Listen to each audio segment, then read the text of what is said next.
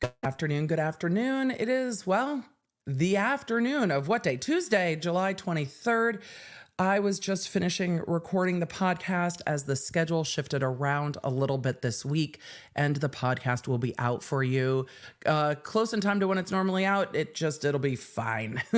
It'll all be fine. We'll fix it in post. So the podcast will be out for you tomorrow. In the podcast this week, I'm breaking down what's going on in the Karen Reed case, what those counts were. Now that we've seen a juror say that they were 9-3 for guilt, what does that look like for count 2? What are those lesser includeds? What are lesser includeds anyway?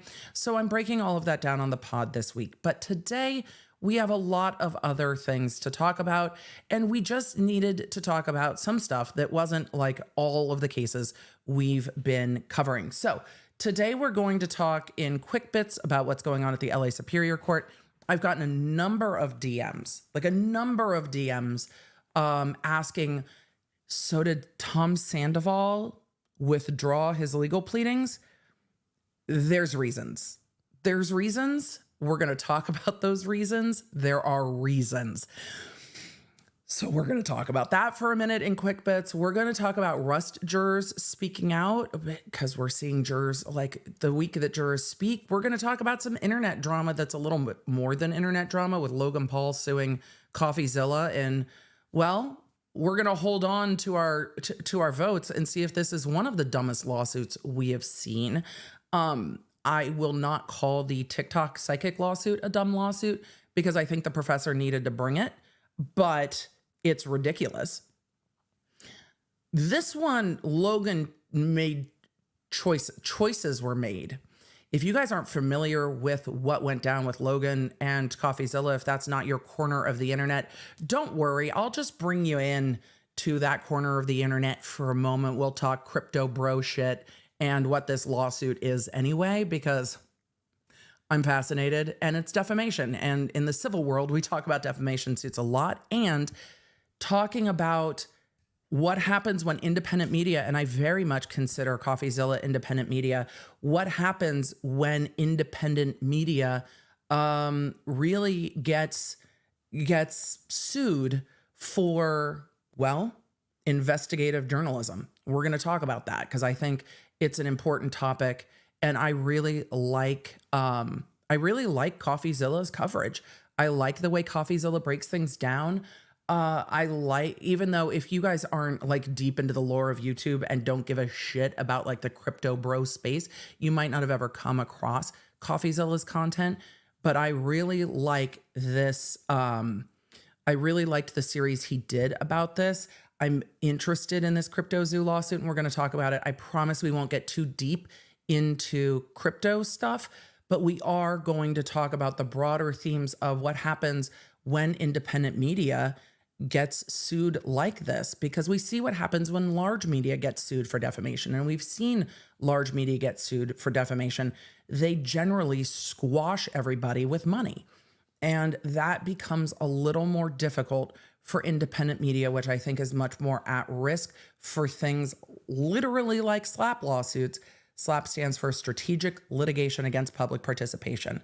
It's essentially saying, shut the fuck up, and I have enough money to sue you to make you shut the fuck up, even if you have a First Amendment right to say what you're saying. And so I think those overriding interests are important to talk about. And I think that we're going to have opportunity to talk about that in this lawsuit. I have not gone all the way down the rabbit hole on this lawsuit. I have seen the surface and I'm like, oh yes, let's. And that's where I tapped back out. I was like,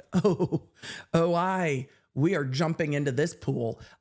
So I am doing that with all of you. We're going to do that together. What else are we talking about today? Rust jurors, internet lawsuit. And of course there's new filings from the TikTok psychic. So we're going to do that. I also was going to talk more about Rust, but as of the prepping of the podcast, a recording of the podcast with the members before this, we had not seen any filings from Carrie Morrissey. I'm keeping an eye on that because Carrie Morrissey is going to need to respond soon with regard to Hannah Gutierrez's motion. We have also not seen a date set for that motion, but we are going to be coming up on that. So if we don't get to that today, it's not been filed. So when that gets filed, that might be Thursday, that might be early next week. And Thursday, we have a lot of other stuff to talk about, and I'm hoping we'll get at least some food court cases on Thursday. Fingers crossed. Fingers crossed. We also have, well, there's another Logan Paul lawsuit. And we're going to talk about that too, because it's kind of timely. So we're going to talk about stuff aside from the Baldwin stuff that's not super heavy. Well, except for this LA court story. This is a lot. We're going to talk, that's a lot. But, you know, we're going to tie it to Tom Sandoval. So maybe it's not, no, it's still a lot. Nah, it's still a lot. So that's what we're doing today. For all of you that are going to ask me things like, Emily, have you caught up on XYZ thing? No, I haven't. No, I haven't. I am so far behind in the world. I'm behind on Housewives. I'm behind on just about everything. But my youngest has been very much wanting to hang out. And I am a firm believer of there are periods of time when your kids definitely don't need your attention as much, and periods of time, especially as your kids get older, when they want your attention and they want to hang out. And I lean in. I lean in. So when my youngest is like, do you want to fish with me in Animal Crossing? The answer is absolutely I do. And so in these last days of summer, it has been work stuff and kiddo stuff, because when the kiddos want to spend the time, I want to spend the time. And then when the kiddos are just like, Mom, cringe, I'm doing something else, Skibbity Ohio, I can be like, whatever the words you said are, whatever those words are, fine. So we're taking it as it is as we're getting to the end of the summer. But apparently there's an Animal Crossing like tournament this weekend. So we're going to do that. And it's been a lot of fun. So we've been having a really good time as my kiddo has discovered more delight in Animal Crossing because his reading has improved. So kids, you know, especially neurospicy kids, especially my poor neurospicy kid, the reading has kind of come in waves. And so I'm really trying to lean into that, that delight that he is finding, especially in Nintendo games, now that it's a little bit easier for him really to read them. And so that's been exciting and fun. And then my oldest really only wants to chat with me at midnight. So, and via meme. So we're leaning into the last days of summer mom life. And I'm just trying to make sure that my Snorlax is getting fed appropriately 3 times a day, because I grew up with Tamagotchi and I always killed them. No, Emily, back up from there. I grew up with deep trauma. And am I making light because I have other actual very deep trauma? Yes. But I grew up with like Oregon Trail trauma.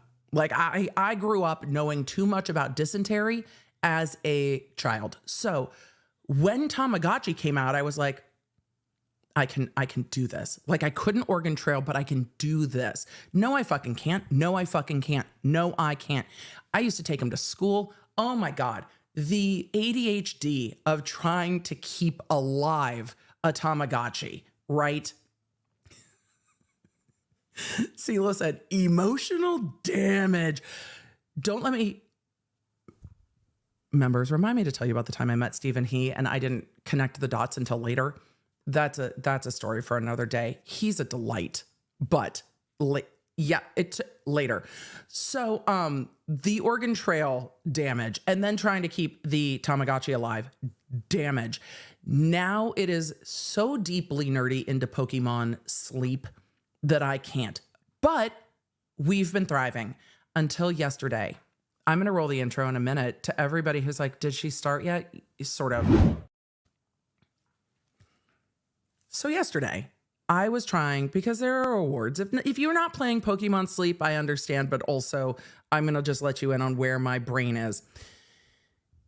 If you are playing Pokemon Sleep, we'll talk more. But I use the Go plus plus thing for the Pokemon sleep. It looks like a little Pokeball. I think it's adorable. Dr. B is like, why the fuck is Pikachu singing like nighttime stories every night? And I'm like, just embrace the weird. And when I travel with friends for like Dave, I'm like, so it's Pikachu. It's a thing. It's Pokemon sleep. I love it. Just I'm a weirdo. It's fine. So I got home last night from going out with Dr. B. I was trying to make sure that I could hit my bedtime. Have I cheated on Pokemon sleep? Yes. Yes, sometimes you need to cheat. But I cheated badly yesterday and it bit me right in the ass, just right in the ass. So I was elsewhere in the house talking to my oldest and I was like, I will hit my Pokemon sleep and turn it on. So I hit my bedtime and then I'll just take it with me when I go back to bed. It clocked that I moved. It clocked that I moved enough that it didn't register my entire night of sleep. It was like, hey, bitch, we see you. It clocked me for like 15, 20 minutes of sleep. And then it was like, you moved. And it completely discounted. It's like, we've adjusted your sleep for the fact that it moved. So it adjusted my sleep. So I got no credit for last night's sleep. It was just like, fuck you. You're not in bed. I see you. You're not in bed. You're getting 2 Pokemon this morning when you wake up. You are getting no recovery at all. Try again. I got called out so bad by this game this morning and I woke up. I was like, damn it. I was so mad. I was so mad this morning. I was like, this is me. This is me. Absolutely. I absolutely wrecked it. So I'm going back to my normal pattern of turning it on in my bathroom adjacent to my bedroom while I'm getting ready for the night. And then it only has to move from the bathroom to the bedroom. So A, Pikachu doesn't scare the shit out of Dr. B if he's already asleep. And B, I can make sure I hit my actual bedtime while also still doing my nighttime routine. Like, that seems to work pretty well.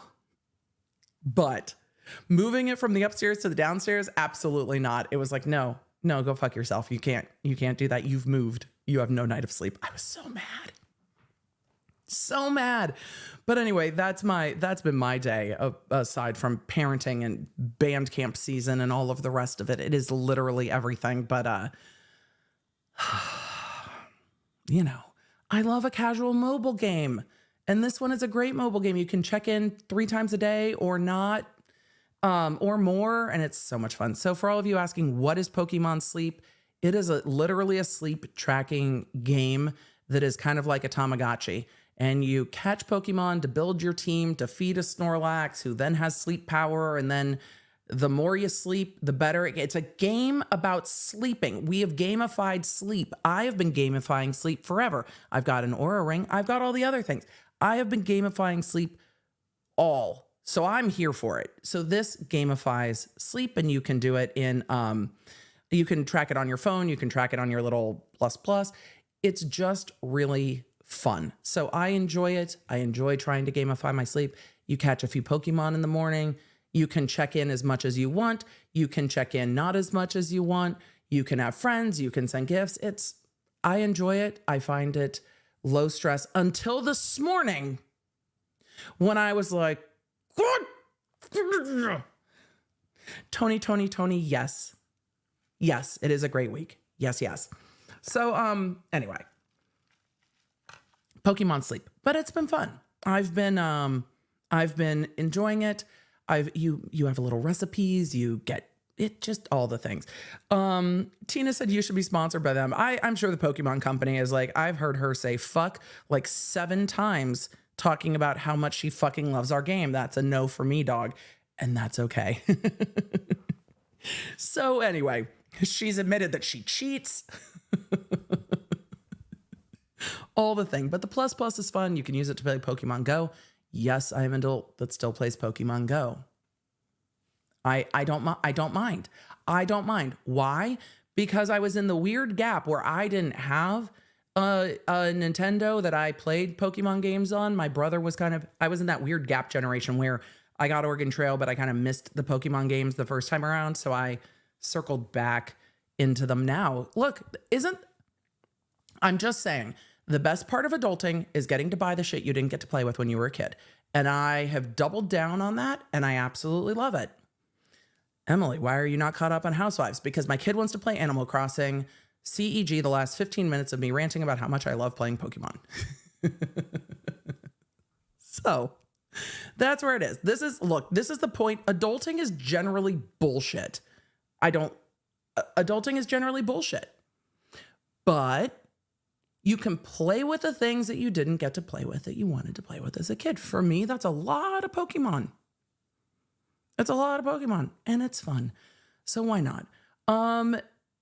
Midden 8 asked, have I ever played the Pokemon card game? No, but my kids were very into Yu-Gi-Oh! My math is not good. Their math is rapid. They got the good math neurospicy. I got the, everything inverts neurospicy. So they were great at Yu-Gi-Oh! They did competitive Yu-Gi-Oh! I enjoyed Yu-Gi-Oh! Best thing about a Yu-Gi-Oh! Tournament, no line for the women's restroom. Just facts. It's like when Dr. B got dragged to a Backstreet Boys concert by me and all of my friends in, maybe 2005, 2004, early 2000s. I dragged Dr. B to a Backstreet Boys concert with all of my friends. I had friends that worked in radio. Best thing ever. Get you a friend that works in whatever radio is anymore. Get you a friend that works in some area where they get concert tickets, if that's for you. So friend worked in radio, got concert tickets, went to Backstreet Boys. 10 out of 10. Here's why. No line for the bar at all.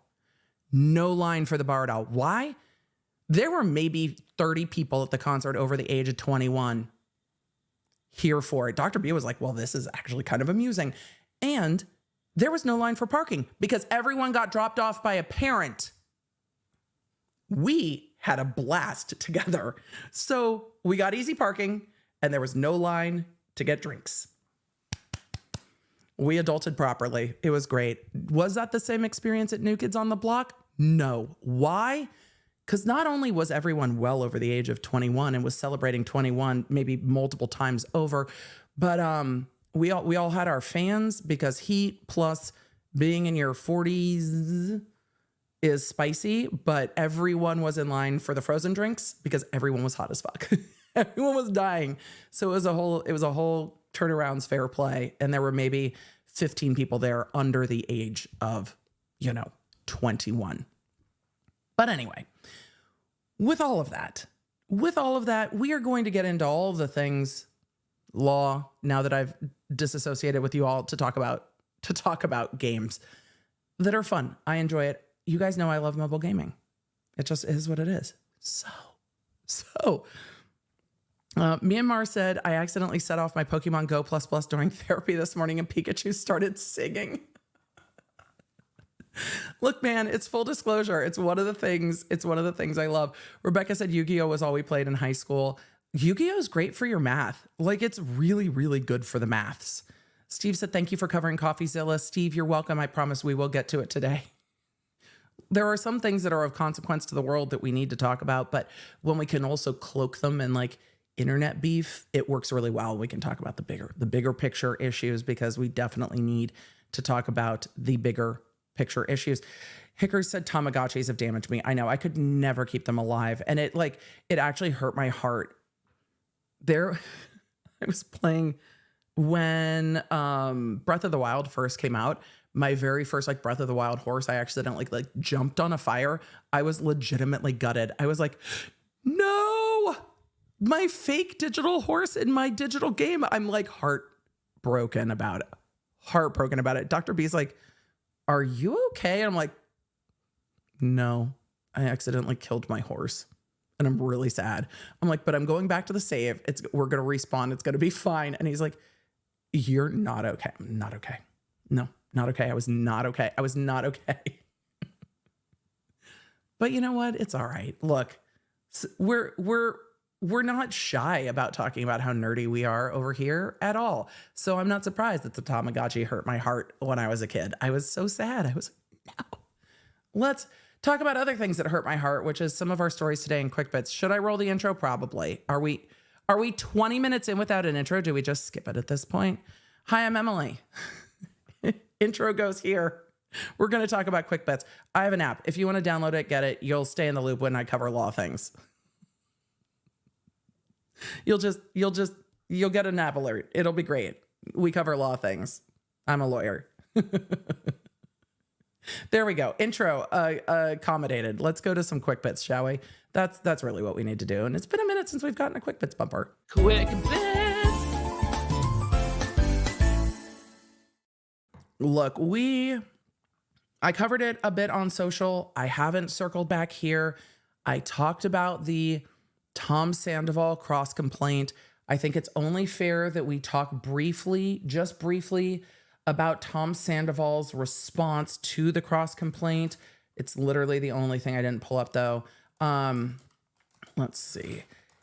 You guys were telling me he had said it as we were ending stream because he put it out on, he put it out on Instagram. We're going to go to the Deadline article about it, but he put out on Instagram that he was firing his attorney, that he didn't understand what a cross complaint was, and he didn't think that he was suing Ariana, that he doesn't want to sue Ariana, and that he fired his lawyer.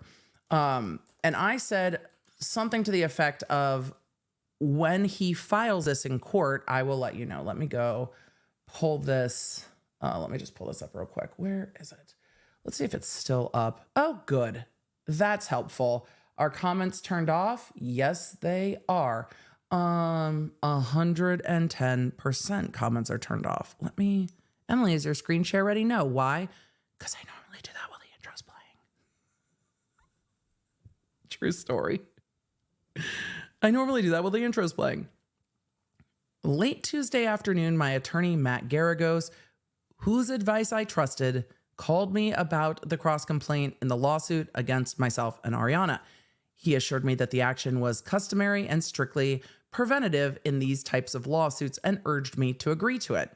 The words new lawsuit or, quote, suing were not articulated to me. I should have done more of my due diligence on the matter. You should have asked your lawyer more. I think you guys probably had a pretty full conversation about this because he's going to be billing you for it, but whatever. Upon realizing what this action actually means, I have removed Matt Garagos from my legal team. In no way am I suing Ariana. Well, you were. The action against Ariana brought on my behalf is being removed. It's brought by you. It's brought by you. It's not brought on your behalf. I mean, it's brought by you. Your lawyers are you. The action against Ariana brought on my behalf is being removed. I hold no ill will or vindictiveness towards Ariana. Now, by removing the cross complaint and the attorney who recommended it, I hope to get through this case quickly so that Ariana and I can both finally move on with our lives. Sure, dude. I still think he didn't anticipate the public fallout, right? For those of you asking, is Matt Garagos related to Mark Garagos? Yes. What conversation did these clients have about hiring brothers? No idea. They must have had some conversation about it. But Tom is just like, my lawyer just said do this and I did it. You always have to ask your lawyers questions. If that happened, his lawyer not only potentially damaged his client more because his lawyer should have understood, and I'm not saying his lawyer didn't, his lawyer should have understood the potential repercussions and media fallout from this. Should have been able to see that coming from a fucking mile. And then, should have understood, hey, there's going to be fallout from this. So what you're going to need to be prepared for is the fallout from this. That conversation should have happened. Do I think Tom can understand when there's going to be fallout and when there's not? No. I don't think he sees it coming. I really don't. I don't think he can look at what he's doing and understand why people are mad. I truly don't think he gets it. His lawyer should have seen the writing on the wall with how this would have gone. Lawyers who are not, and I'm not saying, I don't know anything about this lawyer. Lawyers who are not social media savvy, I don't think can always wrap their heads around the way that things will play in the media and what will catch fire and what won't.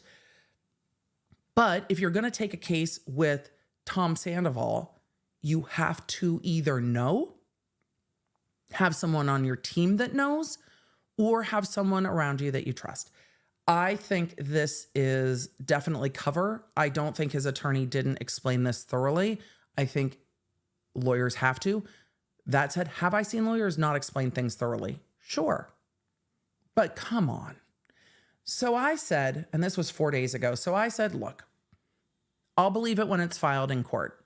This was what day did I stream about this? Thursday? So I said, I'll believe this when I see it in court.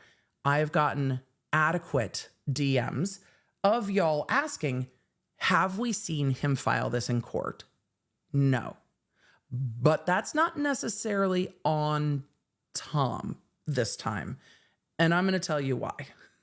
There's a few reasons behind this. First, Tom has to find a new lawyer. If there wasn't a new lawyer on his team, he has to have somebody draft the request to withdraw. He has to have his lawyer withdraw. He has to find a new lawyer. So there are practical concerns here that he has to meet. Finding a new lawyer is not always easy. There are definitely times I think that Tom leans into procrastination and not handling things and maybe putting his head in the sand when stuff is hard. Have I done that? Sure. Sure I have. Does everyone I know do that at some point? Sure. Sure, people do that. I don't think Tom has had adequate time to do that yet, but there's more to that story. I want to answer this question really fast because Chrissy asked a great question. Chrissy said, can the attorney make a statement saying that he's lying? No. No, he can't. That is privileged. So no, he cannot. It is privileged information. What goes on between the attorney and the client is between the attorney and the client. He cannot make a statement about the client. The attorney is not being sued. If there was a lawsuit, that would be different. But no, there's not much that the attorney can say. So we will see the actions in court. Tom said about the attorney, I didn't understand, and I fired the lawyer. He didn't say that the lawyer did anything wrong. He said, I didn't understand and I should have looked into it more. So it was a parsed statement.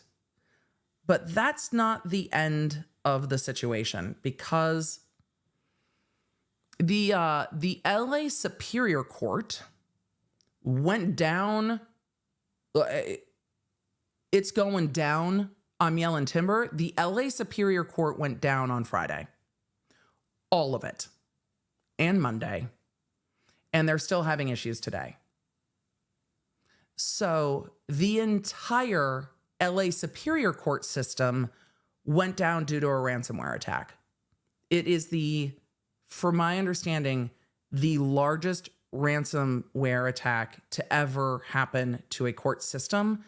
However, the LA County Superior Court system is one of the largest. So for those of you in the chat saying not the Microsoft issues, they're saying it's not connected. I have questions and I have questions. So let's take a look. This reporting, it's been reported widely. It's been reported in the LA Times and elsewhere. Am I going to say I knew about this before the media did? I mean, perhaps, but I have a lot of people who are court system related. LA Superior Court closed Monday due to ransomware attack. Superior Court of Los Angeles County, these are all of the courts, criminal and civil, were forced to close Monday as the court continued to work to repair and reboot network systems that were severely impacted by a ransomware attack that occurred on the same day as an unrelated global tech outage. I don't think so. I don't think so. But we'll see. Quote, the court experienced an unprecedented cyber attack on Friday, which has resulted in the need to shut down nearly all network systems in order to contain the damage, protect the integrity and confidentiality of the information, and ensure future network stability and security, the presiding judge, Samantha Dressner, said in a statement on Sunday. The closure includes all 36 locations in the county. All of them. That means if you were in the middle of a jury trial, you're not in the middle of a jury trial. All of the trials have stopped. All of the cases have stopped. Everything has come to a screeching halt. So even if Tom wanted to file this Friday or Monday, there's no fucking way that he could. Everything is down. Everything. The judge said many critical systems remained offline as of Sunday evening. Court officials say they do not anticipate being closed beyond Monday. I mean, they're not closed. They're not operating, but they're not closed. One additional day will enable the court's teams of experts to focus exclusively on bringing our systems back online so that the court can resume operations as expeditiously, smoothly, and safely as possible. The Superior Court of Los Angeles County said its Court Technological Services Division had identified a serious security event in the court's internal systems, which it said it determined to be a ransomware attack. The court said the attack began in the early morning hours of Friday, as it believed, and is believed to be unrelated to the CrowdStrike issue, creating disruptions to technology platforms worldwide. Really? It happened at the same time. It happened Sure, boo-boo. It happened at the same time. But okay. I have questions. I find maybe it's not. Maybe it is the world's biggest coincidence. However, my suggestion to this is no matter what you do online, now might be the time to update your systems. So Wolf Kiara in the chat said opportunist. It started in the early morning of Friday. So before people really knew about the CrowdStrike issues, and for those of you that are like, what is CrowdStrike? All the airlines being down and all of the massive technological issues that were going on Friday was because of a issue with CrowdStrike. So I don't think that they are coincidental. Banks went down. And yeah, they said they believe it's unrelated. Same time. Like hospitals were canceling surgeries and still are. People are still stuck in Atlanta International Airport. There's no rental cars in Atlanta. I don't know if any of you follow the Holderness family. They started to go through their travel nightmare. People that were traveling back from like the RNC all got stuck. There was tons of air travel happening. All the airlines went down. Now is a good time to reset all of your passwords and keep that in mind. But it is wild. So when the system went down, it took like everything down. Well, not everything, but quite a lot. Also, a good reminder that now is the time to set up like family code words, because there are lots of AI attacks that are starting to happen that will use the voice signature of your family members. So now's the time to have that conversation about your own cybersecurity. And I will use this as a reminder for that. So, you know what else went down on Friday that actually made me feel better? And I felt kind of bad that I felt better, but also no. Like the global network of Starbucks app also went down. Like everything went down. And I'm like, when we had some app outages because Amazon Web Services went down, I was like, damn it. But when this happened, this didn't take our app down. It was only the Amazon Web Services issues that we had issues of this. But when all of this went down on Friday, like everything went down except for Southwest, all of the stuff went down. So airlines, banks, hospitals, and courts. I also wonder what other courts have been impacted by this, because there is no way it's just LA Superior Court. I imagine other courts have been impacted. So, monuments of speculation said time to start a career as a cybercrime analyst. Yeah. Yep. So for all of you that are like, has my data been leaked in all of these data breaches? Yeah, probably. If it wasn't in the last like Verizon leak or whatever, yeah, probably. It's time to update your passwords. It's also time to consider lying on all those security questions, because all that data can be found, right? So whatever you say your mother's maiden name is, make sure it's not your mother's actual maiden name. Make things up, because then they're harder to guess at. All right. So with all of this, the LA County Superior Court completely went down Friday, stayed down and closed Monday, and continues to be disrupted today. And that's just from firsthand knowledge. It says immediately upon discovery of the attack, the court disabled its network systems to prevent further harm. The court said in their statement Friday, the court is receiving support from the governor's Office of Emergency Services, as well as local, state, and federal law enforcement. I would imagine so.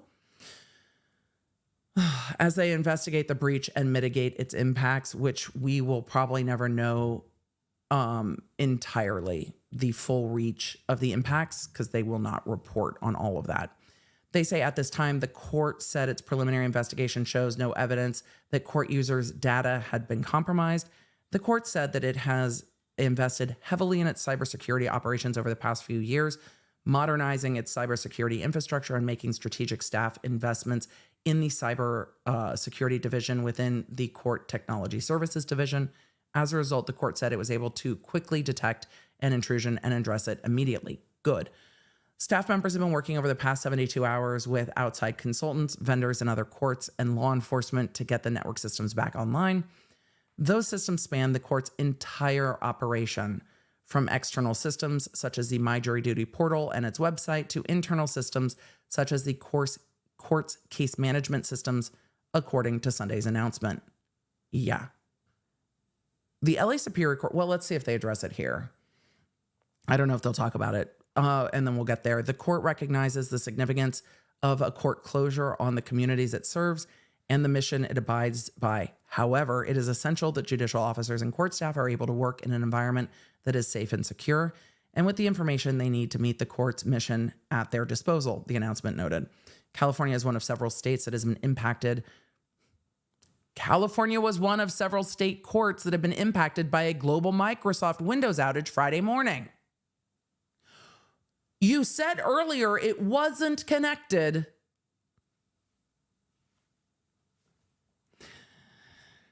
State courts in Maryland, Alaska, Pennsylvania, and Nevada issued statements on social media that their websites saying that they are expecting delays or have closed courthouses in light of the outage caused by an update from cybersecurity platform CrowdStrike.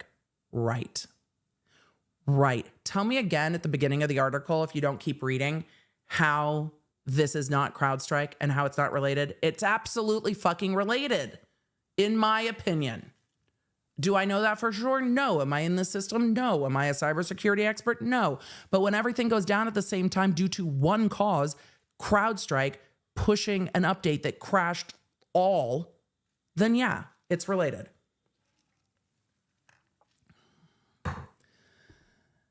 All Maryland State and Philadelphia City courts and the Nevada Superior Court closed Friday as a result of the outage. California and Alaska state courts said Friday that they were affected by the outage, but would also remain closed with some possible delays. I wonder if Alaska also got hit with some ransomware.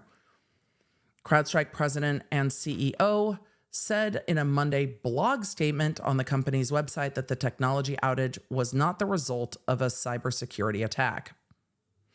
CrowdStrike is actively assisting customers affected, like Delta, like all of Delta. CrowdStrike is actively assisting customers affected by the defect in a recent content update for Windows hosts. Mac and Linux hosts were not impacted. The issue has been identified and isolated, and a fix has been deployed. You know what though? All of the monitors at the gym I go to are all still blue screened. All of them. They're all still on the same blue screen. Every single one. Every single one is still blue screened. So no, this isn't fixed. No, the LA Superior Court is not up and running smoothly. Am I surprised other systems didn't go offline? Yes.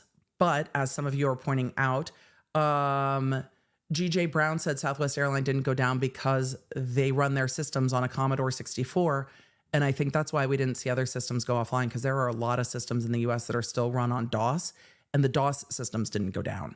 So there is something to be said for old tech. It's like a car that's not going to get stolen because it's a manual. If nobody knows how to drive it, it's not going to get stolen. It's the same thing. We're getting to the point where now the older technology is perhaps more secure, and we're all going to go back to faxing each other, right? I know that Southwest had an outage caused by running on an older system, but then when this went down, they were the only airline that didn't go down. Hunk Banana No said Southwest is literally running on Windows 3.1 and Windows 95. Not even an exaggeration. No, not an exaggeration. And when they had an outage, everybody clowned them. And now they're like, what up, motherfuckers? You need some planes? We're the only ones flying. You're all going to love Southwest. But Southwest is getting inundated with people trying to find flights because all the rental cars are gone. And a lot of the rental companies can't even get the rental cars to the people because all the systems are down. So our country has definitely had... I'm going to just talk about the tech. There's a lot of other shit going on, but our country is definitely weathering some storms.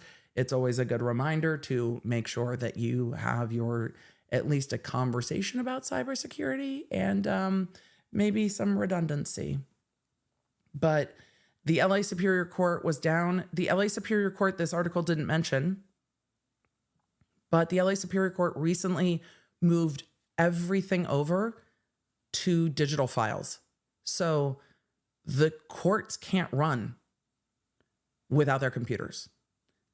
Some still have paper files, but they can't get the paper files to the courthouses where they need to go because they can't pull up their dockets, so they don't know what cases are on. The way that it is the biggest mess. It is the biggest mess, and it is going to have repercussions probably a year plus out. They can't do anything. And a lot of the courts, because there's a court reporter shortage, a lot of the courts run on digital court reporters, or just digital recordings. Well, you can't run court on a digital recording if the system that runs the recording is also down. You can't pull up files if they're down. You can't transport people to and from custody to the courts they're supposed to go into if you don't know where they're going. Everything has come to a screeching halt. I have friends that are in trial. All the trials have stopped. It's wild. So those aren't back up today. I don't know when it will be back up, but I am keeping an eye on it. And I am also very thankful. Emily, are you thankful you're not working within the LA Superior Court system at the moment? I'm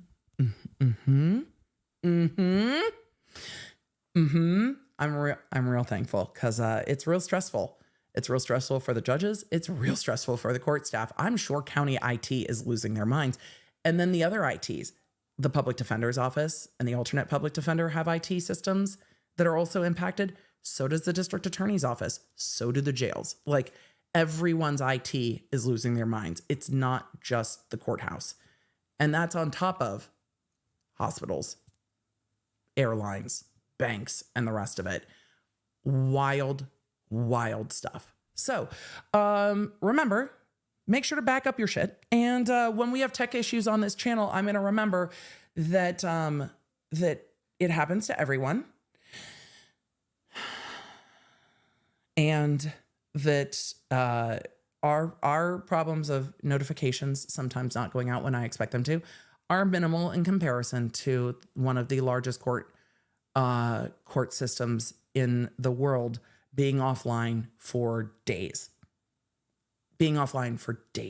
So I'm interested in how this all went down. I don't know if the public will ever know. I don't know if the public should know. I don't know if the public will know. But how do you leverage an outage like this for a cyber attack when CrowdStrike is saying this wasn't a cyber attack? I'm just saying. So, let's see. The Creek and said, wasn't AJ supposed to be in court in LA? That's why he wasn't at Karen Reed hearing. Yeah, he had stuff in LA, but he didn't because court was closed on Monday. He should have been on the Zoom, for sure, but it's a wild outage, just a wild outage. And I feel for all the cyber security professionals, from, the court cybersecurity to state and federal agencies that are probably working on this, because it's not good. So for everyone asking, did Tom Sandoval actually withdraw his lawyer and withdraw the cross complaint? No, not yet. But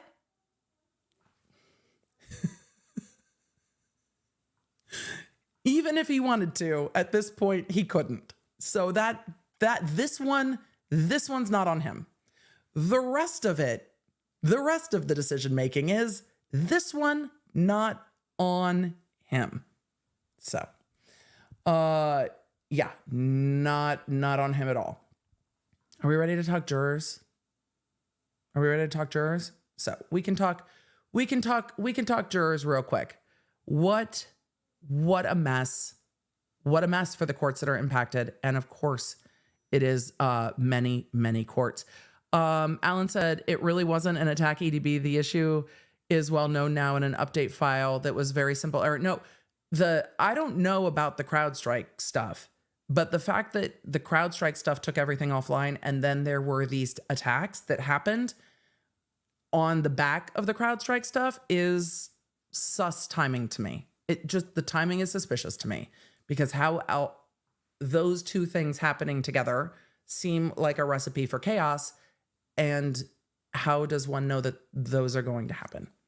B Castle said, my husband works for Delta. It's been a nightmare. I can only imagine. I've seen the postings out of Atlanta, which is one of the main hubs for Delta. I've seen the postings out of Atlanta. It's absolutely a disaster. People have been stuck for days and days and days and can't get a rental car, can't get out. So you're just kind of stuck in the airport. So with all of that, the tech is teching. Maybe it is the world's strangest coincidence. Maybe not. But so that's it. Some of this, the CrowdStrike stuff, some of it was a broken update gone awry, but the court system was absolutely a ransomware attack, and those two things happened at the same time. So we'll see. Unless people knew the CrowdStrike stuff was going to go down, it's like CrowdStrike's pushing an update. Let's see if we can piggyback on this update. I don't know. Fascinated, but I don't know. So anyway, with all of that, are we going to talk about Rust? We should talk about Rust. Let's talk about the Rust jurors. The Rust jurors talking to the New York Times, and then we will move on to Logan and Coffeezilla and the rest of it. But hey, guess what? We're online today. Let's be glad. Law Nerds, we all made it here. We all made it. We all made it here today. Good job, us. Are you hydrated today? Give yourself a high five. Look, we made it. For all of you working in IT, I'm sorry. Sorry. It's not fun for you right now. And we're with you. Let's talk about Rust, shall we? Eventually we'll stop talking about Rust, but today is not that day. All right. Do I have to change my screen share every single time I change something right now? Yes, but at least we can. At least we can share the screen. So that's what it is. All right. Just before the Alec Baldwin trial's end, 2 jurors had doubts about his guilt. They were 2 days in. They don't even have enough evidence to know anything. They were 2 days in. But all right, let's see what they have to say. When the judge threw out the case, the jurors said they had doubts that Mr. Baldwin was guilty of involuntary manslaughter. Okay, look, here's the system working. Baldwin is innocent till proven guilty. And 2 days in from the trial, what the jurors are saying is they hadn't proved it yet. Are we surprised they hadn't proved it yet? We were like 3 witnesses in. So no, Baldwin was presumed innocent. Words. Baldwin is innocent till proven guilty. The jurors say they didn't prove it to us yet. I mean, right, you were 2 days in. Of course they didn't prove it to you yet. They hadn't proved anything yet. So that's kind of the right result. I'd be a little nervous otherwise. So, hey, jurors, all right. I mean, there was a lot more information to come out, but this is good. This is the thing. You start out thinking he's innocent, and then you either are proven that he's not or not. When the judge threw out the involuntary manslaughter case against Alec Baldwin, the article says earlier this month, after finding that the prosecution had withheld evidence that could have helped his defense, that was material. I mean, but okay. It left key questions that have hung over the case for more than 2 years unresolved. Okay. But 2 members of the jury who spoke about the case publicly for the first time on Saturday said in interviews they had been far from convinced given the evidence they heard before the trial was brought to its abrupt end. Well, right. There were 4 witnesses in. Okay. They said they were not convinced, given the evidence they had seen, that Mr. Baldwin was guilty of involuntary manslaughter for the fatal shooting of a cinematographer on the film set. Quote, as the week went by, it didn't seem like a very strong case, said Joanna Haig, known to the court as juror number 7 in a phone interview Saturday. Gabriella Piego, who was identified in court documents as juror number 9, said that she too was having serious doubts about the case against Mr. Baldwin before it was dismissed. It goes on to say a critical moment for her during trial, she said, was when she learned that the armorer who had loaded a live round into the gun that day, Hannah Gutierrez-Reed, had already been convicted of involuntary manslaughter. She said, I'm still here. I'm still open to hearing and obviously trying to stay unbiased. But I started to move towards the direction of thinking that this was very silly and he should not be on trial. The trial centered on what happened on October 21st, 2021, when Baldwin was rehearsing on the film set Rust. We know that. Prosecutors argued at trial that Baldwin had been reckless with firearms and violated safety protocols. Yes, they did. The juror, Ms. Pieko, a scientist at Los Alamos National Laboratory with modest exposure to Mr. Baldwin's work, quote, what was the show he was on? She asked at one point. She said that as both sides presented evidence, she began to form the position that as an actor, Baldwin should have been able to trust the experts on the set who oversee gun safety. And this is the thing about having people that work in jobs where they have to rely on others for safety, that looking at Baldwin and looking at his reliance on those around him to do his job without being able to talk about his hiring of those that he relied on to do his job could sway them to, look, he should have relied on everyone else. But they hadn't even gotten to his actions with the gun and the gun safety on set yet, so it is what it is.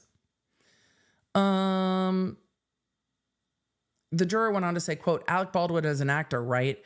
Adding that she would not have expected him to know a lot about gun safety. Well, she hadn't heard his interview yet where he says he is the most expertest expert ever.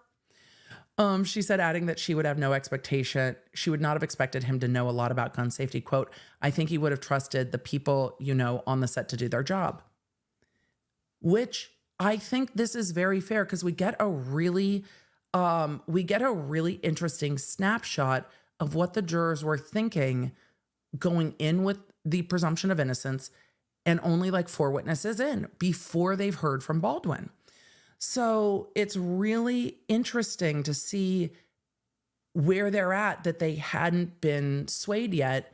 And I think, especially in high profile cases, we see many, especially the entire team for Amber Heard, saying that these jurors did this and these jurors did that. I wanted to pull up this article to show that though I disagree with some of the conclusions that the jurors have found knowing what I know. They don't know that yet. And that shows you that A, they don't know that yet. B, they went in with an open mind. C, they weren't persuaded about him being an actor. And really, they were looking at this from the presumption of innocence, going, okay, well, prove it to me that he did anything wrong. Prove it to me. His statements probably would have changed all of this, which is why on Thursday, I was like, the defense is pissed because they miscalculated the judge's ruling. And that's on them. And then on Friday, the defense came in and was just like. So I think this is helpful to see because it's not normally covered. And we don't normally get a snapshot of jurors this early into trial to see that they are keeping an open mind. And I think it's really helpful. So that's why I wanted to bring it up. We're going to keep going through this. Brianna Miller in the chat said the jurors are correct. It wasn't proven. Right. We had not gotten there yet. And maybe his words would have changed their mind and maybe it wouldn't. So I think it's fair. So we'll see. They had, really just the video of what happened that day. And then they had the foundational, like these things were checked into evidence. That's really all they had in evidence. So let's continue on. It said both jurors described themselves as being affected by emotional and at times graphic footage that the prosecution showed at the trial of the aftermath of the shooting taken from law enforcement body-worn cameras.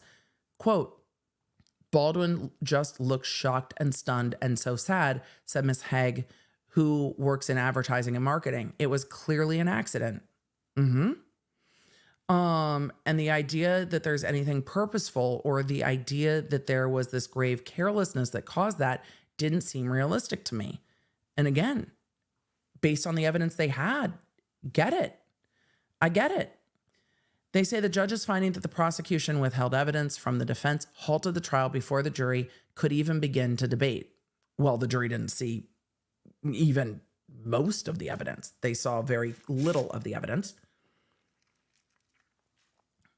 Mr. Baldwin still faces several civil lawsuits. Yeah, lots of civil lawsuits over the fatal shooting that will deal with some of the same central questions. But based on what Ms. Pieko heard during the first 2 days of trial, which had been expected to last over 8 days, she said she had been leaning against conviction.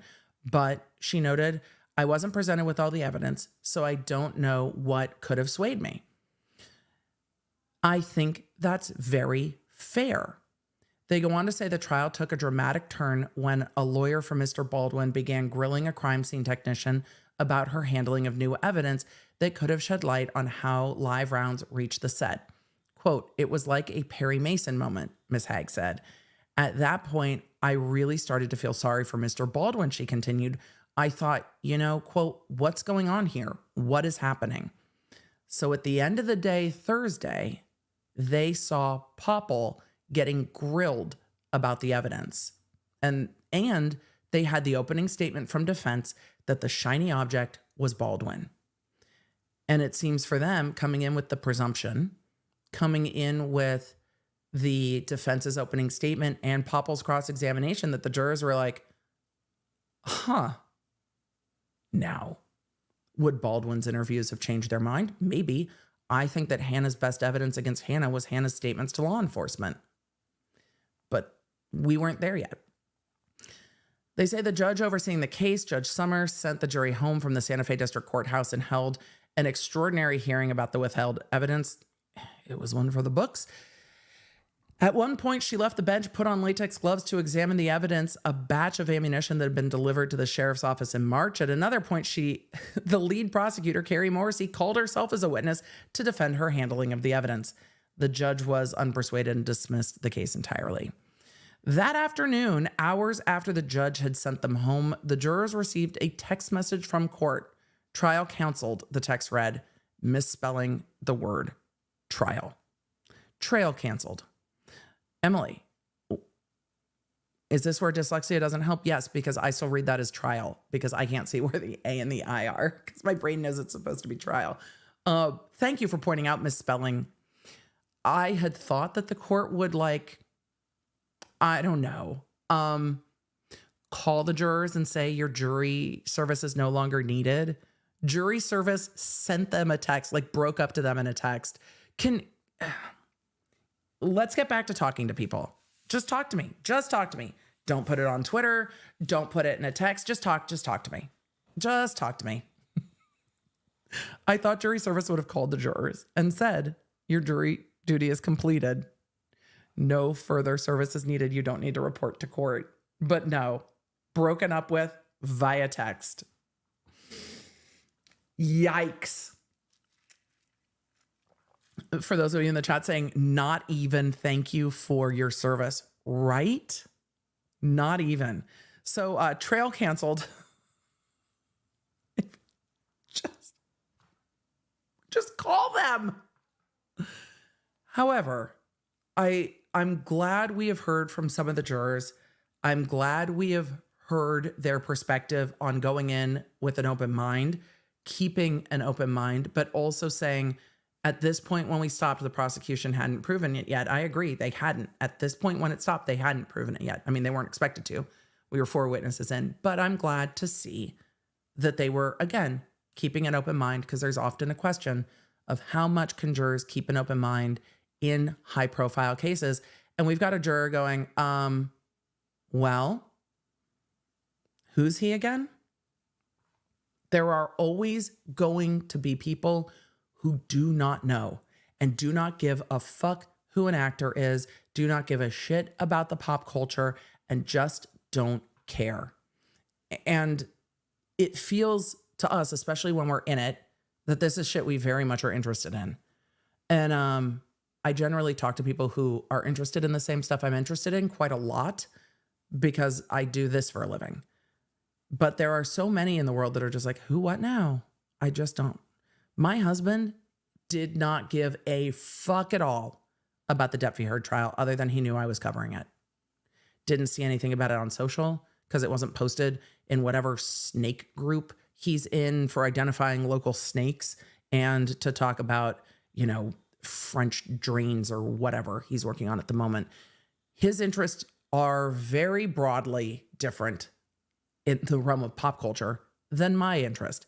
So with all of that, Dr. B was just like, I mean, okay, if they had called Dr. B to sit on a jury for that case, he would have been like, yeah, I mean, I've watched the Pirates movies and Aquaman. So sure, that's it. And we forget, again, when we're in it, that others aren't. And there are always jurors that can be found. It gets harder on like a retrial, like a Karen Reed case. It might be harder in Idaho with such a locally specific high profile case, but there will always be people who just don't know. So, with all of it, we should move on from Rust. Shan't we? Shall we not? Are we ready?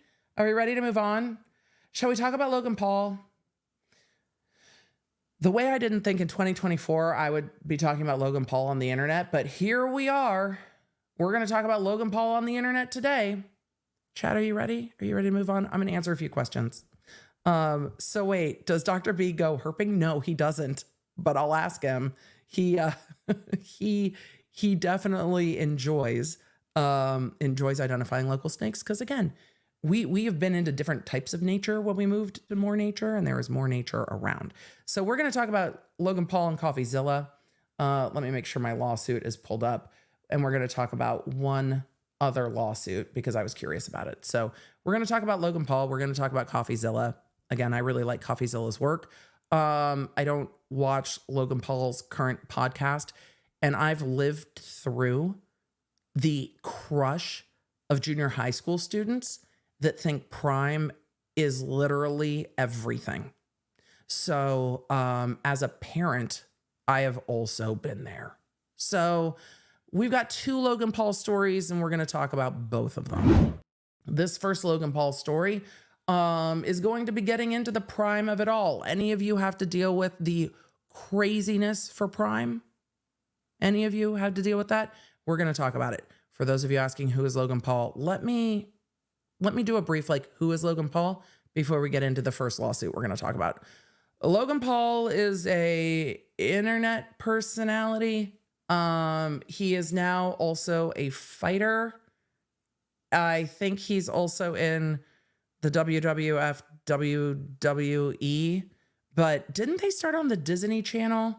I'm not well versed in the lore of Logan Paul. The best I remember was back in the day of like diss tracks between Logan Paul and his brother Jake Paul when they were making like It's Everyday Bro songs, when they had competing content houses, like back in the Team 10 days, back when the internet was wild, when people were coming over to YouTube from Vine. But one of them was on Disney Channel. I don't know. But Logan Paul also had the video that caused Admageddon, caused the entirety of YouTube to shift the way they sell ads, because he did film a dead body in a forest in Japan and put it on YouTube, and it caused a platform-wide crisis. Some of you might know him from that. He also has a brother, Jake Paul. Jake Paul's also done some fighting, like in the MMA style fighting.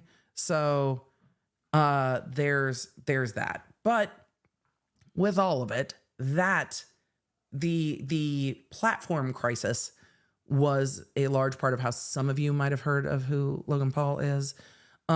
He did make an apology video for that. So he's also been involved. We'll get into him being involved in crypto projects and other things. If that is not a fair summary, he has a podcast, a fairly large and popular podcast called Impulsive.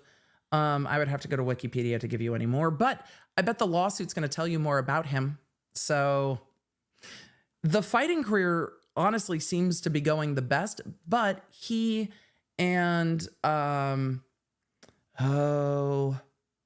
what is his business partner's name? They used to have beef and then they didn't have beef anymore.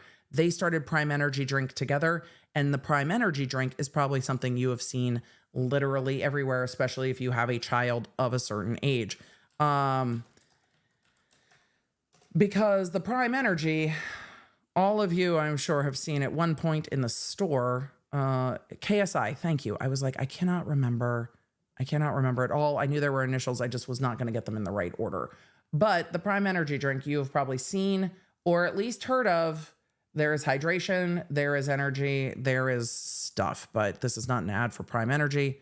That is Prime Energy. There you go. It's that stuff.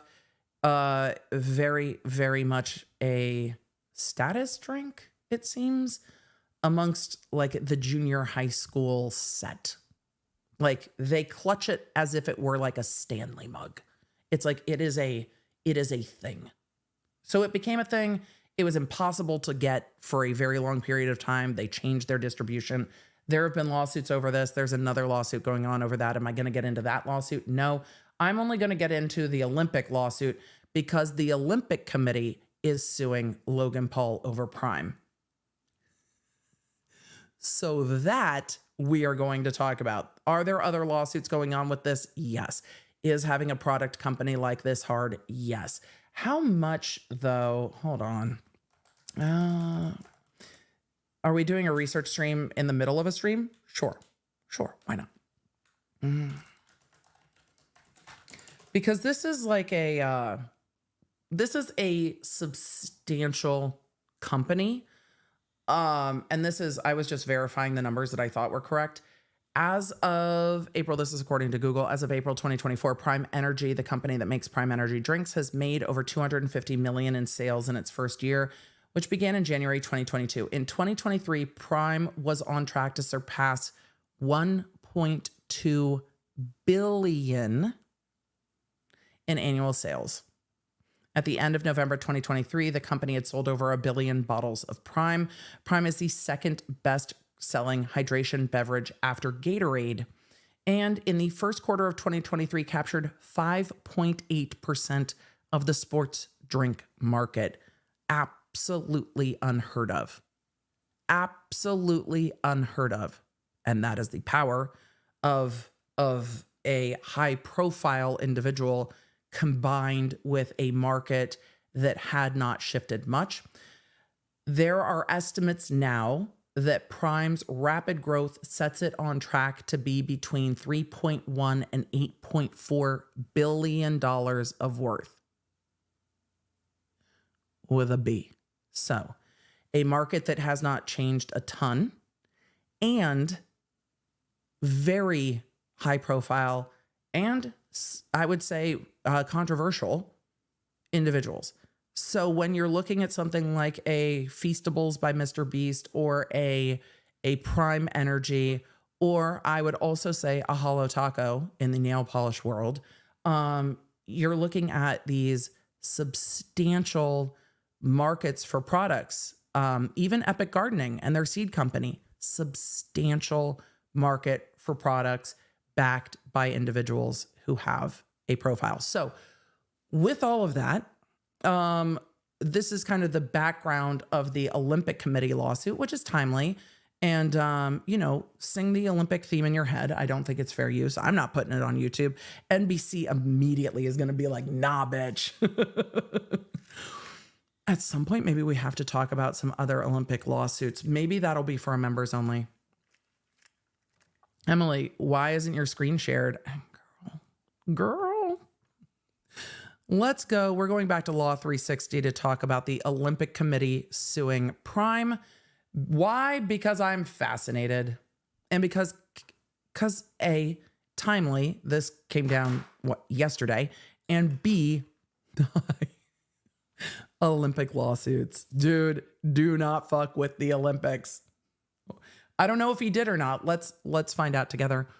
The United States Olympic and Paralympic Committee has sued a sports beverage company co-founded by social media influencer and wrestler Logan Paul, Prime Hydration. KSI's name isn't even attached. Do you think he's glad? Chat, let me know. Is KSI happy to be missed with this?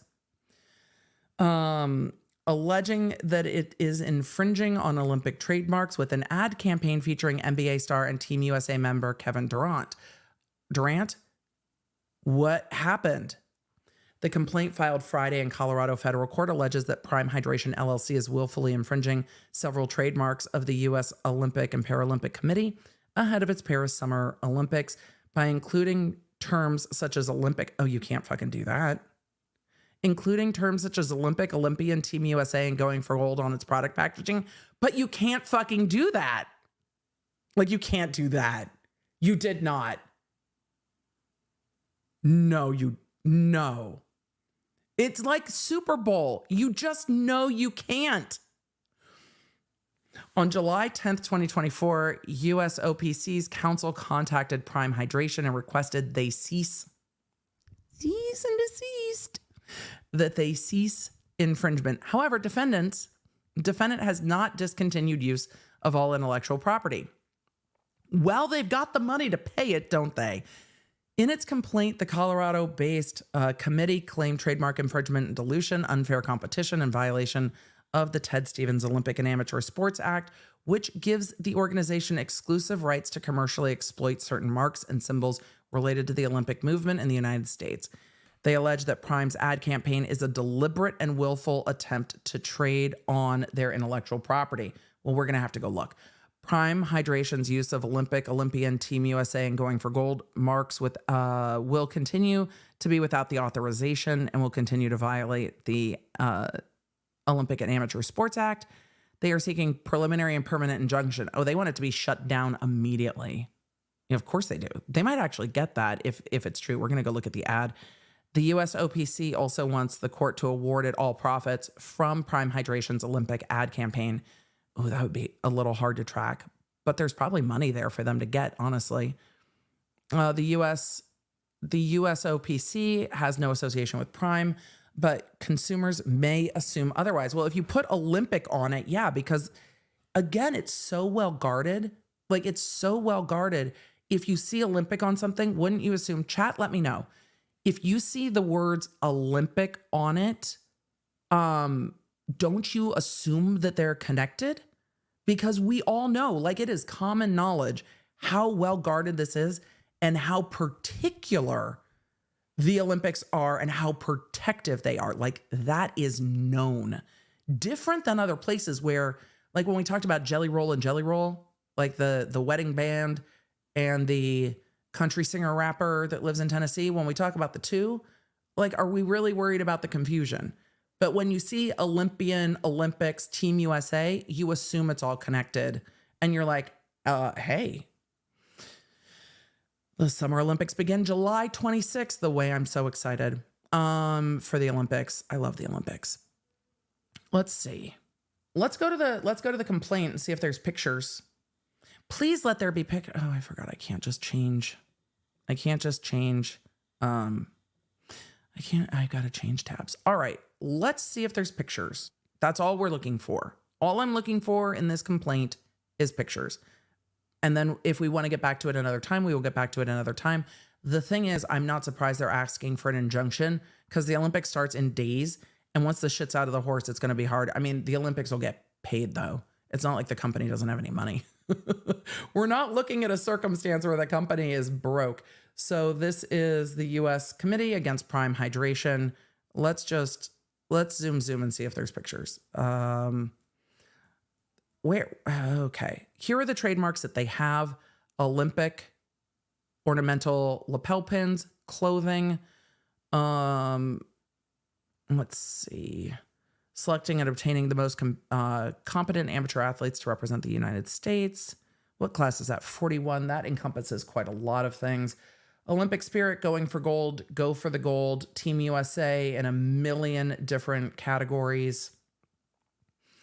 The Olympian and Paralympian, Olympians made here. So that's quite a lot of categories. There we go. Pictures. 3-time Olympic gold medalist and counting. What makes a true Olympian repping Team USA? Do you see all of the different Team USAs that they have? They have Team USA, I think, in almost every category that you can have Team USA in. And I can't imagine that this wouldn't count for... I need to go through and look. So, let's see. I would need to look at class 35, promoting public awareness, because that would be ads. But is any of this connected to food? Beer mugs, water bottles sold. Notice that says water bottles sold empty. That's class 41, but that's not going to be food packaging. Interesting. I'm going to need to,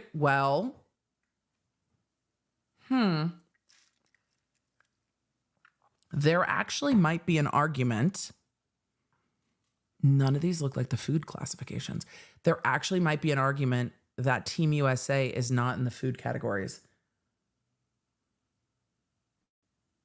I was prepared to be more mad, but I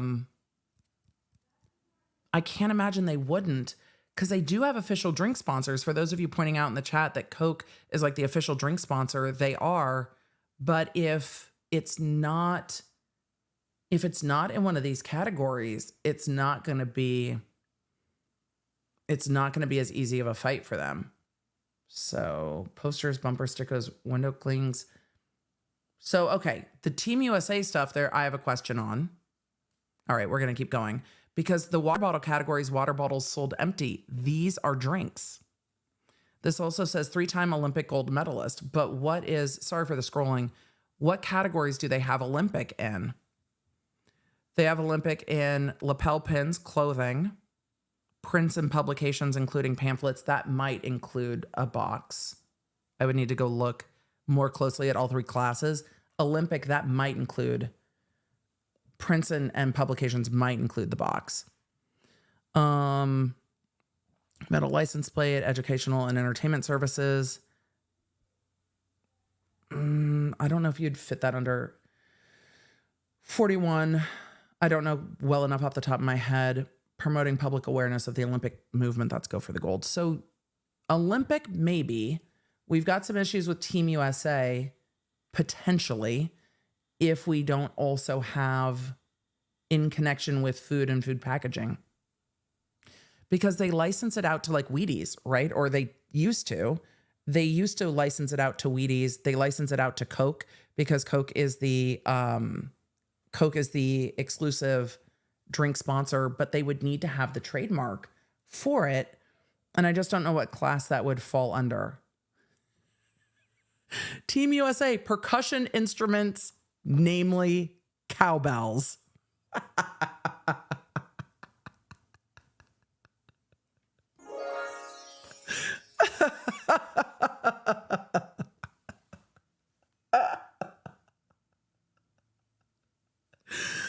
Percussion instruments, namely cowbells. So the U.S. Olympic Committee straight up was like, but what we need is more cowbell.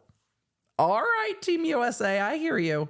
Am I going to keep saying that? Yes. Does that probably fall under class 41? It's commentary. But I've got questions. I'm going to need to look a little bit more at this because some of this might fall under some of the other categories with printing, but I can see where there might be, they might try to argue it because it's, I think I don't know, you can't, but also, do they have trademarks clearly in the realm of food and drink? They should. I just didn't see it in there. So this goes on to say 3-time Olympic gold medalist and counting. It says, what makes an Olympian repping team? Oh, geez. What makes an Olympian repping Team USA? This got very blurry because lawsuit. What makes a true Olympian helping Team USA, a 3-point wizard, a master of the mid-range skill, determination, heart? These are the marks of his game. Bottles up, fam, because when KD steps on the court, he's going for gold. Well, they used all the words. They definitely used all of the no words. All of them. I'm gonna have to. It is blown up to the right. You guys are like, Emily, keep reading. I need to send this to Amy Van Dyken and see what she has to say. 3-time Olympic gold medalist and counting. What makes a true Olympian repping Team USA? A 3-point wizard, master of the mid-range skill. Yeah, all. I probably could have done that better, but even showing the Olympic rings, saying the word Olympic and Team USA in connection with a non-Coca-Cola product is going to be a problem because Coca-Cola is, in fact, the drink. I could have just kept scrolling. The drink sponsor. A depiction of the Prime hydration bottle showing the infringing uses is shown below in a social media post by Prime Hydration. Those are the Kevin Durant. I mean, the logo is pretty fire, but if they had just left the logo as is, they wouldn't have an issue. That would have been fine. It's the 3-time Olympic gold medalist on a bottle for sale, infringing with the rights of the Coca-Cola company's exclusive use. So that is going to be potentially an issue. They say Prime Hydration also advertised the infringing bottle on its website as shown. Showing website here. Prime Hydration also advertised the infringing bottle on various social media platforms to be sold at Kroger, Walmart, Target, coming soon. Has it gone out for sale yet? I don't know. All right. Upon information and belief, Prime Hydration provided the ad copy to stores selling the infringing product that prominently uses the Olympic marks and using the word Olympic, 6 times in the ads. Oh boy. These are other websites showing the drink and showing the descriptions of the drink and showing the ad copy. Prime Hydration, Team USA, Kevin Durant drink pre-order. Oh, it's on pre-order. I wonder if they're going to try to stop this from going out for sale like they Nike tried to do. All right. So I think there's an argument. I don't think it's a winning one. Everyone that's gone up against the Olympic Committee has lost. So, and there's a reason for it. So upon information and belief, Prime Hydration provided ad copy to stores selling the infringing product with the word Olympics. Team USA and USA Olympics. All right. This is going to actually be interesting to see because I'm interested in exactly what, all right, let me go back. I'm interested in exactly what category they are protected from selling in drinks. So Emily, were you going to read the whole thing? No. Were you just going to look at the pictures? Yes. Curiosity took over. Sorry, chat. We're just gonna roll, and then we'll get into the Coffeezilla stuff. You know, when you've got the Olympic Committee on your ass, do you really want to be suing someone over defamation? Let's decide at the end of this. The Olympic Games are one of the most widely attended and viewed sporting events in the world. We know what the Olympics are. 206 countries will be represented in the upcoming 2024 Summer Olympics in Paris, France. More than 10,000 of the top athletes in the world will travel to Paris to compete. And there will be news stories abound about whatever condoms are being provided. Every single Olympics, they are talking about who is banging who in the Olympic Village. It's like, it's the coverage now I can't look away from. I'm like, where are the stories about the beds, the food, and who's having sex with each other? Where are those stories? They're happening every single Olympic Games. It's expected that 15 million tourists will visit Paris. I mean, also miss me with being in Paris when there are 15 million people in Paris and several billion more watching the games from home. Yes. You are correct. CJ Chaos in the chat said, who is banging whom? You are correct. I could have also said, who's fucking? That might have, it just felt too pointed, but maybe more grammatically correct. I don't know. You let me know. This goes on to say that the Olympic Committee is federally chartered, internationally known. To rock the microphone. Maybe that's why they wanted cowbell so badly. Internationally known corporation that serves both the National Olympic Committee and Paralympic Committee for the United States. As such, the committee is responsible for the training and funding of the USA teams. Yes. Pursuant to the Ted Stevens Olympic and Amateur Sports Act, Congress granted the U.S. Olympic Committee exclusive rights to commercially exploit certain marks. Oh, okay. So it doesn't even matter if they're trademarked in Emily. You should have started at the beginning. Yeah. Eliminate everything that I said that wasn't relevant. We'll fix it in post. The act also grants exclusive rights in addition to the trademarks. So there's more to that under this act. How much do I know about this? Literally little. I know about some of the Olympic rings controversies in tattoos, because that I'm always fascinated about. Like, are you allowed to have a tattoo? Is the tattoo a copyright infringement? I love those stories so much. We still need to do an entire tattoo law stream. We'll get there.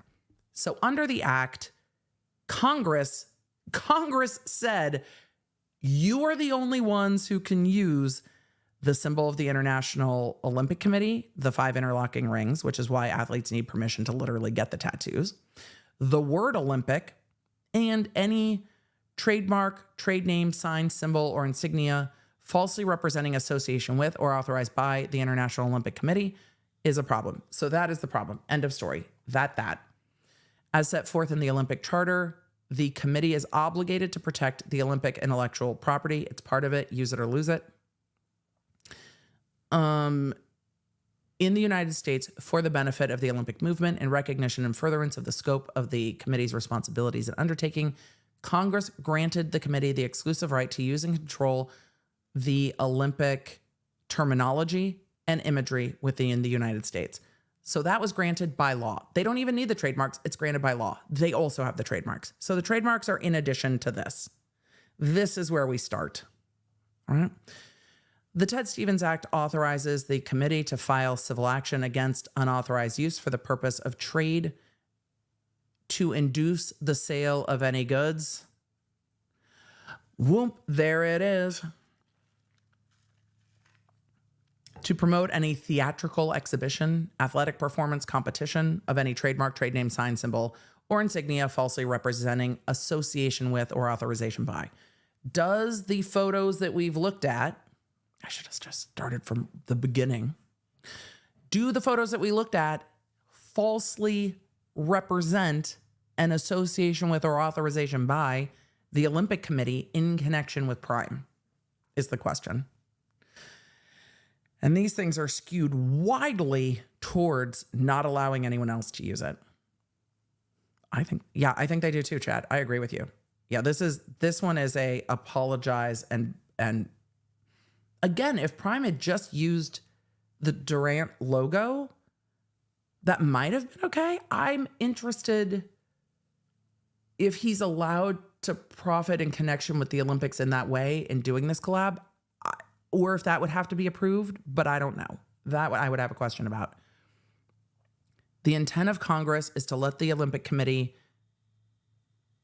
choose how they are using all of the intellectual property of the Olympics.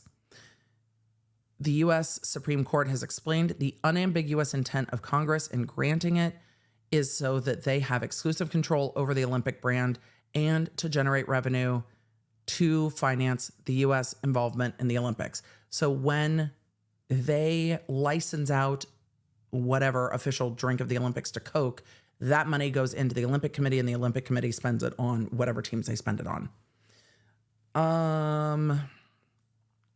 Let's see. So the committee raises money. It needs to operate in large part by licensing the use of its intellectual property to sponsors and licensees.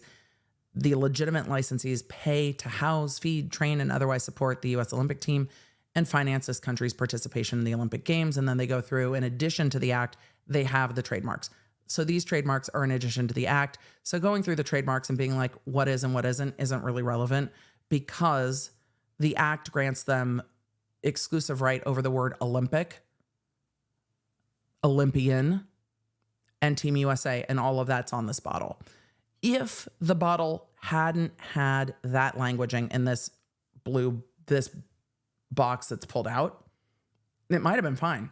If it didn't have that box, the logo itself probably would have been fine. The logo is pretty fire. But you can't use Olympic, Olympian, going for gold, and Team USA. Yeah, y'all Warren, are you encouraging people to go buy this bottle right now, sir? In the chat. Okay, so that's not gonna go well. And yeah. I wonder if they don't put it on sale, if they can just donate it to the Olympics and send it to France for the athletes. Like, wouldn't that be the better PR play? Just like, hey, we're not putting it up for sale. We're going to donate it to the Olympians, send it to France, apologize, pay whatever they want you to pay, and walk away. Because that's not gonna go well. The Olympic Committee does not play. At all.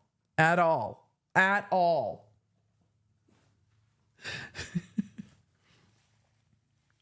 So let us continue on. We're going to go to, let's see. Did I finish? Yes. Am I drinking Prime? No. Do my kids drink Prime? No. What I am drinking? Well, Element. Is it sponsored? No. Do I love it? Yes. So is it inexpensive? No. Is it salty? Yes. Is it one of those consult with your people? Yes. Okay. Let us continue. Let's talk about Coffeezilla. I've been promising we're going to talk about this for more than a minute. My lip gloss was pissing me off. I don't know where my other... See, I took things out last night and to go out. And now there's nothing on my desk. Fine. It's fine. Let us go talk about Coffeezilla. So, sure. Yes, Miguelina. Let's do a quick summary of that before we move on.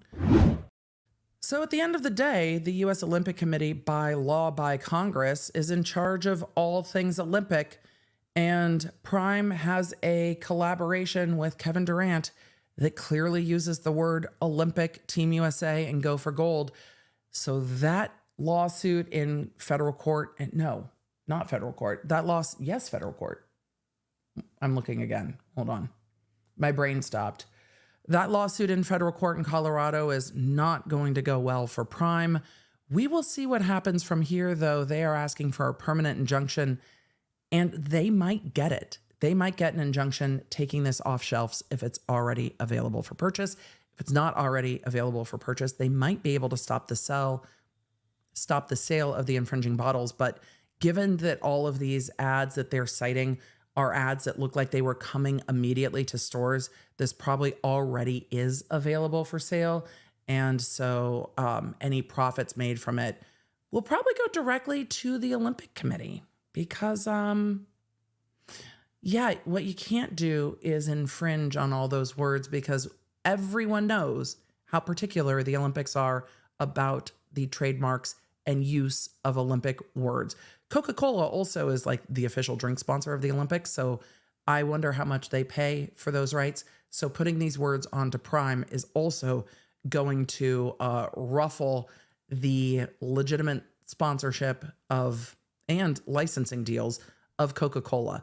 It's really interesting to see Prime choose to take on Coca-Cola in this, essentially, in their same industry. So this is not going to end well. I'm just curious. I'm just curious what's going to happen next. So let's talk about Logan Paul suing Coffeezilla. Let's see if it's as ill-fated. So we've talked briefly about Logan Paul and Coffeezilla. This lawsuit probably breaks down a very good recitation of who the individuals are. Here's where we're at. Logan Paul has been involved in several crypto projects and NFT projects, including like Dink Doink and now CryptoZoo. There are ongoing CryptoZoo lawsuits. We will talk about CryptoZoo in the context of this lawsuit because Coffeezilla, who is a content creator on YouTube, who does really thorough deep dive reports, mostly in the crypto space, also got into SBF, really looks into the blockchain, digs into where money is moving around on the blockchain and is incredibly knowledgeable in that area. He did a 3-part series maybe a year ago, I'm sure it's in there, on Logan Paul's CryptoZoo project that still has not been fully delivered yet. Wasn't Logan Paul the one that had like a diamond-studded Charizard Pokemon card that he wore to either boxing and or wrestling? Is that him? Is that his brother? One of them. I think it's him. Either way, Logan Paul had a second crypto project that Coffeezilla was critical of. Logan Paul made a video skewering or attempting to Coffeezilla, telling him to lawyer up because he's going to get sued. Then made another video saying, I'm sorry to Coffeezilla, you were right about everything and this is how I'm making it right. And it's interesting to me after we went from Logan Paul telling Coffeezilla he's going to sue him to Logan Paul saying that he apologizes to Coffeezilla and that Coffeezilla was right, seeing him swing from get a lawyer to you're right, I was wrong, I should have done better, and I'm going to fix it, to now turning back around and choosing to sue Coffeezilla over his coverage of CryptoZoo, which again, CryptoZoo is in lawsuits. One of the attorneys on the CryptoZoo lawsuits is attorney Tom, who's also a content creator on this platform and created a video breaking down the CryptoZoo lawsuits. I also talked a bit about the CryptoZoo lawsuits that attorney Tom brought against Logan Paul and his companies. So how many lawsuits are there around CryptoZoo? Well, more now as this is 50 pages. The way I should read before I say we're going to cover a lawsuit. No, we're doing a first look. We're diving in together. Here we go. Emily, was it supposed to be a shorter stream today because we also streamed yesterday? Yes. Is that ever how it ends up going? Not anymore. It's not. Are we going to read every line of every page of everything in here? Probably not. Let's see if we can make this a little bit bigger. Let's see. Let's see if we can make this a little bit bigger and how that, if I do that, can I just zhuzh it over to this? No, I can't. All right. I'm trying to zhuzh it so that it's big enough on screen for y'all, but also my face doesn't block any of it. And I think that that's about where we want to be. Let's try. Nope. That one's better. I've been doing trials so long. It's so hard to get back to doing documents, especially since we've changed everything around. But here we are. All right. Logan Paul suing Stephen and Coffee Break Productions, LLC, DBA Coffeezilla. Nature of the action. Logan Paul is a globally recognized entertainer, athlete, and entrepreneur. Brings this defamation action against Coffeezilla, a self-described, always, every single time, every single lawsuit. It's just like the hero statement, right? It's like the plaintiff is always going to be like, let me tell you why I'm amazing. And let me take this moment to smack down my opposition and tell you why they're bad. The little resume section of these lawsuits is always so funny. So we're in the resume. Don't hurt yourself rolling your eyes. Coffeezilla is a self-described investigative journalist. Aren't they all self-described investigative journalists? Isn't every journalist who's an investigative journalist self-described? Okay. Self-described investigative journalist and quote-unquote internet detective with no actual journalism training or a private investigator's license. And how are you a recognized entertainer? You're a self-described entertainer. Like, what is it? Stop it. It's so ridiculous. A internet detective. All right, buddy. It's so funny how people still think this is a serve. It's just not a serve. No actual journalism training. Can somebody explain to me who has actual journalism training anymore anyway? Like, what? I understand if you're a neurosurgeon, you really want somebody with quite a lot of training. But when you're looking at somebody breaking down what's happening on blockchain, I rather know that they understand the blockchain to break it down to me than they have a background in journalism. Again, I have seen, I think, really responsible reporting from Coffeezilla. He breaks down the blockchain well. He backs up what he's talking about with evidence. He shows that evidence. So, okay. I mean, all right. Sure.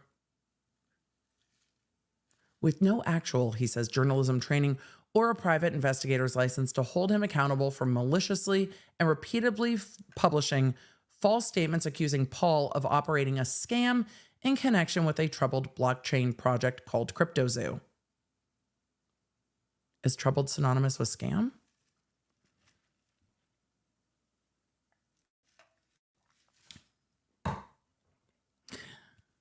Also, I think the word scam in the context of defamation is going to be deemed opinion, but we'll see. This is in Texas. We'll see if they're going under defamation or defamation per se. It says, starting when Coffee, released a 3-part YouTube series on CryptoZoo in December 2022 and continuing into the present, Coffeezilla has perpetuated the false narrative that Paul scammed and defrauded his own fans in connection with the project. Coffeezilla has perpetuated this false narrative despite knowing it to be completely and utterly false. I mean, Emily, just keep reading. Don't argue. Just keep reading. Don't argue. The Logan Paul apology video. Hold on, I need to see if it's still up. The Logan Paul apology video where he says Coffeezilla was right, I should have done due diligence, is going to be just the exhibit that's exhibit number 1. So, Logan Paul coffee. If not, it's on Coffeezilla's channel. Let's see. I'll find it. Give me a moment. Coffeezilla, let's see. Logan Paul response to Coffeezilla scam allegations re-uploaded. Oh, somebody re-uploaded the one he deleted. Interesting. But there has got to be a I wonder if that apology is in there. Maybe we just pull, should we just pull Coffeezilla's video where Coffeezilla responded to Logan Paul apologizing to him and just give the views to Coffeezilla? I think that's the better plan. Well, it's fine. It's like a 13-minute video. We'll get to that in just a minute. Let's finish the statement section, and then we will go to Coffeezilla's video where Coffeezilla responds to Logan Paul apologizing. Ooh, now we get to be one of those streamers who just responds to other YouTube videos of people responding to other YouTube videos. It's YouTubeception. Oh, I love it. I get to be a response channel, and I'll actually say stuff of import instead of just being like, look, Ma, we've made it. We get to respond to a video of somebody responding to a video. Full react stream. Yay. It's all happening, everybody. We're just going full reacts. Forget court today. No, that's not true. We got to get back to court. We're going to go through, here's what we're going to do. We're going to go down the YouTube rabbit hole in a minute. We're going to go through the resume or the facts section of this first.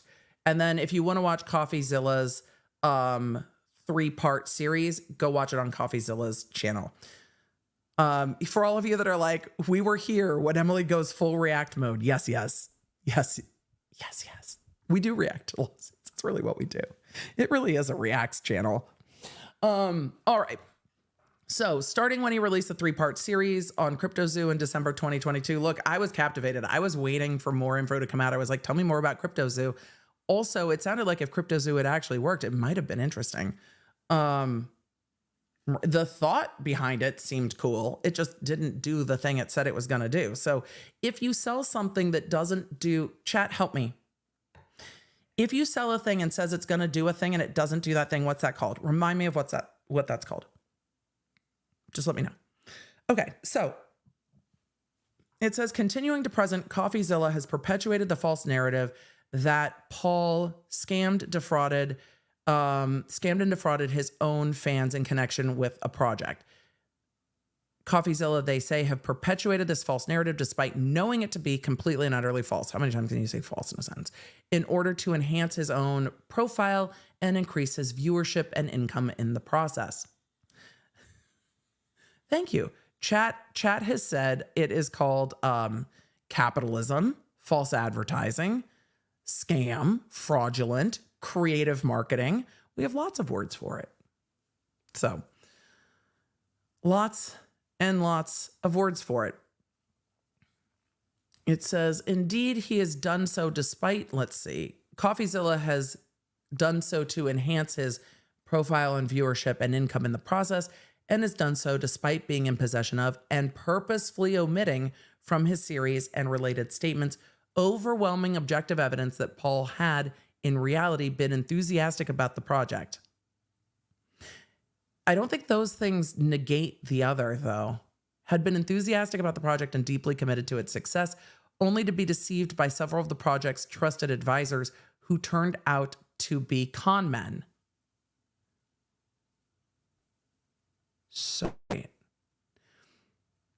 the first 2 paragraphs of your defamation suit says that you are suing because Coffeezilla said that CryptoZoo was a scam. And in paragraph 2, you say that you were scammed.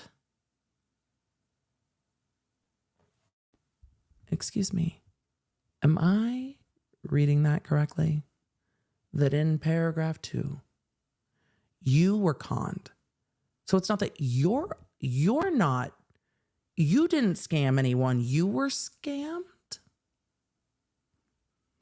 You hired them and put your name on the project and sold it to your audience, though. So, I mean, do you have an indemnity agreement? Why don't you just sue them? Maybe, have you sued them? I don't think he sued them. So, because I watched Coffeezilla's 3-part series and it's been a minute, I believe Coffeezilla exposed the fact that some of the people you hired had a difference of opinion on how this went down. So it goes on to say in early 2021, Paul conceived of CryptoZoo from an animal fusion concept that he had seen go viral in other contexts. I mean, like Pokemon Fusion, like that one. CryptoZoo was to be a game utilizing. Keep in mind in the lawsuit they're saying was. CryptoView was to be a game utilizing blockchain technology in which players would be able to purchase egg NFTs, non-fungible tokens. What are NFTs? JPEGs that would then hatch into animals. Players would then be able to breed those animals to create unique and even rarer hybrid animals. There's a dragon game like this. What is a dragon game called? There's a bunch of dragon games like this. Okay. But you don't pay real money for them unless you choose to. Players would then be able to breed those animals to create unique and even rarer hybrid animals, which would earn players an in-game cryptocurrency called Zoo tokens. And there is the problem. Merge Dragons. Thank you, chat. And Dragon City. I was thinking of both. I get ads for both. So they would be able to get in-game crypto called Zoo tokens based on the rarity. So if you breed a rare thing, then you get, in theory, crypto based on their rarity. All of this activity would be carried out in a virtual ecosystem where the animals could continue to be bred, traded, and used for mini arcade games or sold for even more Zoo tokens. Did any of that happen? No. To develop the project and navigate the intricacies of blockchain technology, of which Paul was unfamiliar. But what about Dink Doink? Paul assembled a team of experts. Experts assemble. Or, as it turned out, individuals who falsely represented themselves as experts and spent hundreds of thousands of dollars of his own money on graphics and animation and other project-related expenses. Okay, but you can spend a lot of money and it can still be like not what you advertise to your audience. Although CryptoZoo was announced publicly and certain aspects of the project were rolled out in the fall of 2021. Certain aspects of the project, you mean the aspects where people paid for it? It's my understanding that they didn't know that the game wasn't done. Although CryptoZoo was announced publicly and certain aspects of the project were rolled out in the fall of 2021, Paul's vision for the game never became a reality. But you sold it to people, though. How are you suing for defamation and then in paragraph 5 saying, but it never actually worked? There were multiple reasons for the project's failure, but the most fundamental was that the team member responsible for overseeing the development of the game, Eddie Ibanez, turned out to be a charlatan. So like a fraud? A charlatan who lied to Paul and many others about his background and his credentials. Ibanez continually assured Paul that the game's development was proceeding apace, and that completion was imminent when in reality he had incompletely overseen the process and failed to pay his team of developers despite his assurances that he would do so. Paul's efforts were also stymied and frustrated by a blockchain and crypto advisor named Jake Greenbaum, aka Crypto King. You hired someone named Crypto King.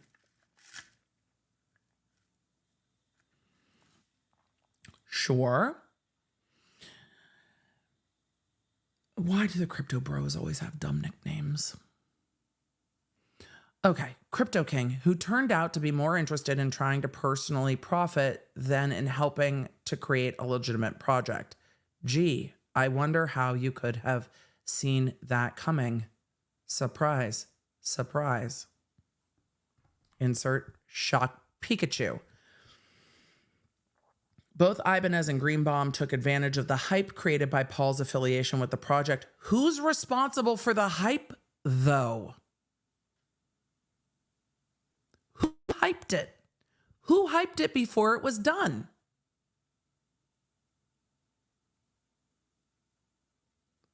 The plaintiff. The plaintiff.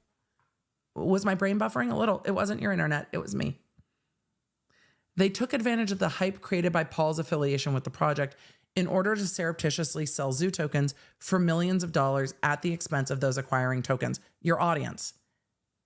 You're downplaying the words a little, but the investors in the project, the employees of the project, sold their investment tokens at the cost of Paul's audience.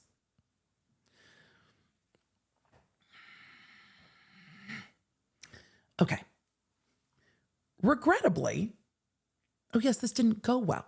Regrettably, despite rightfully exposing the wrongdoing of Ibanez and Greenbaum in his YouTube series, defendant Coffeezilla understood that accusing a celebrity like Paul of perpetrating a scam would generate exponentially more clicks, views, revenue, and would increase his own profile.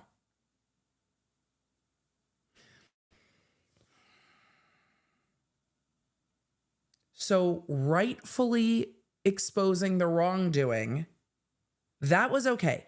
Exposing the people that were part of Logan Paul's project is fine, but calling out the person who promoted and created the project is not fine. You're the one who created the project. You're not just a celebrity, though. Accusing a celebrity like Paul, it's your project. The first paragraph says it's your project. It's your concept. It's your thing. You thought, wow, what if we made Pokemon and merge dragons, but crypto? And now you're saying, yes, you call out the people that I hired, but don't call me out. It's yours. Okay. So Coffeezilla understood that accusing a celebrity like Paul of perpetrating a scam would generate exponentially more clicks, views, and ultimately revenue. I mean, the word scam is still opinion, and would increase his own profile. Coffeezilla therefore titled his series, Investigating Logan Paul's Biggest Scam. And he proceeded to confidently tell his viewer, you're just mad though. And he proceeded to confidently tell his viewer, are you threatened by Coffeezilla? I feel like are we jealous of Coffeezilla? Like, what's happening? He proceeded to confidently tell his viewers not only that the project was a scam, but that it was a scam conceived of and perpetrated by Paul.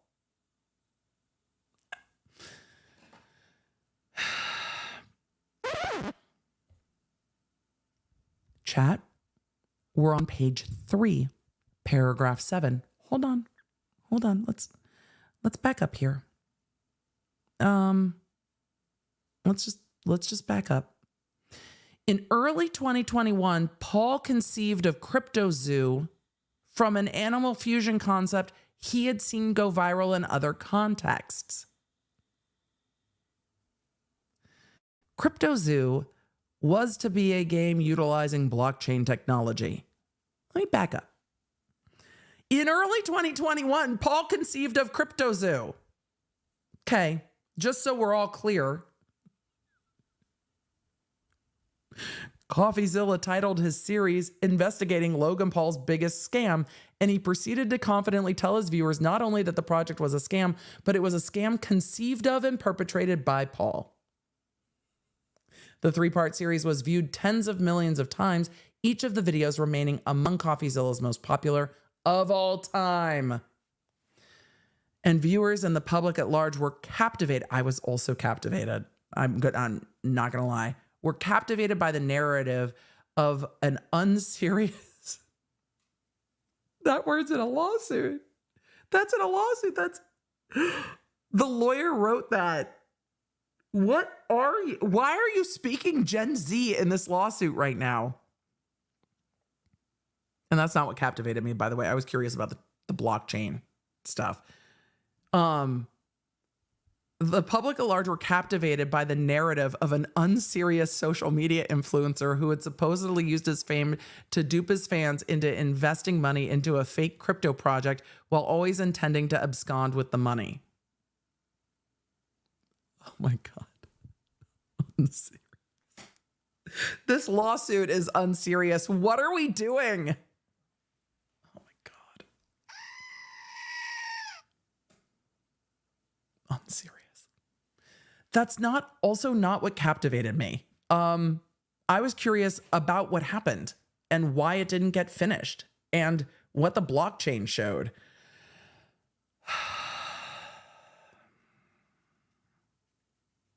He's sued over Cryptozilla. Okay.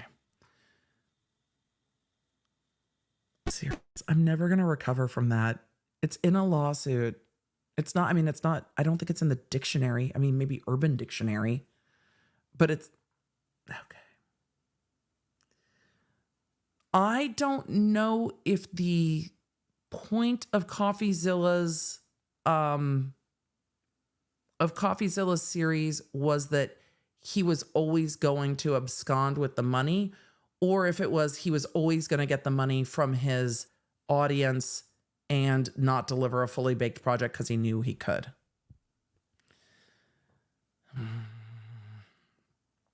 They say that Coffeezilla knew full well that Paul never set out to scam anybody.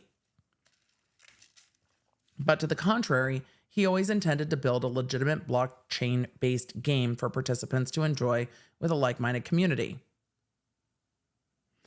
In addition to knowing that Paul did not profit from the project in any way, I don't think he ever said that. Coffeezilla possessed scores of contemporaneous internal text messages between Paul and his co-founders showing, for example, that Paul was adamant that the project be executed to perfection before being announced publicly. But it still got announced publicly.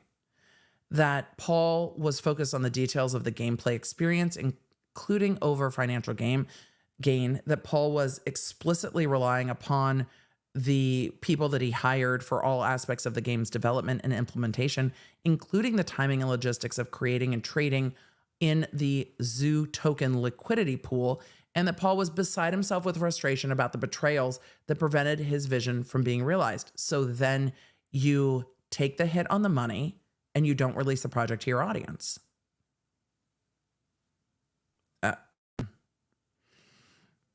Yet, because they did not fit his preferred self-serving narrative, Coffeezilla purposely concealed all of those communications from his viewers, save for select messages that he manipulated. How? Oh, and intentionally presented devoid of context. Although Paul considered taking legal action against Coffeezilla at the time his YouTube series was released, at the end of 2022, he decided instead to focus his efforts on trying to make things right with those who had shared his enthusiasm for CryptoZoo, only to be left disappointed when it failed to materialize. So what changed? In January 2023, Paul announced that he was working on a buyback program for disappointed CryptoZoo NFT holders, even though he had not personally received the proceeds from the sale of the NFTs or otherwise earned any money from the project whatsoever. The buyback was completed in March 2024 and resulted in Paul successfully coming out of pocket to distribute over $1 million worth of Ethereum to eligible holders. Okay.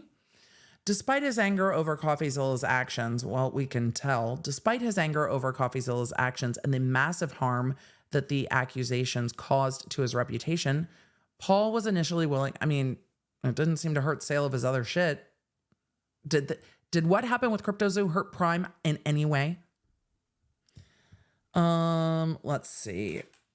Despite the massive harm, huge, that Coffeezilla's accusations caused to his reputation, Logan Paul was initially willing to let bygones be bygones. After all, Coffeezilla claimed all along that his CryptoZoo investigation was motivated by a desire to call attention to regular people who had purchased CryptoZoo NFT only to see their investment become worthless. So what changed? Logan Paul naively believed that his commitment to the buyback program would help him find common ground with Coffeezilla in that regard. Are you mad that you don't think he likes you? What? You thought that the buyback would stop anybody criticizing how this went down? Maybe? Okay. But all right, the buyback program wasn't exactly just, we'll get there. We'll get there. This sounds, instead of getting lost in the weeds, this sounds like Paul's mad that Coffeezilla doesn't like him. Paul misjudged Coffee's motives. Even after Paul announced the buyback, Coffeezilla simply could not help himself from dipping back into the well that had proven so effective in earning him viewers' attention and revenue. Oh, I forgot. It's all just a clout circus. My bad. Both from his YouTube earnings as well as his associated quote-unquote Patreon account. Why is Patreon in quotes? It's just the name of a company. Okay. From his Patreon account that he used to solicit donations from subscribers. That's literally how that works. It's not a crypto project that's soliciting funds from subscribers. In the summer of 2023 and continuing into 2024, Coffee began publishing additional in italics, additional YouTube videos, which he also teased and hyped on X. I'm sorry. Is Logan Paul coming for someone for hyping things in a lawsuit? You're coming for the hype? Uh-huh. Sure. Which he also teased and hyped on X, formerly Twitter, in which he again repeatedly claimed to the public the false allegation that CryptoZoo was a scam and a fraud, conceived of and perpetrated by Paul. What exactly did he say that you're suing him over, though? Throughout the ups and downs of his career, including the CryptoZoo disappointment, Paul has learned to believe in the importance of accountability and taking responsibilities for one's actions. Paul brings this defamation suit to hold Coffeezilla accountable for his action. Okay. To hold Coffeezilla accountable for his actions and hold him liable for the immense harm. Can you show me the harm? Like, where did Coffee's words hurt you? Okay. I'm interested to see how he lines out the harm in this lawsuit. Liable for the immense, massive, biggest. We just read about your billion-dollar company. All right. Sure. Sure. Did Dink Doink ever have any accountability?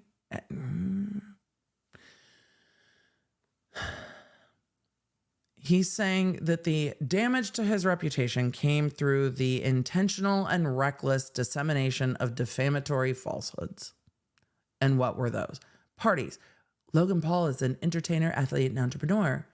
He resides in Puerto Rico. He's a citizen of Puerto Rico. He's now a citizen of Puerto Rico? Okay. Coffeezilla is Coffeezilla. They say he is in Texas. The jurisdiction and venue we're not going to go through, because if Coffeezilla's company is in Texas, then you can sue Coffeezilla's company in Texas. Factual allegations. Logan Paul builds a highly successful career and personal brand and is in the process. Stop it. Stop.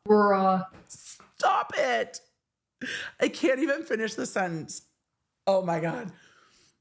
Logan Paul builds a highly successful career and personal brand and in the process learns a valuable lesson about the importance of one's reputation.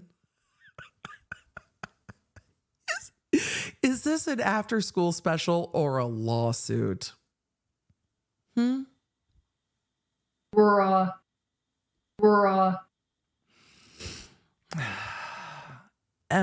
said, wow, yeah, and I'm the Queen of Mars. I think you're going to have to fight in the Phineas and Ferb verse for being the Queen of Mars, because I think there already is a Queen of Mars. And now I have the Queen of Mars song stuck in my head with Candace singing, I'm the Queen of Mars.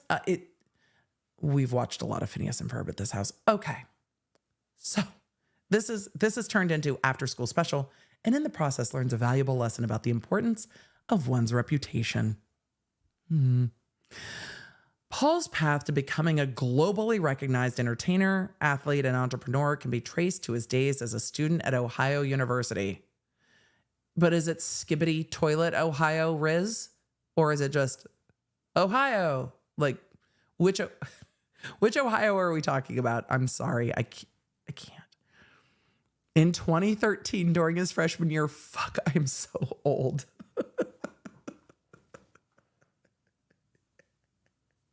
In 2013, during his freshman year in college, Paul began writing and producing comedic skits, stunts, and vlog-style videos for the newly established, now defunct video sharing app, Vine. Oh, how long is this resume going to be? How many pages? What, if any, pages are we going to be doing this? How many pages are we going to be doing this for? For the video sharing app Vine, which at the time was skyrocketing in popularity, Paul quickly amassed not just thousands, but millions of followers and fans across his social media platforms. And within a few short months, he had become one of Vine's most followed users. Major brands like Pepsi, Ritz, like the hotel chain or like the crackers. Either way, Ritz, HBO, and Virgin Mobile began reaching out to Paul with requests that he produce videos and market their products. Then in 2015, at a time when terms like content creator and influencer had barely entered the public consciousness, Paul decided to take a giant leap of faith, one leap for mankind, and become a pioneer in the burgeoning digital entertainment market. He left Ohio University after his freshman year and moved into a Los Angeles apartment with like-minded creatives. Oh yes, the content houses. Paul began enhancing his skill sets by taking acting classes, training with well-known comedy troupes, and collaborating with other successful digital content creators. All the while, he continued writing and producing new content, churning out nearly daily videos for his followers. Yep, that was definitely the era of the churn and burn daily vlog, wasn't it? Paul's leap of faith and exhaustive work ethic paid off. It's just like, great. By 2016, he had amassed nearly 20 million followers across his social media platforms. He appeared on the CBS News show 60 Minutes and national media outlets like Business Insider. I mean, I don't think you can get Business Insider to not cover you if you want them to, if you're in the digital space. And Adweek began publishing long-form pieces about him, lauding him for his unique mix of physical comedy and charisma. There's the Riz. We knew it was happening. Ohio, Riz, and Unserious in one lawsuit. Stop. Kelly C. in the chat said, Phil DeFranco, Markiplier, Smosh, Matt Pat, and Good Mythical Morning would like to have a word with him on Pioneer.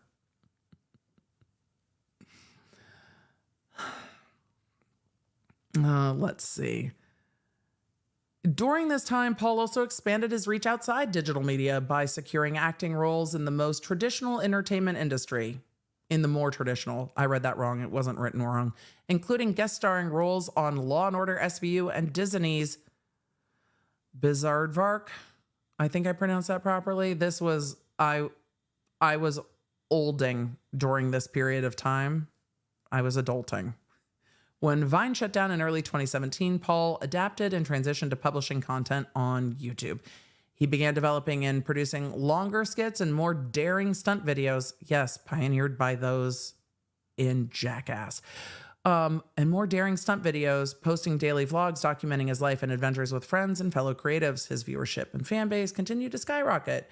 And as it did so, Paul continued to... Oh, God. Are we done yet?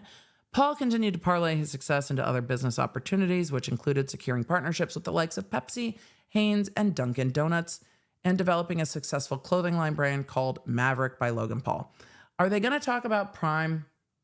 Are we there yet? We're not there in the timeline yet. Why? Oh, they're going to talk about Japan. Okay.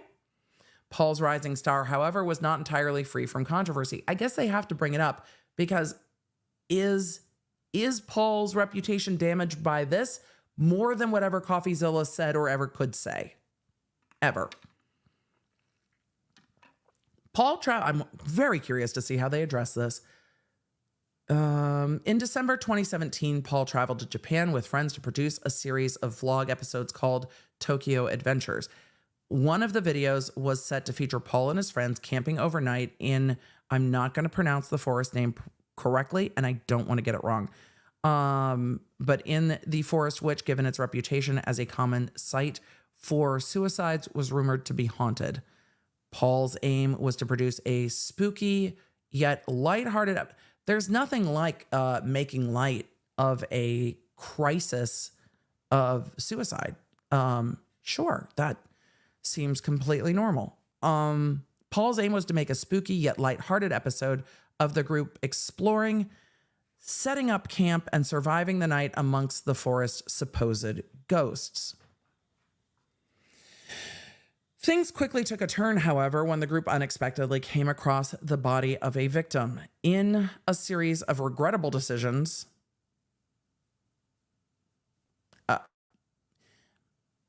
that Paul freely acknowledges showed immaturity, insensitivity, and poor judgment, instead of turning off the camera, Paul continued to film and later upload the video to YouTube. Okay, we're downplaying a little bit how many decisions went into doing that. It wasn't a live stream. It wasn't contemporaneous. Yes, you could have turned off the camera. Okay, you didn't turn off the camera. You edited the video. During editing the video with the people you're with, maybe hey, this is not good. And after editing the video, uploading the video, there were a lot of choices. Okay, there were a lot of choices there.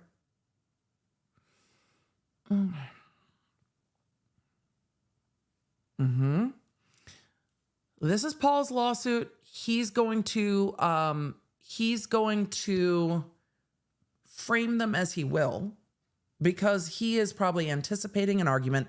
Legally, all of you are like, why is this in here?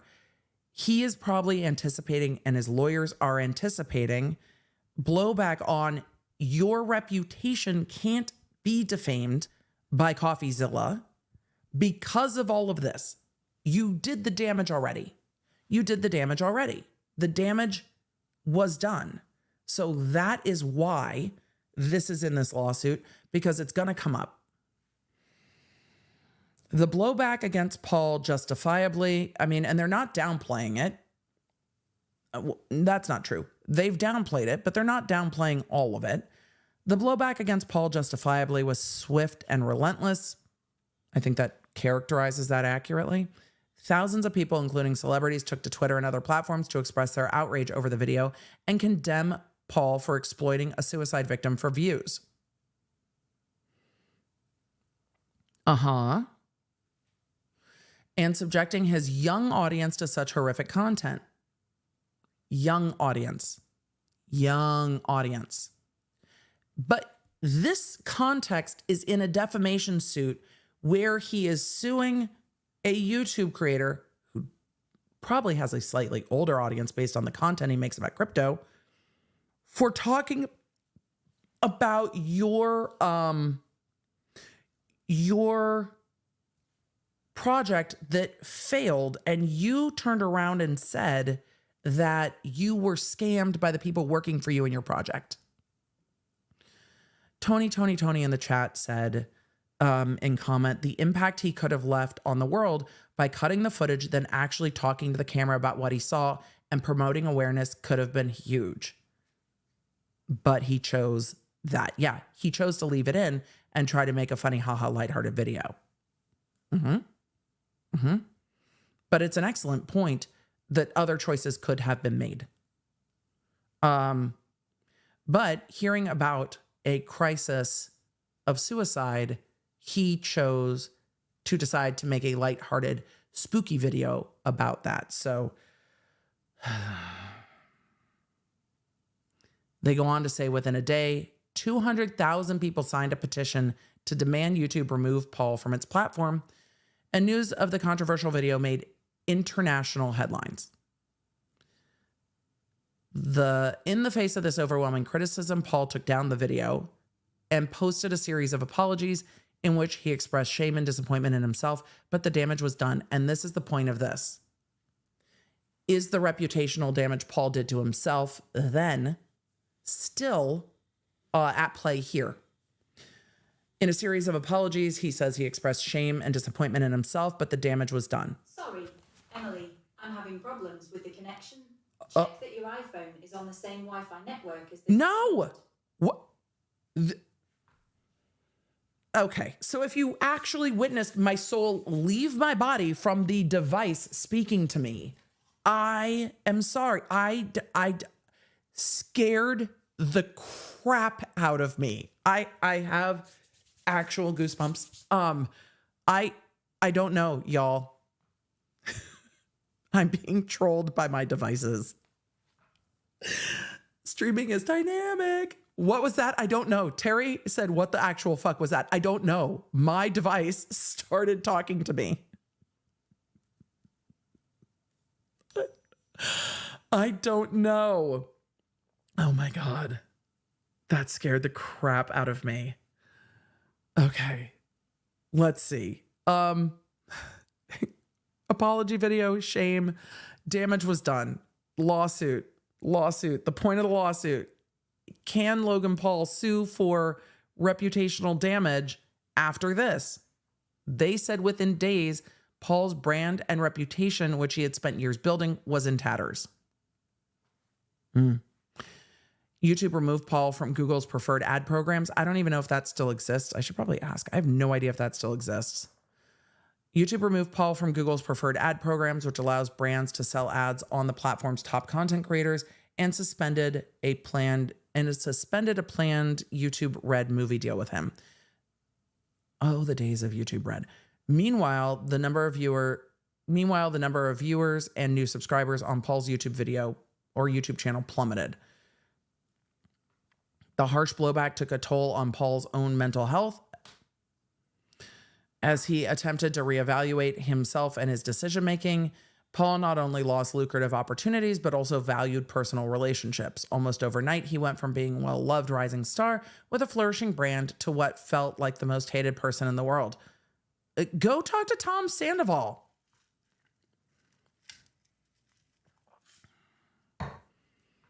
Instead of simply issuing public apologies and moving on, Paul took a hiatus from content creation in order to focus on making amends and learning from his serious misjudgment. He connected with suicide prevention and mental health organizations, had challenging conversations with survivors, began surrounding himself with more positive influences. Over time, he worked tirelessly to try and rebuild his reputation. So they're trying to say, look, yes, he damaged his reputation. Yes, his personal brand was damaged, but he did all this work to rebuild it. And now somehow Coffeezilla has I don't know, ruined it. He also busied himself by branching out into new markets and business pursuits. In 2018, Paul, who began training in boxing, began leaning into his athletic prowess and promoted a successful white-collar boxing match. I don't even know what that means in this context. Okay, a white-collar boxing match between himself and fellow YouTuber KSI. He then launched a podcast called Impulsive, in which he engages in frank conversations with friends, fellow YouTubers, and public figures like Kevin Hart.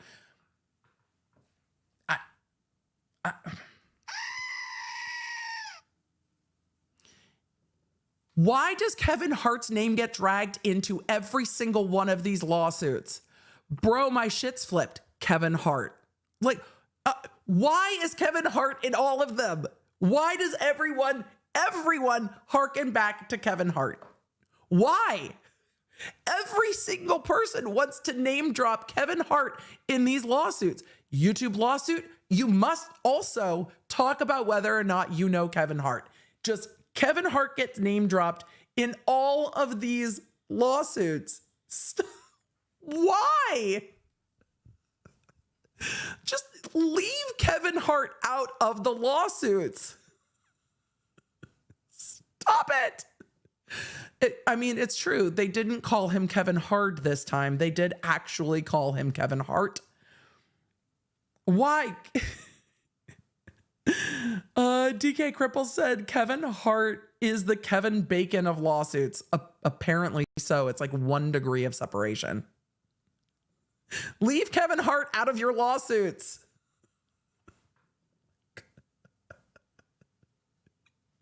Hey, Brianna said Kevin Hart, the most popular person named in YouTube lawsuits. Yes, all of them. He comes up in all of them. Donnie B in the chat said, keep Kevin Hart's name out of your motherfucking mouth. Kevin Hart would like to be excluded from this narrative. Technically, Tracy also said, keep Kevin Hart's name out your mouth, out of your motherfucking filthy mouth.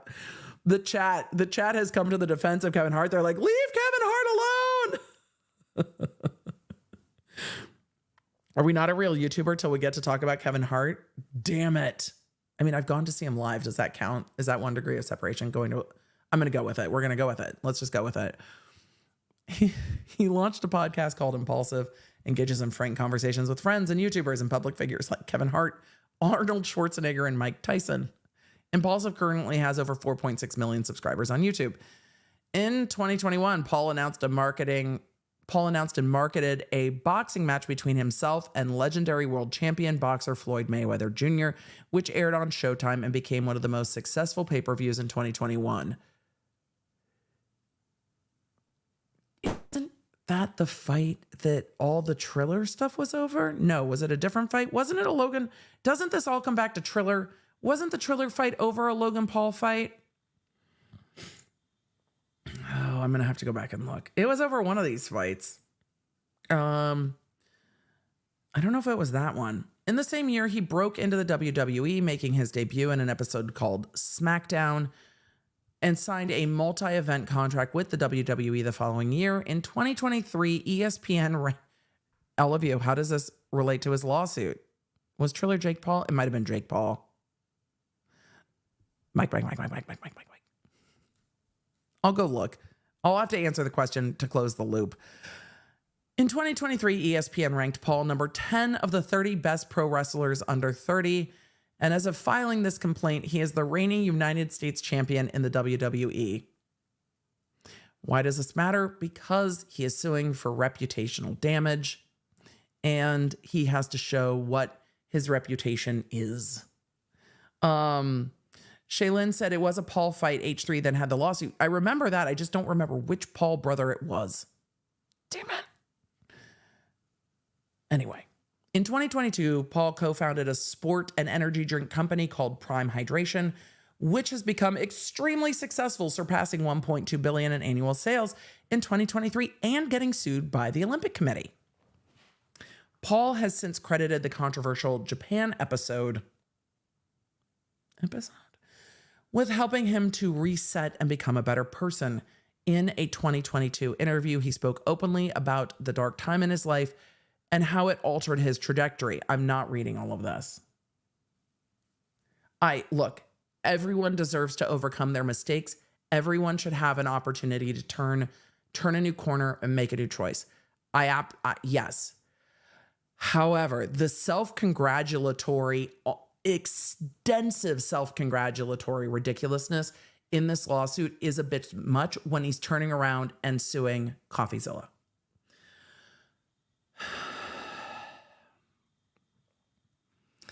By applying the charisma and tireless work ethic, do you think he had a call with his lawyer and was like, hey, look, sure, we can sue, but you have to tell everyone I'm charismatic more than once and let them know I know Kevin Hart, and then we're in.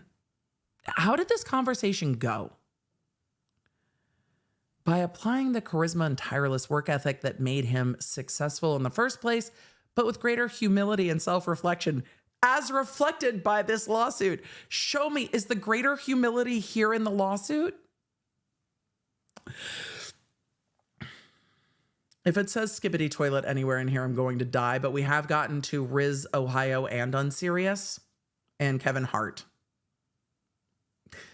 But with greater humility and self-reflection, Paul was able to salvage and rebuild his career and reputation, although extremely painful at the time. The Japan episode, they say, taught Paul a valuable lesson about the importance of one's reputation. Big reputation. Big reputation. How quickly it can be destroyed and how hard it can be to repair it. Oh, this is why you're suing? No. The next heading. Oh, fuck, we're not done. The next heading is Paul delves into the digital asset market and develops an idea for a blockchain game called CryptoZoo that incorporates NFTs. Look at my idea for a great game. Also, fuck you, Coffeezilla, for saying that this was my project. Sure, boo. In 2020, NFTs began to experience rapid growth in the nascent digital asset market. How is that doing today? Which had largely been centered around cryptocurrencies like Bitcoin and Binance. Like cryptocurrencies, NFTs exist on a blockchain, which act as a public ledger, where digital transactions are processed and recorded across a decentralized network created by various participants in the digital marketplace. Okay, that is actually a helpful, short recitation of what all this is. So as to that part, I appreciate the lawyers for that. Some lawyers suck at doing this. His lawyers actually, I think, did a decent job of explaining this for what it's worth. Then they talk about the difference between crypto and NFTs, even though this game had both. Ever the entrepreneur and fuck, right back into the skibbity toilet. Ever the entrepreneur and innovator, Paul began to explore the digital asset market in 2020 and experiment with creating NFTs. From there, Paul contemplated a blockchain game that incorporated NFTs so that players could have fun using and trading their digital assets rather than letting them sit in a digital wallet. In early 2021, Paul fleshed this out and came up with the idea for a blockchain game based on an animal fusion concept that later became known as CryptoZoo, the game.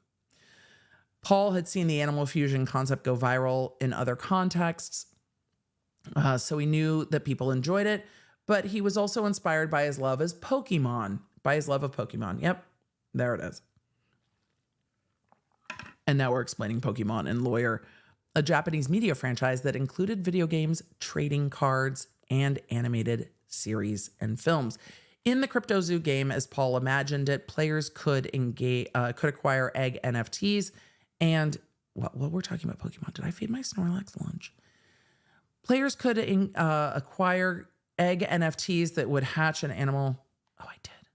Yay me. That would hatch a base animal. Players with multiple base animals in their collection could then breed the animals to create hybrid NFTs within the game's ecosystem. Understanding that he did not possess the technical expertise, relevant experience, or time necessary to turn the vision to a reality, he and his management team, worked to assemble a team of experts in the digital asset market space and then hired the people he talked about before. The animal NFTs were to yield zoo tokens, cryptocurrency, to players in amounts that varied depending on the rarity of the animal. Great. This is who he hired. This is why he hired them. That's all broken down in Coffeezilla's series. Signaling, it says, his devotion to and faith in the project in the early months of the development, Paul incurred $220,000 in out-of-pocket expenses, most of which went to paying artists. Really? Okay. Ibanez, who represented himself as independently wealthy through his successful data analytics company. Jen Shaw also said she was in data analytics.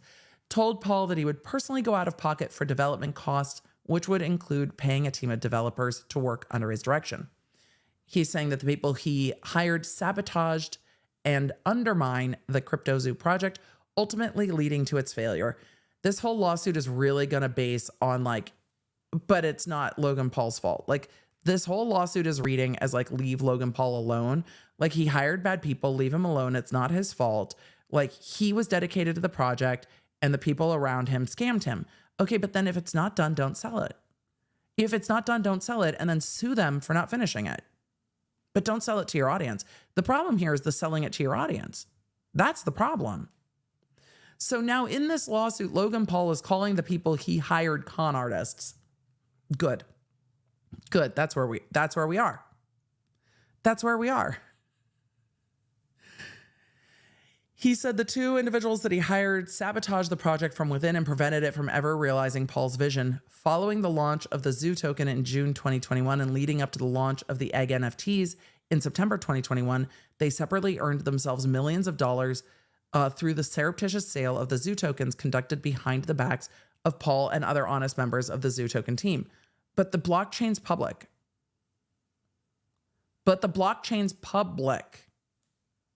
So you could have known. That's how Coffeezilla found it.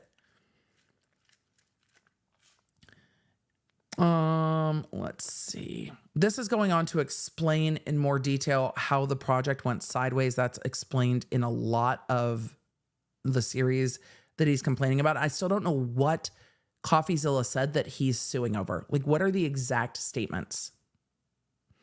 When Paul realized that Ibanez was incapable of delivering the game following the egg sale, he realized that the game wasn't done after he sold it to his audience. That's what that says. He insisted on bringing on additional developers immediately, regardless of the cost.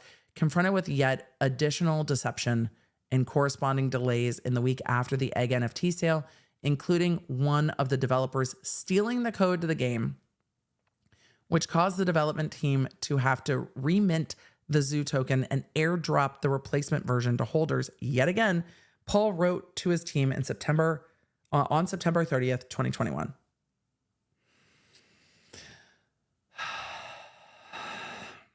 Absolutely fucking ridiculous, he says. All of this. I'm baffled. Everyone will be publicly held accountable for any errors. I'm sorry, what did you say? I couldn't hear you. Over the charisma. Everyone will publicly be held accountable for any errors. Isn't that what Coffeezilla's series is?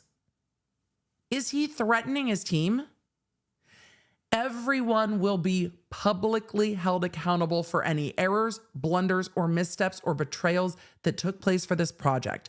I'm not sure there's a worse feeling than putting your trust in a team that continually fails in the biggest way possible.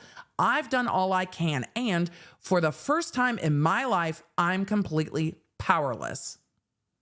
But I will not go down here because I'm not responsible.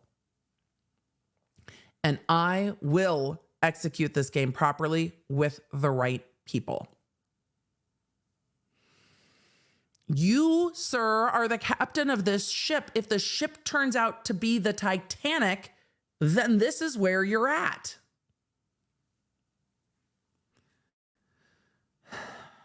Are you threatening your team?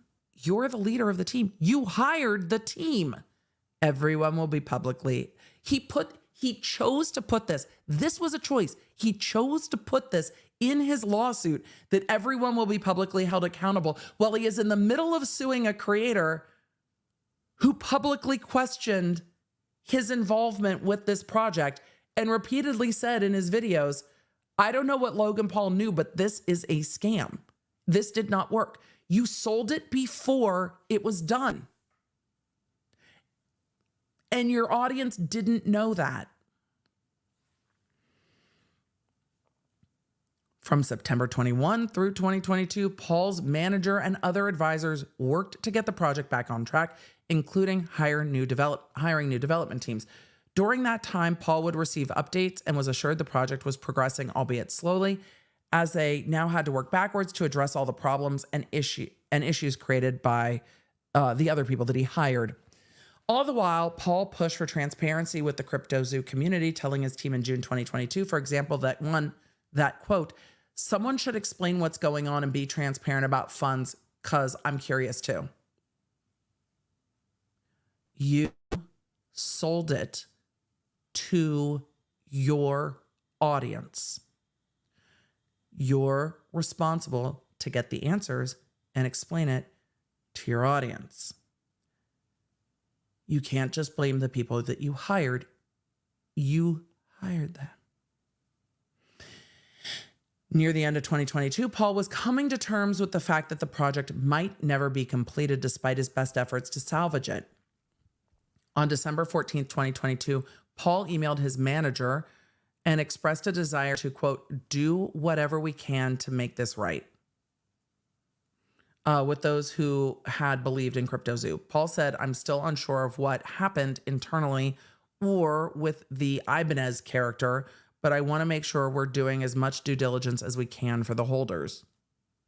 For the avoidance of doubt, CryptoZoo was Paul's passion project, and its failure was devastating for Paul. Okay, so your feelings were hurt. So you're, okay, don't sell it till it's done then. It was devastating for Paul, who had invested significant time, energy, and funds into the project. What about your audience that trusted you and bought the thing? Notwithstanding his own errors in judgment in placing trust in the wrong people, Paul had nothing but good intentions for the project. This is just PR at this point. All he ever wanted was to create a fun blockchain-based digital collectibles game. Great, but when it didn't work, don't sell it. To the contrary, Paul lost hundreds of thousands of dollars because of the incompetencies and deceptions, this is my personal note, of those he hired. Unfortunately, despite Coffeezilla's admitted access to contemporaneous project communications that make unmistakably clear Paul's good intentions, Coffeezilla perceived an opportunity to increase his viewership and profile and enrich himself in the process by distorting the public narrative to falsely portray the saga of CryptoZoo as a scam perpetrated by Paul. Did everybody else sell it, or did you sell it? Oh, and now you're just going to attack Coffeezilla. Okay. Okay. Coffeezilla builds a profitable personal brand as an expert in ferreting out supposed scams.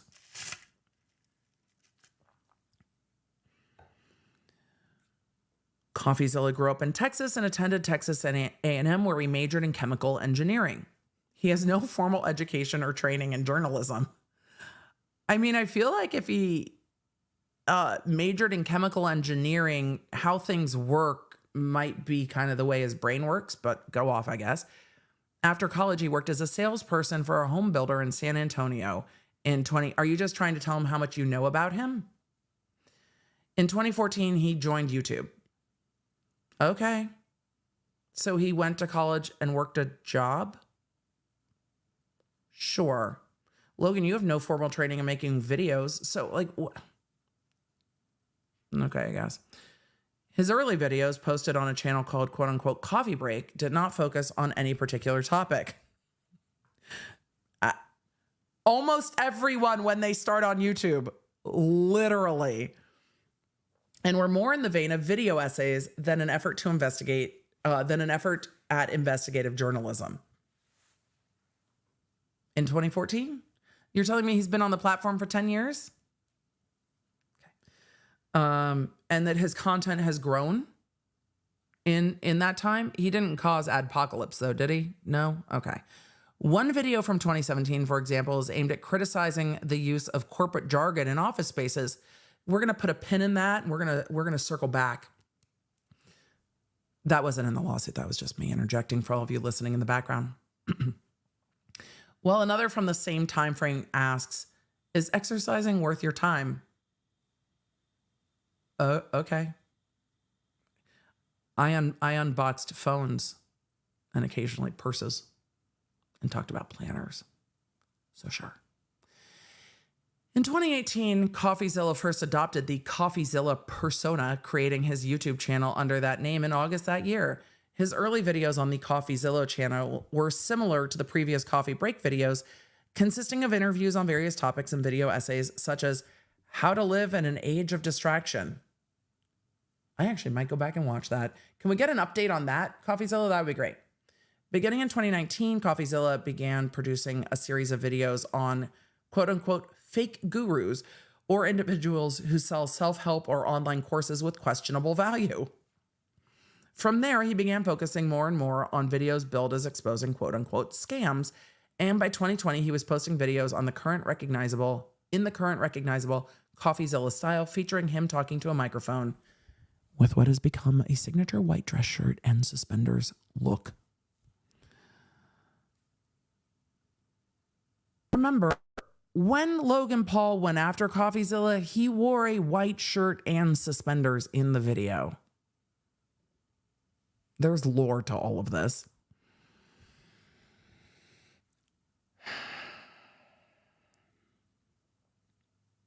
In 2021, he began focusing many of his videos on cryptocurrencies, including Bitcoin, Tether, and Dogecoin, which is how I found Coffeezilla, and I found it very interesting because I didn't understand fucking any of it.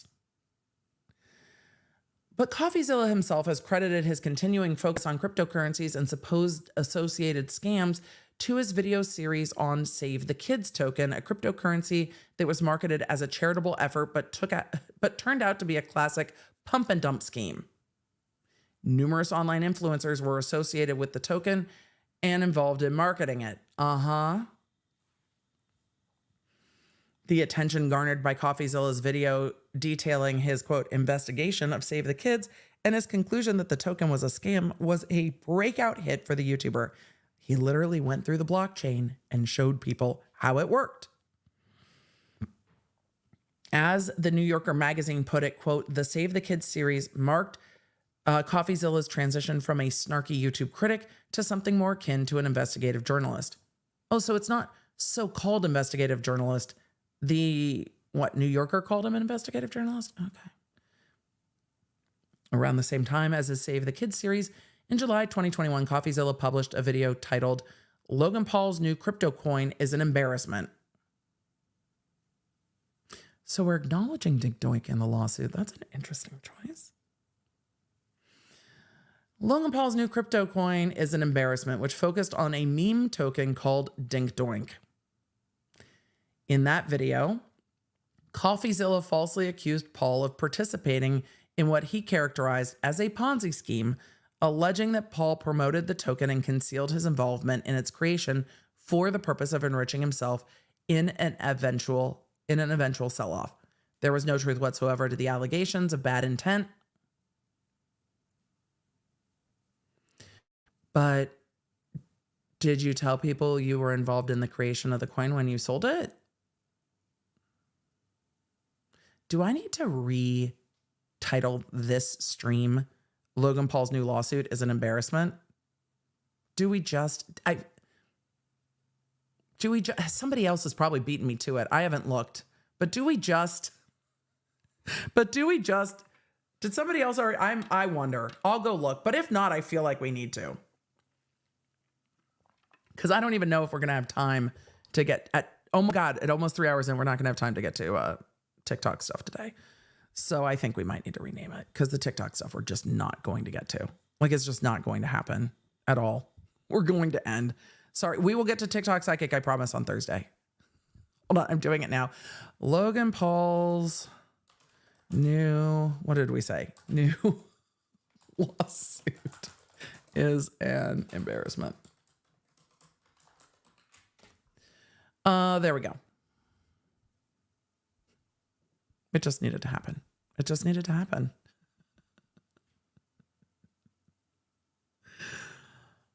Oh boy.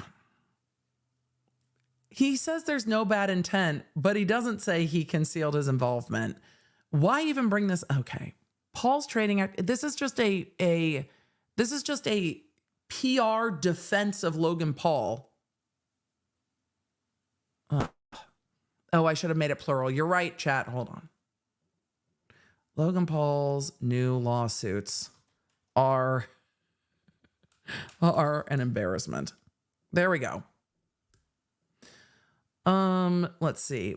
But the Dink Doink video nevertheless received nearly 800,000 views, and Coffeezilla was learning that the intersection of cryptocurrency and social media influencers, and especially Paul, was of great interest to his potential audience and had the potential to further increase his profile and earn him significant income. Isn't that literally Logan Paul's whole career? Isn't that like all of it? Although YouTube's compensation policies for creators are complex and actual earnings can vary based on multiple factors, according to Influencer Marketing Hub, creators on average can earn about 18 cents per video view. How in the world are you coming up with that number? Which can translate to tens of thousands of dollars per video once a creator is able to get millions of viewers to tune in. By May 20, people trying to figure out how much creators make is always hilarious because it's always so wrong. By May 2022, Coffeezilla told The New Yorker he was no longer selling houses and that creating YouTube content was his full-time job. Okay. Going forward, his videos focused almost exclusively on cryptocurrency and supposed scams involving cryptocurrency. Yep. So, next headline. Coffeezilla seeks to drum up viewership for his channel by promoting and publishing a series of videos about what he claimed was, quote, Logan Paul's biggest scam. On December 16th, 2022, Coffee published on his channel the first video in what would become a 3-part series about CryptoZoo. How many of you, hold on, I'm gonna ask this. This is for those of you, no, I'm gonna ask all of you. Let's see. Are you going to watch the Coffeezilla series after this? Let's see, after hearing about this lawsuit. All right, are you going to watch the Coffeezilla series after hearing about this lawsuit? Yes or no? And then I'm going to add in, I will rewatch. All right. Are you going to be watching the Coffeezilla series after hearing about this lawsuit? Yes, no, I will rewatch because I know some of you have already watched it. Let's keep going. On December, let's see. Video title, Investigating Logan Paul's Biggest Scam. I mean, it's a good thumbnail. Right off the bat, Coffeezilla promised his audience that he would be revealing the inside story of how Paul scammed victims out of millions of dollars. He claimed that his high-effort investigation was a year in the making and teased, some of you guys think you know the story, but it goes so much deeper. And of course, at the center of it, we have Logan Paul, who has abandoned this thing, leaving thousands of victims in his wake. So what are you suing over, though? All right, I'm not going to summarize the video. Y'all can go watch it.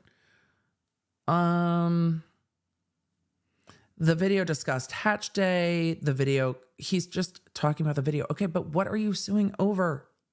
What did he say? The remainder of the video is mostly spent discussing the allegation that the CryptoZoo team failed to pay its developer and owed them $1 million. Though Coffeezilla concedes there are no written contracts to substantiate that anyone was owed that amount. So he said somebody said this. How much of the media is this person said this thing? And that's what they're saying.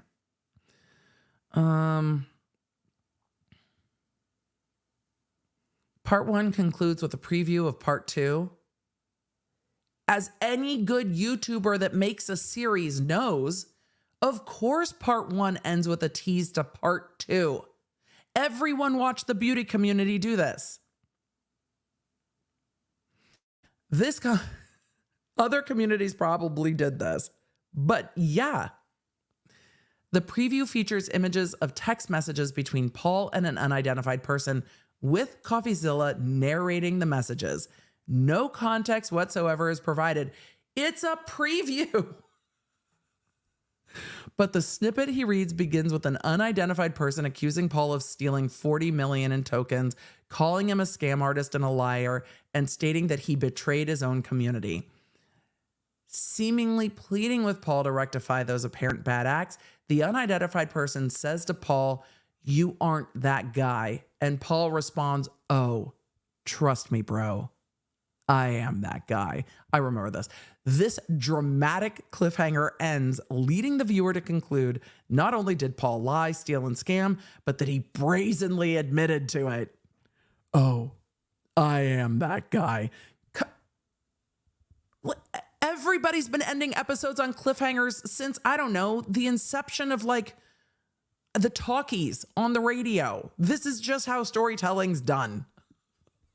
Unless you're me and you say, I'm not going to stream for 3 hours, and then I stream for 5. Nothing is left unsaid. I go the opposite direction. 4 days later, on December 20th, 2022, I mean, during peak AdSense season on YouTube, to be perfectly honest. Not bad timing, by the way. 4 days later, on December 20th, 2022, Coffeezilla published part 2 on his YouTube account. The video was titled, "The Biggest Fraud in Logan Paul's Scam." Yeah, but the biggest fraud was relating to the person he hired.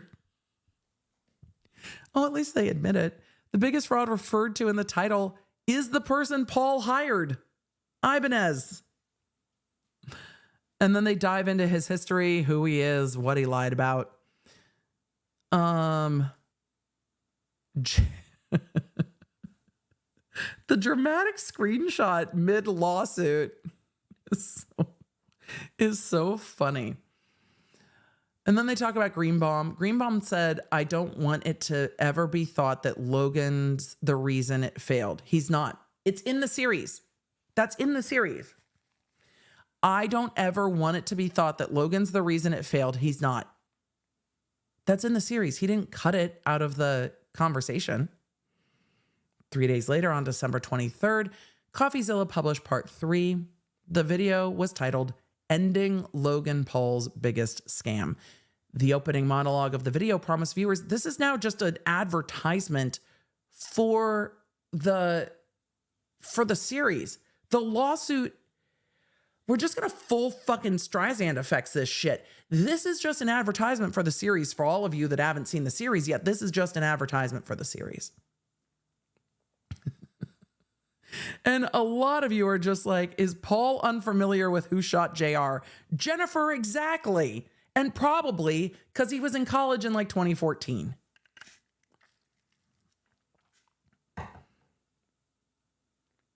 The opening monologue of the video promised viewers that Coffee would present the truth about CryptoZoo and identify who's to blame. To that end, the video largely focused on Coffeezilla's interpretation of text messages among the founders that someone had leaked. Coffeezilla began by reviewing messages discussing the Zoo tokens and whether to conduct a pre-sale of the token, and then said repeatedly that Logan Paul didn't rug pull this and didn't sell any of the tokens. Why are you suing? Can you explain to me why you're suing? Stop telling me about your charisma and explain to me why you're bringing this lawsuit. Did you, like, this could have been a script for your video of like, let me tell you why I'm not wrong. But no, instead you're putting it in a lawsuit. Why? If not to cost Coffeezilla time, money, and hassle defending it. Maybe it'll just make precedent like the H3 lawsuit, where H3 is like, no, fuck you. We're going to win. And we're going to remind everybody what fair use is. And then they did. Maybe we're just there. So, you know, maybe thanks Logan Paul for like giving us an opportunity to reassert that the word scam leans towards opinion. All right. On June 11th, 2021, the day the token was launched, which the founders referred to as Zoo Day, Greenbaum deceived the other founders and began secretly selling large quantities of Zoo tokens without others' knowledge or permission, activity that had a significant impact on the market capitalization. Emily, breathe. On the market capitalization of the newly created token. In the video, Coffee details how Greenbaum, not Paul, how Greenbaum secretly created numerous crypto wallets that he used to surreptitiously purchase $200,000 worth of Zoo tokens, significantly more than any other founder. In the video, Coffeezilla explains that this is where things first started to go wrong. Oh, so you're telling me in the video, he pointed at who started doing it?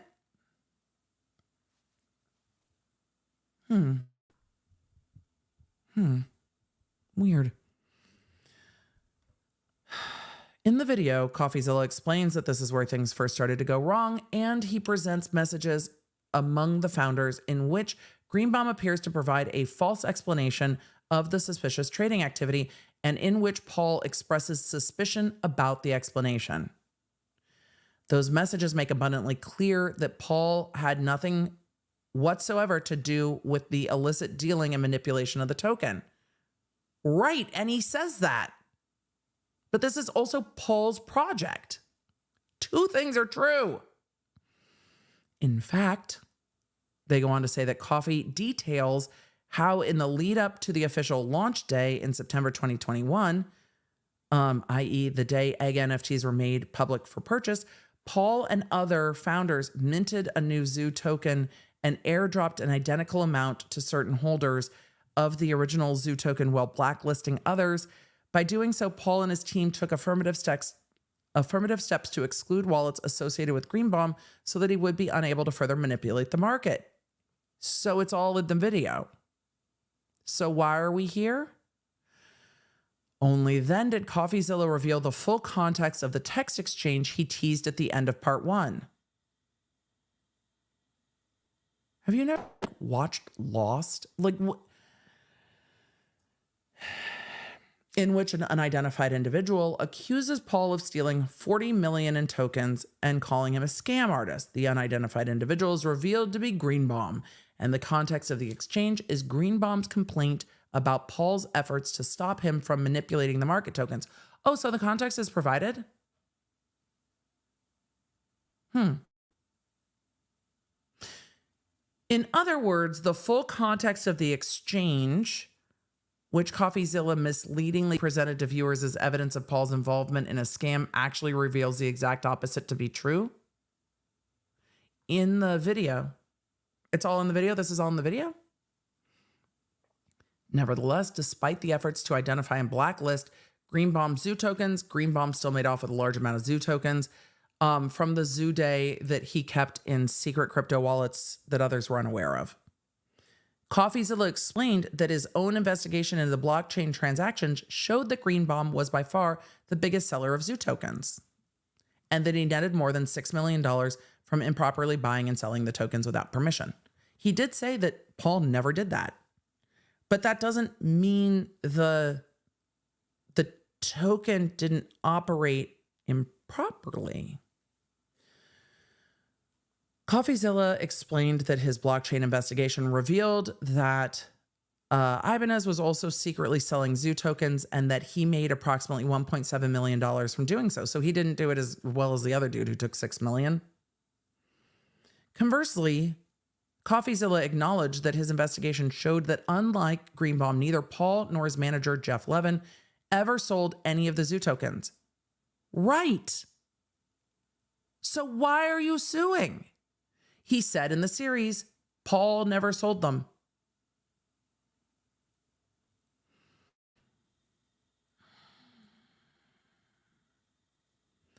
Coffeezilla concluded that at the end of the day, the number one problem and the true boring reason for CryptoZoo's ultimate demise was Ibanez's failure to pay the game developers on time, despite him netting millions of dollars from illicitly selling it. That's the conclusion of the... Okay. Coffeezilla then asserted that Paul is nevertheless not innocent in all of this because he's the face of CryptoZoo and failed to deliver a viable game. That's true. Incredibly, only in a short portion of this three-part series, only in a short portion at the end of the three-part series, repeatedly accusing Paul of operating a scam. Okay, I'm not going to parse words. Did he tacitly acknowledge that there was no evidence that Paul attempted to scam anyone? I don't think he said Paul tried to scam anyone. I think he said that Paul sold a game that doesn't work the way he sold it. So he sold you something that doesn't do what he said it did.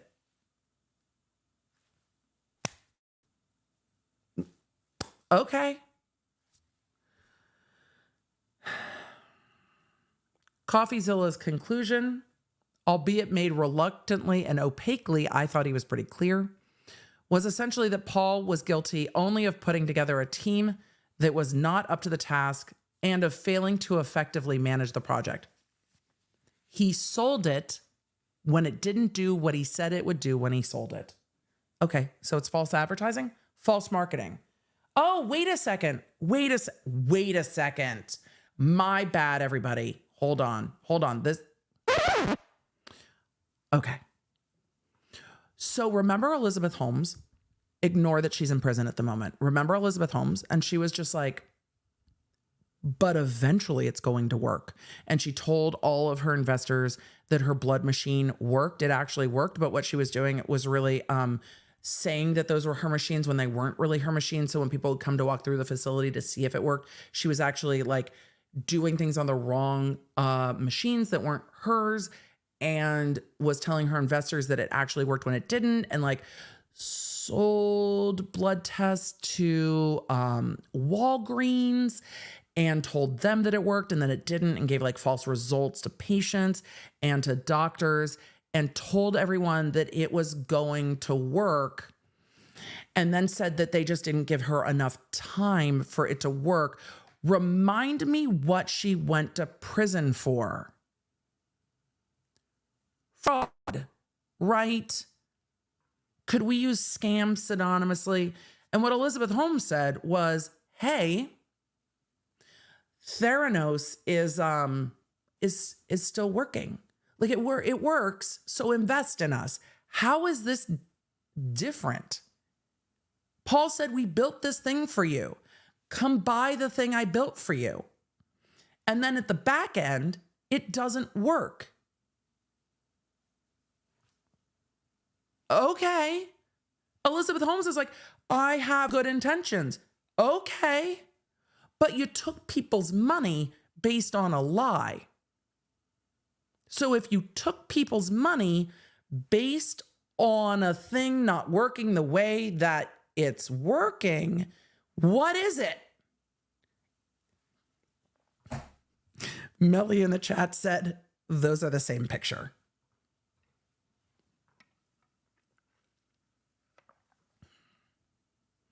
So Theranos was on a very large scale, dealing with people's health. But people investing in Theranos said that they were very savvy investors, that they knew the lengths she went to cover it were greater than here, but people invested here. People invested because they trusted Logan Paul. And he said, this is my project and this is how it works. And people invested because they thought it sounded fun and they trusted him. And behind the scenes, he's like, we got to make it work. We got to make it work. We got to make it work.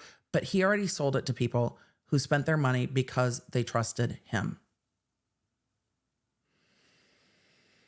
And I'm sure people who wouldn't normally invest in crypto are like, but it's a game, and it's a game that can earn money, and it's a game that's going to work this way. And I want to support this person and play this game. So you're buying a game that never worked, ever. CryptoZoo, Theranos. Okay, sure. Let's get back to this lawsuit. It just is striking, right? The willful, like, but it's going to work one day. Oh, yes. Peach Cobbler says, and she tried blaming her staff too. Oh, yes. It was all the people doing the other things. It wasn't her. She was the visionary. And she didn't mean it to go bad, but she sold it knowing that it didn't work.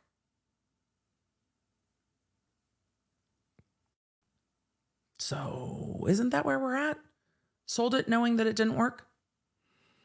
Oh no, I'm sorry. It's Coffeezilla's fault. My bad. Back to the lawsuit.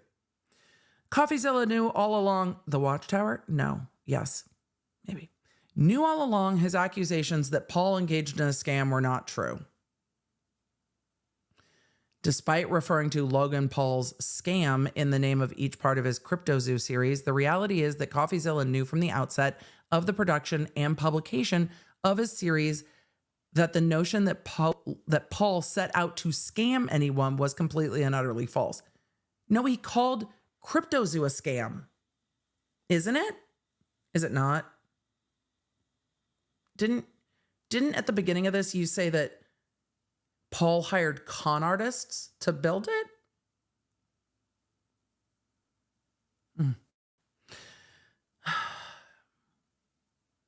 By definition, an accusation that someone operated a business as a scam conveys to a listener that the person engaged in a dishonest scheme with the intent to obtain money by fraudulent means. He said he was selling them a game, and when he sold it, he knew that the game didn't work at the time that he sold it. By repeatedly accusing Paul of engaging in a scam, Coffeezilla suggested to his viewers that CryptoZoo was never a legitimate enterprise. At the time it was sold, was it? And that, to the contrary, Paul intended from the beginning to take participants' money and to profit by selling NFTs and Zoo tokens without actually delivering a completed product. I don't think that necessarily has to be the conclusion. But the contemporaneous communications among the founders of CryptoZoo demonstrate unequivocally that Paul's focus was on building a fun blockchain-based game for participants to enjoy a like-minded community. When did that get built? He never set out to scam anybody. I don't think Elizabeth Holmes set out to scam anybody either. But it turned when it didn't work and she still needed money to come in. So when did this turn from it's not working to send it? He never set out to scam anyone.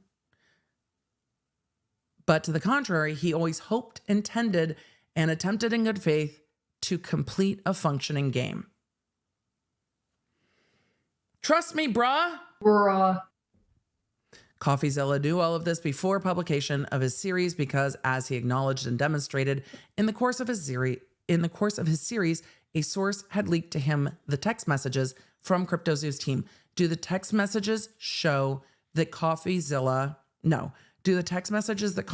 has show that Logan Paul knew it didn't work when he sold it?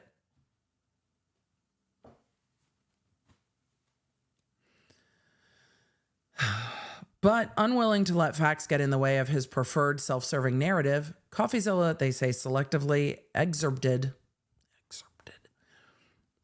and presented those messages in a manner intended to portray Paul as a scammer, even though those messages did not support his claim. Then why didn't you sue him then? Why are we here? Oh, we're getting to the text messages. They want the receipts. You know, here's what I think. Logan Paul, Coffeezilla, Andy Cohen, and a reunion special.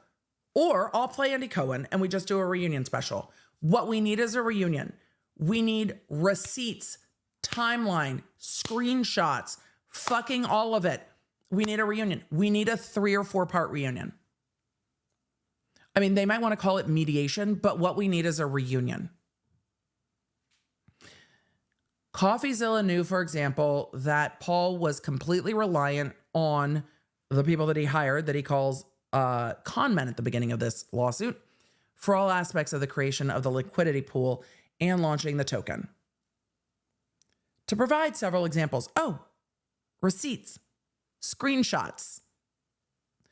On May 16, 2021, Paul asked the co-founders, quote, "Who's in charge of the liquidity pool, blah, blah, blah, blah, blah, like IDK, how any of this shit works?" Don't launch a crypto product if you don't know. Greenbaum responded that he was taking responsibility for it, quote, as part of his role for tokenomics and daily monitoring of the pool/funds. Paul followed up to say that they should be completely transparent with the economic aspects of the token and its distribution on the blockchain. On May 17th, when the co-founders were discussing the potential regulatory issues that come with selling or marketing the Zoo token publicly and making the Zoo token publicly available, Paul said, IDK shit. IDK, I don't know. IDK shit about it. So yeah, let's hop on a call at 4 p.m. and Jake, please guide us through / this is where I fail because I don't get this part of the crypto at all. Then don't sell crypto. On May 21st, Paul asked the co-founders, how are we going to launch with no product? So how are we going to launch with no product?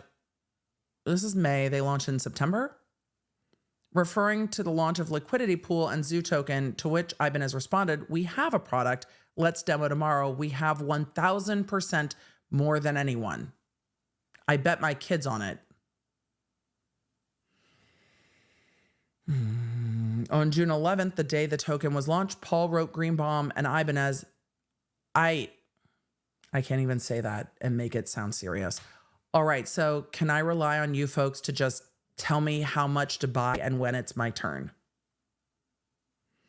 That same day, Paul was buying zoo tokens and adding to the newly created liquidity pool at the direction of Greenbaum. Paul wrote to his co-founders, IDK how this liquidity thing works or what the return looks like, so explain it to me tomorrow sometime. I don't know. We're selling financial tokens. Lol. People are investing their money. 90K. Coffeezilla, these don't help. Do they? Do these help? Do these help your perception? Do these make it better for you? Chat, anyone? Does any of this make it better for you? Any? Coffeezilla purposefully omitted these and other examples from his series because he knew that they flatly contradicted any serious suggestion that Paul was perpetuating a scam, as opposed to following advisors who turned out not to have the project's best interest at heart. You guys are like, this definitely makes it worse. Some of you are saying definitely better. I don't know if that's sarcastic though, because most of you are saying no, it's not. No. Y'all are telling him to stop self-snitching in his own lawsuit. Correct. It says, even worse, Coffeezilla affirmatively distorted, my brain has stopped, I apologize, distorted the excerpts he did include, taking them out of context in an attempt to falsely portray Paul as a knowing participant in a nefarious money grab. For example, when addressing the founders' discussion of potential regulatory issues associated with the pre-sale of tokens, Coffeezilla notes that, quote, not everyone wanted to be cautious about such issues, citing as an example a message in which Paul noted that, quote, everyone does a pre-sale with coins. According to Coffeezilla, this illustrated a dilemma amongst Paul and his co-founders about how they could maximize the amount of money they could make from the project while minimizing their legal exposure. In addition, Coffeezilla purposefully omitting Paul's statement that he was relying on Greenbaum for guidance on this piece, saying, I don't get this part of crypto at all, which tellingly came just several lines after the portion that Coffeezilla included. Okay, this is all just PR. 27 pages of PR. They're saying, in fact, Ibanez relayed to Paul that the market cap of the token had reached 100 million on August 16, 2021. Paul's response was, bro, who cares? Honestly, fuck all that. I hope people find the stupid satisfaction we find with hatching their hybrids. Fuck the token. Fuck everything. I want someone to laugh out loud about this.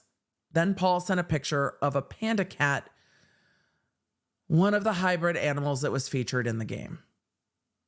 But the game, when did the game work though? When was anyone hatching anything? Did anyone ever hatch anything? Hold on. Logan, Paul, panda cat.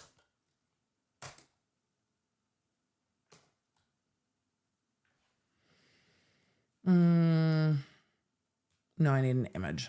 Let's see. Panda cat, Logan Paul, panda cat, crypto zoo. Why does Google have images of cats that actually look like pandas? Adorable. Okay, now here.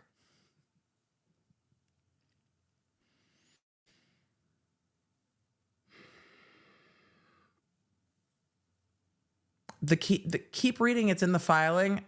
Oh, hold on. Yes, and Coffeezilla posted this on Twitter. So I'm going to go to the Twitter one, and then I'm going to go to the lawsuit one. You guys are like, Emily, keep reading. Yes. I'll keep reading. But also,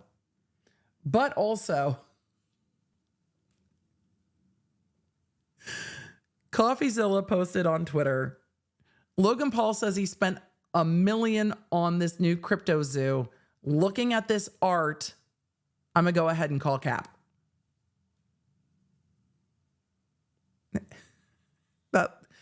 That Ever wonder what would happen if you bred an elephant with a panda? We did. Meet the pandafint. Hold on, that's the pandafint. Oh, this is from CryptoZoo's Twitter. CryptoZoo's Twitter is still up.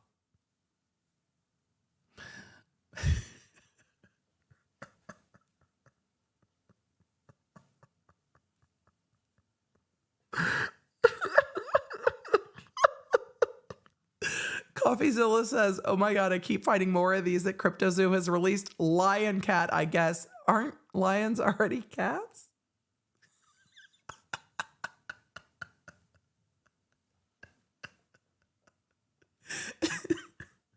Somebody just did this on Midjourney. Somehow it gets worse. You are expected to pay hundreds, maybe even thousands of dollars for this. That has to be Panda Cat. That has to.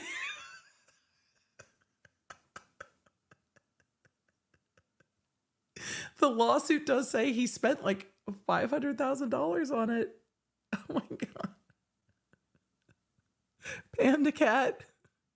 Lion cat that's a cat because it's a lion because lions are cats. The Ewoks? The cat. Who said pussycock in the chat? I don't see a gorilla grip. No, I don't. To be fair, yes, I did laugh out loud at it. I did laugh out loud. Because we're in the context of a lawsuit that is a lol at this point. Lol. Wait a second. How is CryptoZoo still up? Ever wonder what would happen if you bred an elephant with a panda? We did meet the pandafint. I mean, tell me you just want to try to remake. It is still up. You want to remake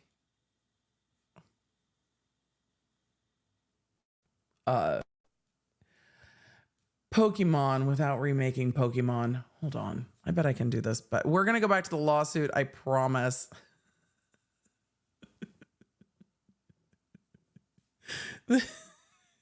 Let me see if I can just go to media. Will that just bring me to the pictures? Oh, fantastic. We're doing this first and then we'll get back to the lawsuit.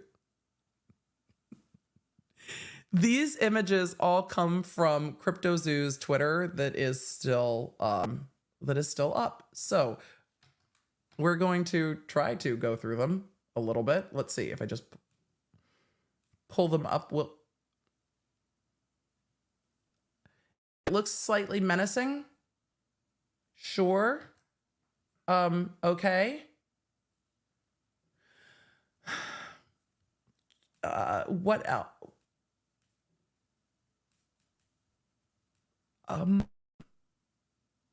What? What are we calling the platypus deer thing? Oh boy. Do we have to go to the, no, I'm not going to the tweets. I don't know, but the blobfish seems to be of heavy inspiration. I promise you, YouTube, it is supposed to be some sort of a blobfish hybrid, and it did not come off of the hub. It's not body parts. I swear. It's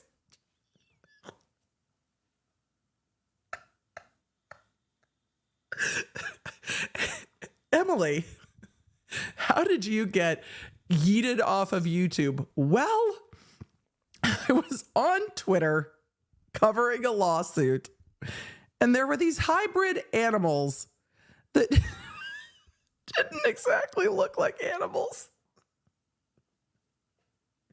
And YouTube's robots just didn't understand.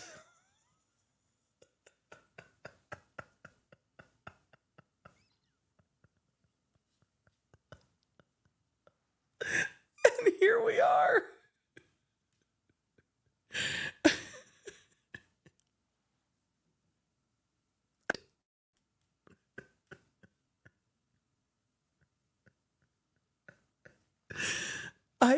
I don't know, you guys.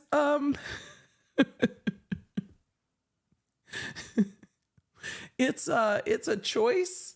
All of it's a choice. It's just $1 million in art.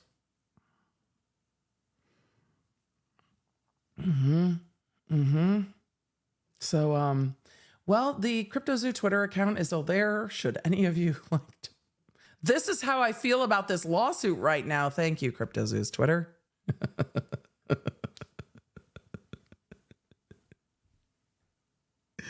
The lawsuit says $1 million for the art assets for this game, crypto trading situation. There are more of them. Don't you worry. Yeah. Oh, wait. Do you think this was approved? Or do you think this is maybe false likeness? Just saying. The memes are 10 out of 10. I wonder what Kevin Hart would have to say. I need to know now that his name is getting dropped. I also, look, the fact that half of what they're doing is like, look, man, the kids love it. Stop it. Stop it. Okay. Back to the lawsuit, shall we? Now that we have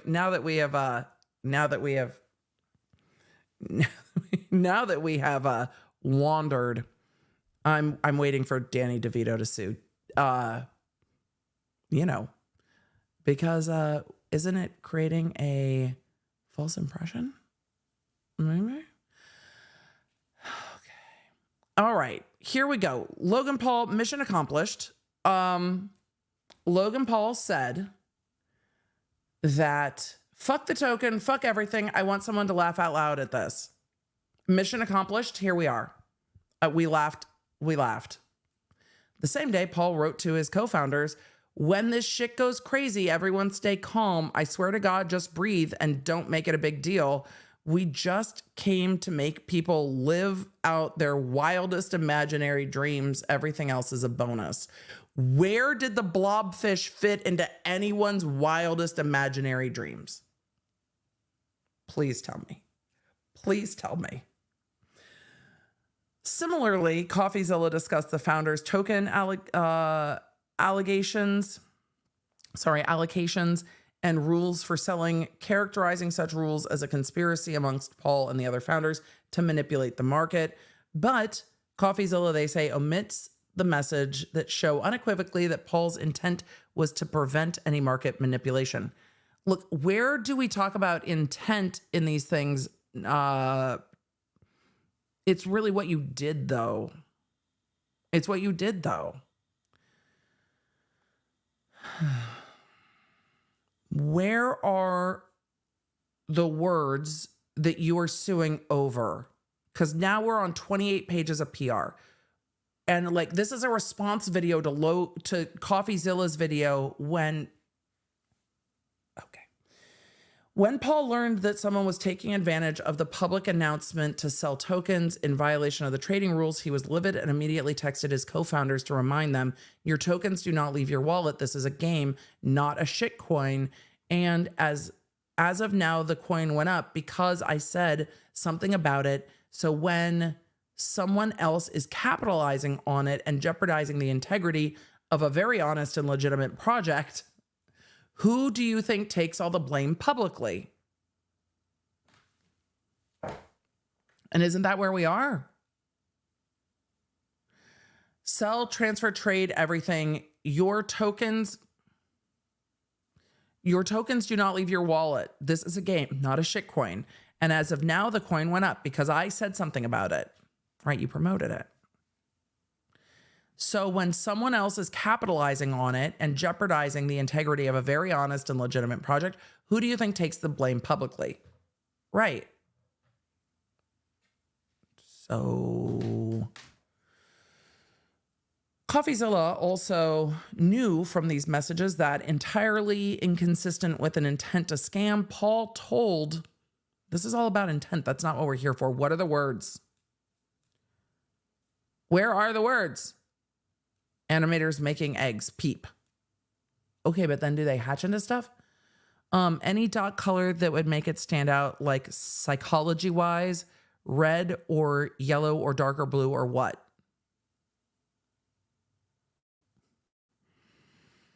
Okay, I'm not going through all these texts. Where are you showing that the game works? Egg created successfully. Let's see. Let's have a screen say hybrid egg created successfully. I think the timer is wrong for the hybrid eggs. Easy fix. I think we said 36 hours. And then for the multiple, I don't think we have X1 if there's more than one. And then pictures of what the base animals. Okay, I don't need all of. Where are the words you're suing over? Are we going to get there? Despite his knowledge that it was despite his knowledge that it was fundamentally false to accuse Paul of operating a scam and to describe CryptoZoo as Logan Paul's scam, they're saying Coffeezilla persisted in doing so because he knew that accusing a public figure like Paul of engaging in a crypto scam would generate substantial viewership for his YouTube videos, earning him a higher profile and generating income. When did we talk about the damage to the reputation? Are we there yet? It goes on to say additionally on December 16th, 2022, the very same day that he published his first CryptoZoo video on the Coffeezilla YouTube account, Coffeezilla launched a Patreon where he encourages subscribers called patrons to send him donations. I mean, to join a member. Okay. Emily, let it go. Coffeezilla's YouTube videos, including those in the CryptoZoo series, promote and link to the Patreon account. Given the timing of the launch of that account, it's clear that Coffeezilla knew his videos accusing Paul of perpetrating a scam would gain a large viewership, and that he hoped many of those viewers could then be persuaded to send him money via Patreon. Ironically, despite accusing Paul of being a quote-unquote reckless clout goblin just in it for the money, where did he say reckless clout goblin? I'm not going to lie. The phrase clout goblin always makes me laugh. And we've seen clout goblin in 2 lawsuits now, in addition to clout circus. Good God. Together, Coffeezilla's 3-part series on CryptoZoo has been viewed more than 23 million times. For him, resulting in a widespread false public narrative about Paul's intentions with CryptoZoo. Oh my God, it's not about the pasta. Did the game work? When you sold it, did it work the way you said it would? Does it do the things that you said it would do? It's not whether you wanted it to do the things. Did it do the things when you took the people's money? That's it. That's it. Oh my God, that's it. Paul tries to take the high road and focus on doing what he can to help those affected by the failure of CryptoZoo. Paul's initial reaction to Coffeezilla's defamatory attacks in the 3-part series was understandably one of hurt and anger. He posted a couple of response videos on his own YouTube channel in which he alluded to the possibility of a lawsuit. He did do that. Recognizing the time, expense, and energy required of a lawsuit, however, Paul elected to ignore the defamatory claims. Which ones are the defamatory ones? And instead focus on making things right. On January 7th, Paul posted a message on social media calling his initial reaction to Coffeezilla's videos rash and stating that the war is not with coffee. Paul expressed that he was grateful. Hey, they put all of it in the lawsuit. Well, I mean, at least we got the whole story. It'll make the motion to dismiss easier. Paul expressed that he was grateful for Coffeezilla, that Coffeezilla had brought some of the misdeeds of his former business partners to light, Paul further stated that he would seek to make this right and that he would be coming forward with a plan in the near future. On January 13th, Paul announced an initiative whereby he pledged up to $1.3 million of personal funds to buy back all of the base eggs and base animal NFTs from disappointed holders. I mean, does that compensate them for what they paid for it? Like, it's not a refund, is it? Shortly after the announcement, Paul spoke on the phone with Coffeezilla to move on from the dispute.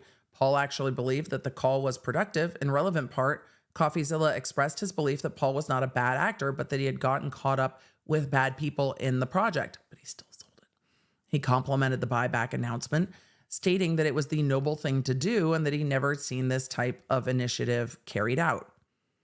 Given that Coffee had claimed all along that his motivation for publishing videos about CryptoZoo was to seek justice for victims, Paul hoped and expected that he and Coffee could bury the hatchet in pursuit of a common goal. Regrettably, Paul completely misjudged Coffee's true motives. And what are those? Despite subject knowledge that the accusation is not true, Coffeezilla continues to falsely accuse Paul of scamming his fans. They say that Paul's January 2023 efforts to seek common ground with Coffee and his announcement of the buyback program appeared to bear fruit. For some 6 months, Coffee refrained from repeating his false allegations that Paul operated CryptoZoo as a scam. Is that... In the summer of 2023, presumably for more clicks, they say Coffeezilla began attacking Paul again. While the nominal impetus for his renewed attention was the supposed slow pace of the buyback efforts, a pace that was unsurprising considering the amount of money involved, the safeguards required to ensure that funds got to the proper recipients, and the necessity of navigating legal ramifications. The lesson that Coffee had clearly taken from the success of his earlier videos was that hurling the S word, tell me you're serious in a lawsuit without telling me you're unserious in a lawsuit, the S word? What is that? Scam the S word. Really?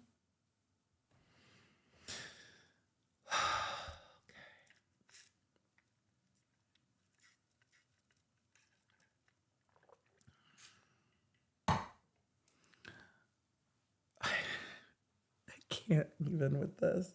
I can't even. The S word. Hurling the S word at Paul was a surefire way to increase clicks, viewership, and revenue.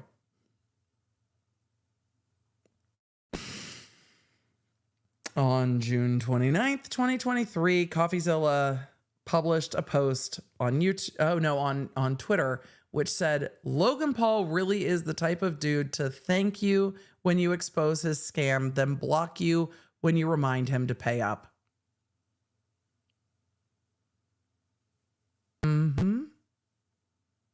And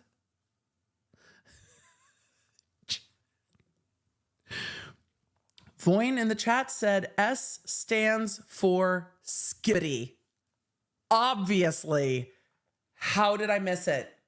That is so my bad. Of course the S word is skibbity. There we go, chat. Bingo. Somebody sunk somebody's battleship. Look. Riz, Ohio, skibbity, and blobfish.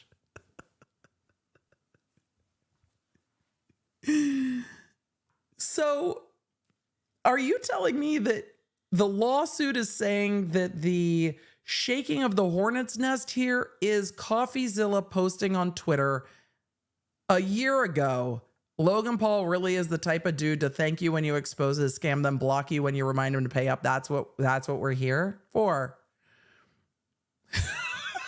With the screenshot. Okay.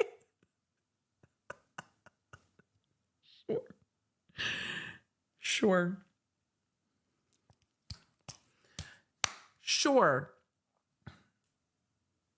This post was a gross and intentional distortion of Paul's prior statements.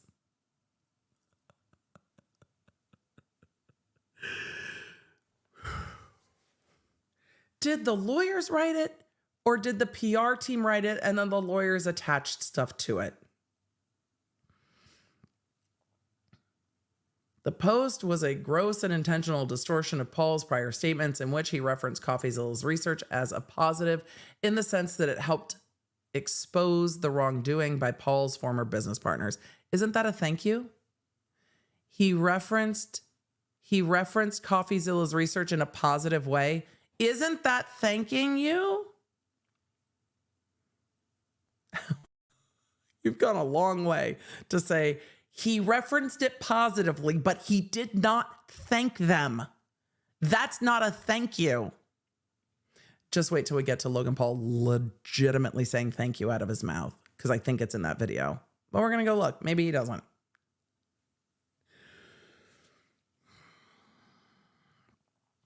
Coffeezilla knew this, but intentionally conveyed to the public the false accusation that Paul was a participant in a scam and intentionally defrauded people to increase his own profile by continuing to attack a well-known celebrity. Coffee also hoped to achieve attention and publicity as he knew. This is like, isn't this during the stuff going on with SBF? Like, he had other stuff. Okay, whatever. Coffeezilla also hoped to achieve attention and publicity as he knew that he was planning to publish a new YouTube video about Paul the following day. Wait, you're saying he brought attention to a video before he published a video? I should do that. What? To date, the June 29th X post has been viewed more than 6.5 million times, and the comments on the post are universally negative towards Paul and accepting of Coffeezilla's claims that Paul had scammed those who bought crypto zoo egg NFTs or zoo tokens. For examples, not the montage of comments. For example, commenters are calling Paul evil, accusing him of grift. They are accusing him of grift and exploiting people, accuse him of operating a scam, and labeling him a scumdog millionaire. He's a professional liar and now a scammer too. One of them says, scumdog millionaire, yo, Logan Paul, pay your people back for your scam. How can he get away with this grift after his admission and promise to refund everyone? Somebody else said, crimes get washed away after a certain point. Guess he made it. Somebody else said, how is he still so popular? He's clearly a scammer. So weird. So if he's still so popular, has his reputation been damaged? Because I thought this was a defamation suit, but now I am into 37 pages of the script of Logan Paul's apology video that he just filed in federal court instead of recording. The following day, on June 30th, 2023, Coffeezilla published a video to his Coffeezilla YouTube channel with the title, Logan Paul's Scam Isn't Over. The video purported to be about Paul's offer to buy back or to buy out holders of crypto zoo egg NFTs.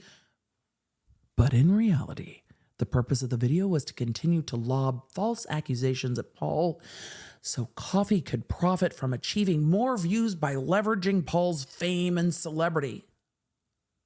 Oh, so a year later, his profile was still high enough that it was being leveraged? Okay. In addition to the title directly accusing Paul of intentionally defrauding people via a scam business, the opening lines of the video refer to CryptoZoo as a scam created by Logan Paul. Is that what we're suing over? Is it that line? Is that what we're doing? That line?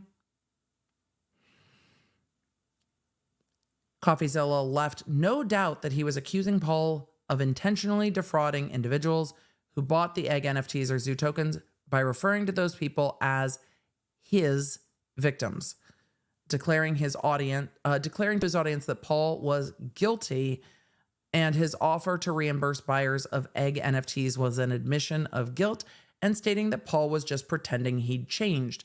To date, the June 30th, 2023 video has been viewed nearly 6 million times. And once again, commenters who viewed the video were universally negative towards Paul and accepting of Coffee's claim that Paul had committed financial fraud. For example, commenters called him a thief, a scammer, accused him of committing crimes, and suggested he should face criminal charges. I mean, he's being civilly sued. On January 4th, 2024, Paul officially announced on X that his CryptoZoo egg and NFT buyback program was operational. So he said he was going to do it in 2022 and started doing it in 2024.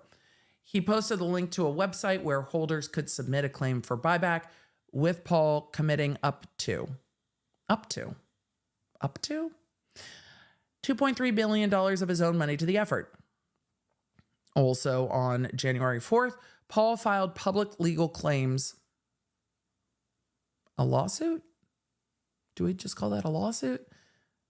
Filed legal claims against Ibanez and Greenbaum, against whom Paul has obtained a clerk's default and moved for default judgment. Oh, we're going to have to look at that too. I mean, were they served? In which he set forth in great factual detail the true story behind the failure of CryptoZoo, including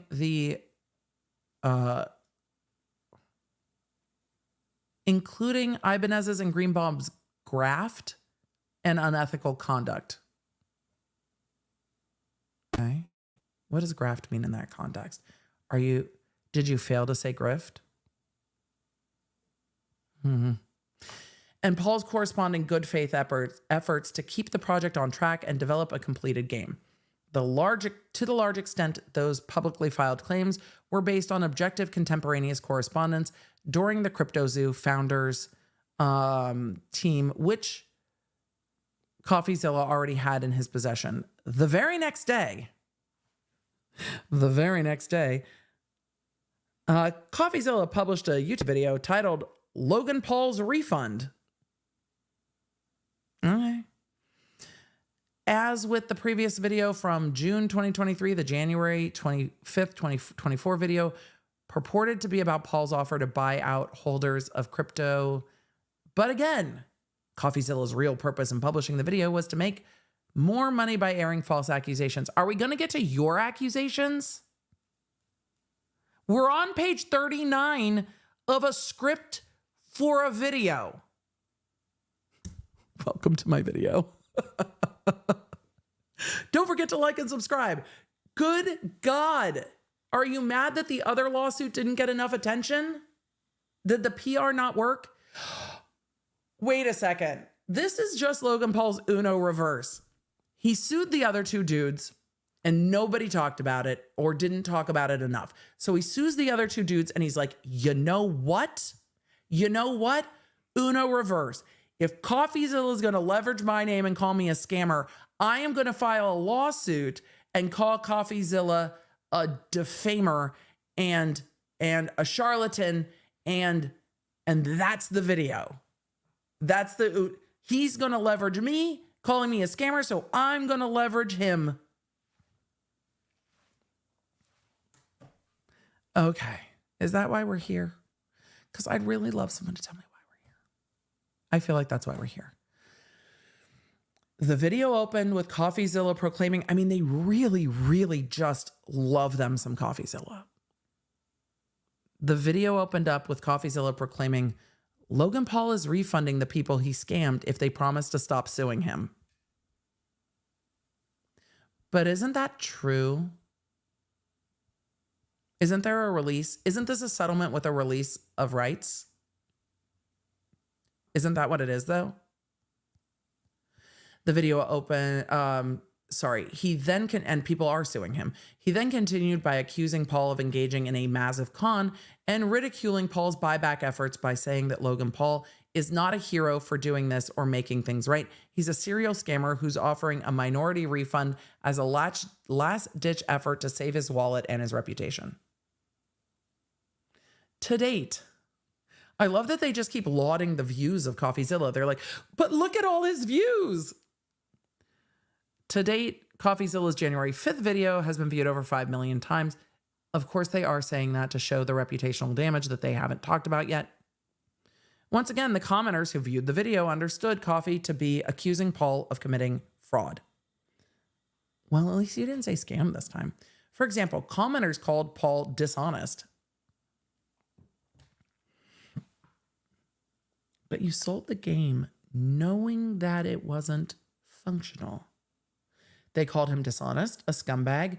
They said he needs jail time and called him a sociopath and accused him of fraud and called him the guy who scammed his fans. The January 5th video mentioned Paul's cross claims multiple times and made clear that Coffee had reviewed them in detail. Indeed, he harped on the fact that some of the factual information in Paul's cross claims was supposedly taken from Coffee's own prior reporting, and he accused Paul of shamelessly ripping off his work. Hey, so Coffeezilla accused Logan Paul of using his investigation in his lawsuit? Did that happen? That's funny. So Coffeezilla accused Logan Paul of shamelessly ripping off his work. Coffeezilla continued perpetuating the false narrative that Paul is a scammer, blissfully ignoring the many instances in which the claims excerpted from communications clearly show that Paul was not a participant in any supposed scam. Communications that he had previously chosen not to include in his own reporting. So you're going to use his reporting to sue people, and then you're going to sue him for saying it. Okay. Oh, and you're going to tell us that the buyback was an enormous success. Fantastic. I wonder if the lawsuits have all been dropped. I guess that they haven't been. It bears repeating that Paul never received any funds from the purchases of egg NFTs in the first place. That's not the point. So the funds that he dispersed as part of the buyback are not a refund on money made from the sales of NFTs, but rather came from Paul's own assets. If you hadn't sold the uncompleted thing, this never would have happened. Sorry. Between his own investments in the game's art and development, his losses on Zoo tokens that he bought and never sold, and the buyback program, Paul did not earn a single cent from CryptoZoo. In fact, he lost well over $1 million on the project. Those numbers don't make sense. In this lawsuit, they said he put aside up to $2.3 million for the buyback, that he spent over $1 million on art, and that he spent other monies on the project. So how in the world did he lose over $1 million? Wouldn't that be like over $4 million? If he hadn't sold the project, he wouldn't have had to do the buyback when the project wasn't done. Nevertheless, Paul was heartened by the success of the buyback, the high level of participation, and the amount of funds that he was able to distribute to eligible holders. While bad actors who actually made millions off CryptoZoo shirked accountability and did nothing to help those who lost money trying to participate in the game. Right, so sue them. And you said you did. Paul stepped up and did the right thing to try to bring some closure to the whole unfortunate episode. I'm sorry, I don't have a gold star to give you. Oh, that's not the applause. My bad. Not surprisingly, Coffeezilla never commented on the enormous success of the buyback program or the fact that Paul resoundingly delivered on his promise. You're mad that he didn't make a follow-up video? Guys, he's mad? He's mad that Coffeezilla never made a follow-up video.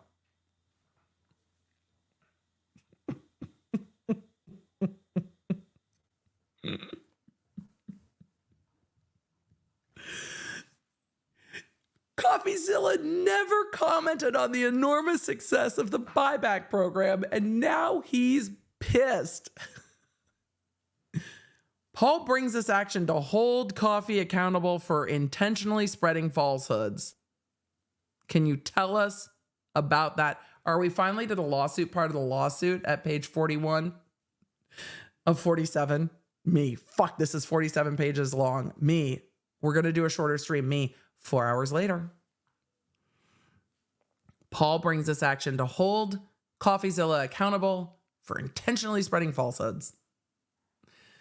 Paul's early experience with the disastrous Japan episode, the disastrous choices that were made, taught him the importance. I mean, you call it the Japan episode, it's like something happened to him. It didn't happen to him. He did it. Paul's early experience with the disastrous Japan video taught him the importance of humility and the importance of accountability. You talk about his charisma at least 4 times in this lawsuit. Tell me more about humility.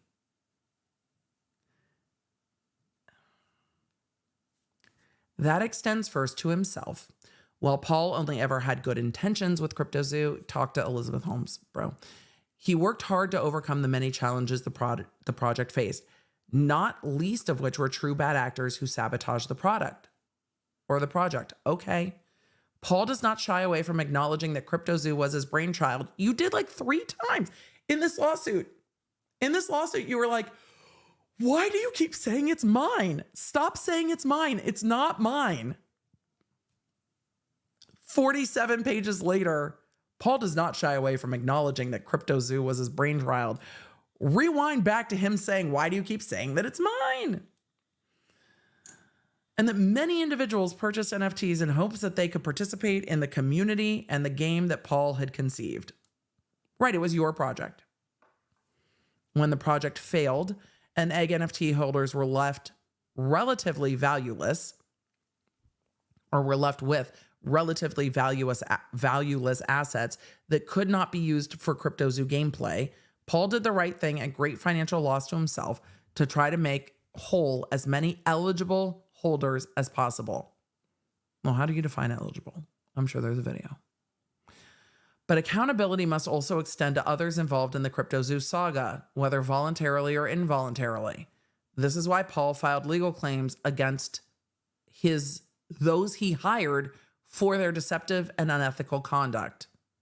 Okay, you sued the people who did the harm. Would you like a cookie? With the buyback complete and the claims being litigated, Paul turns his attention to Coffee. What, you're still mad, bro? Who also needs to be held accountable for his actions. As set forth above, Paul was initially willing to turn the other cheek on Coffeezilla's false and defamatory accusation that Paul scammed people. So is all of the lawsuit just, you called me a scammer? Because that's opinion. Despite the initial video series receiving millions of views, causing immense harm to Paul, Paul wanted to believe that Coffee was sincere in his professed desire to bring attention to members of the public who lost money trying to be part of CryptoZoo. But he says Coffee's actions, even after Paul announced the buyback program, have conclusively demonstrated that Coffeezilla's claimed sympathies are a ruse. So you're mad that he didn't like your buyback program as well.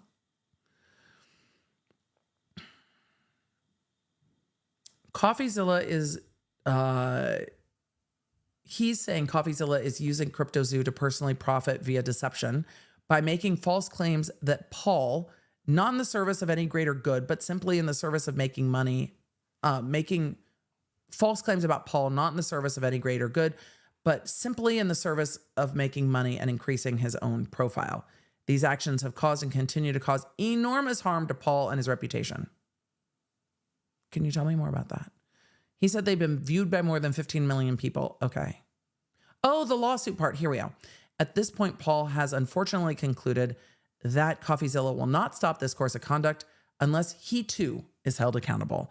Well, thank you for that novel. You should have just published it in the Washington Post, but okay. First claim of action, libel per se. Okay. Is this for Twitter?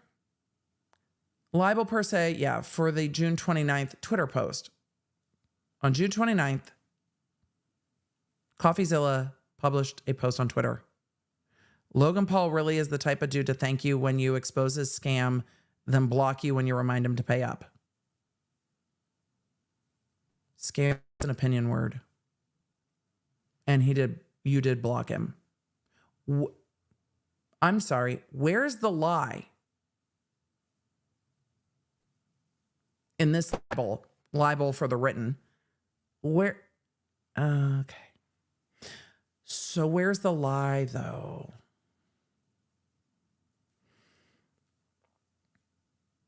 Copy of the post is attached. He's saying the post is of and concerning Paul. Yes. The post was intended to convey and was understood by readers of ordinary intelligence as conveying the factual accusation that Paul created CryptoZoo to engage in a financial scam, i.e. fraudulent financial conduct.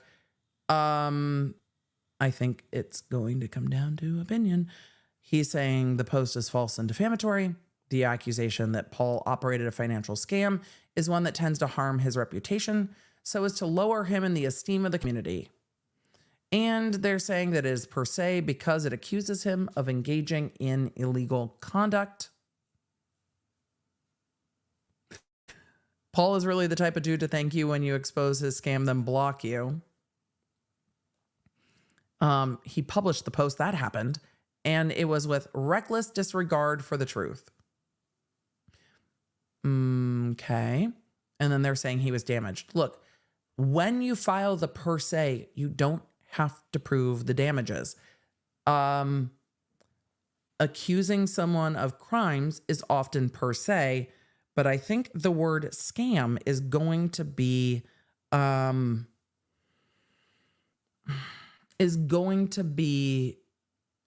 opinion. But we'll see. But I think it's going to be opinion. Second claim for relief, libel for the title of the YouTube video. On June 30th, he published a video. The video was titled Logan Paul's Scam is Over. So he's suing over the title of the video. In addition to the title, directly accusing Paul of intentionally defrauding people via a scam, the opening lines of the video refer to CryptoZoo as a scam created by Logan Paul. Well, wouldn't that be slander? Coffeezilla left no doubt that he was accusing Paul of intentionally defrauding individuals who bought the egg NFTs. I don't think he said intentionally. The video was published. The video is about Paul. It was intended to convey and was understood as conveying the accusation that Paul created CryptoZoo to engage in a financial scam or fraudulent financial conduct. So they're trying to move this from the word scam to fraudulent financial conduct, which is illegal. So they're trying to move it into the realm of per se defamation, so he doesn't have to prove damages, which would be very difficult. Let's see. The accusation that Paul operated a scam is one that tends to harm his reputation. The video is libelous per se, as it affects Paul in his office, profession, or occupation.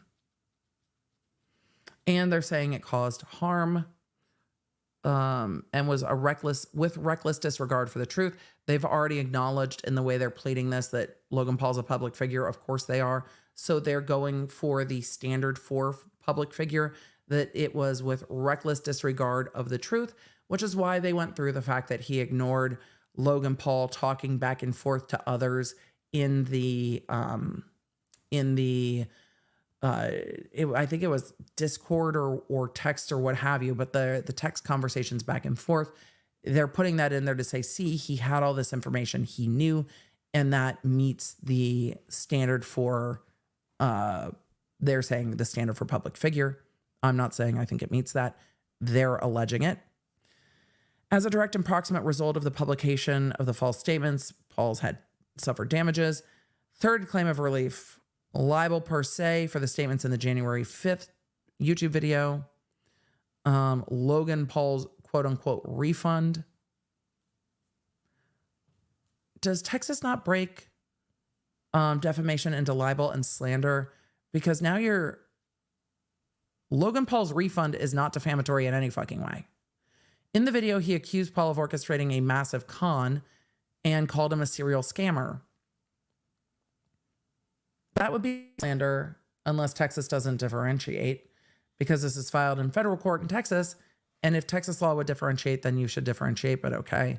Because that would, again, be slander. They might not differentiate. So they are suing over accusing Paul of orchestrating a massive con and calling him a serial scammer. And then he gets into the rest of the filing saying that it harmed his reputation, that it's per se because it harms him in his office profession, or occupation.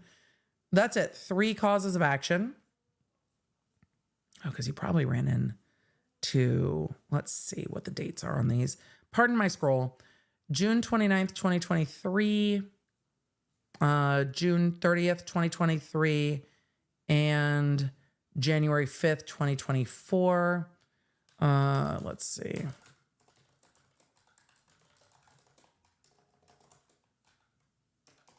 I would imagine most statute of limitations for libel are between a year and sometimes a year or 2, sometimes 3. 3 becomes very long, but I wonder if the reason that he's picking these is because they're the only ones that still fit the statute of limitations. So Logan Paul's refund's not defamatory. They're alleging that the massive con is, could somebody interpret that as accusing him of a crime? Context is going to matter, but 90% of this lawsuit is a puffery PR nonsense that doesn't need to be in here. Some of it matters. So I would imagine, let's see what date this was filed on. Oh, this was filed June 27th. Oh, I would imagine then that they're looking at a 1-year statute of limitations, and they filed it right as the year was about to expire on those. Some states are a year, some states are 2. Very, very few are 3. So given the filing date, I would assume it's a year because that is right. Emily, the filing date's right on the stamp. That's right at the, right there. Elizabeth Mee said, since it's a federal case, do Texas anti-SLAPP laws apply? They can argue that they should. They can argue that they should apply. And I imagine that they will argue that they should apply. They are well ahead of needing to do that. Let's see what the prayer for relief is. Statutory damages of $75,000. That's to keep us in federal court. Punitive damages as allowed by law. Other relief. Logan Paul demands jury trial. And then the lawyers, some in Texas, some are pro hoc vice. Those have all been admitted. So a law firm out of Florida, partners from a law firm out of Washington, D.C., and then a law firm in Texas. So 3 law firms. And Exhibit A is the copy of the tweet. What do they have? Publication. They have publication. The scam is going to be argued to be opinion. The thing is, this could be incredibly expensive for Coffeezilla to go through. And the way this reads, I imagine Coffeezilla's team is going to turn around and argue that this is that they're able to use Texas anti-SLAPP, that this is exactly what anti-SLAPP is for. Anti-SLAPP is the motions where you can get lawsuits dismissed if those lawsuits are infringing on protected activity. First Amendment activity is what most states have. Some very limited states have very limited anti-SLAPPs where it's just like petitioning government is the only activity that counts. So with all of this, at the end of the day, I think it's going to be hard for them to get to defamation. Is it going to be hard for them to get to costing Coffeezilla quite a bit of money and time and effort? Yes. Does this read that Logan Paul is big pissed? Yeah. Big pissed. Big pissed. What a wild lawsuit. And the videos aren't going to help. The videos of Logan Paul, which I'm sure Coffeezilla has all of them. The videos of Logan Paul saying, thank you, Coffeezilla, for bringing this to my attention. These people, I didn't know they were doing this when I promoted the product. So you sold a product and you knew that you didn't have the product all the way completed. So where do we go from there? What else would you call that?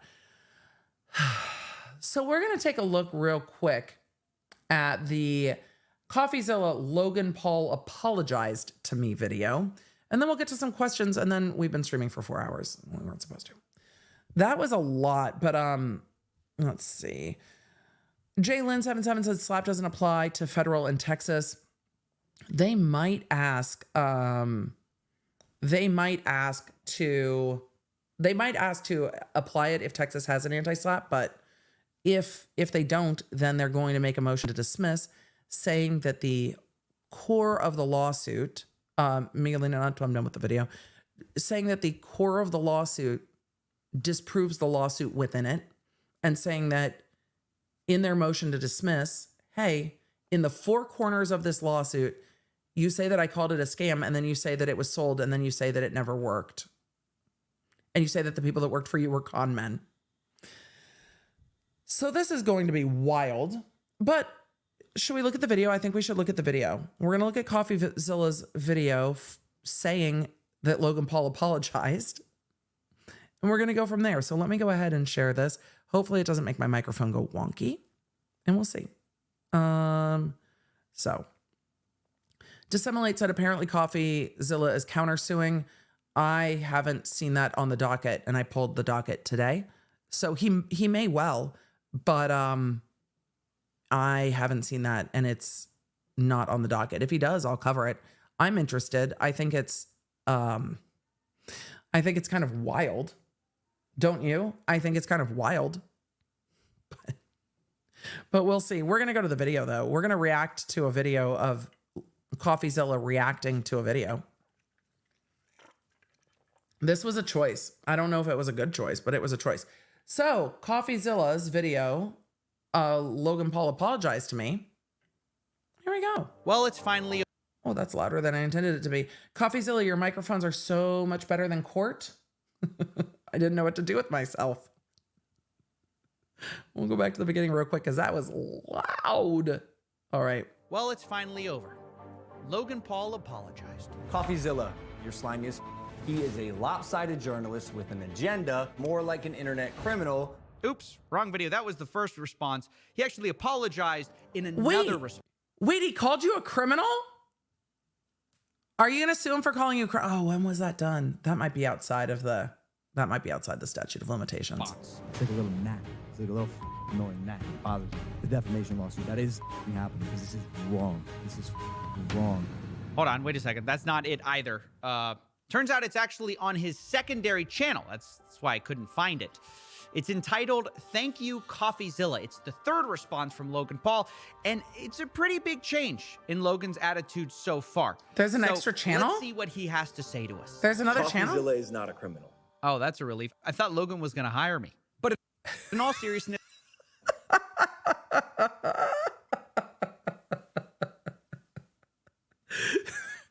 Coffeezilla is not a criminal. I love that he's like, that's a relief.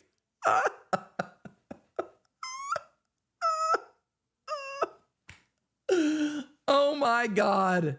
That's so funny. Change in Logan's attitude so far.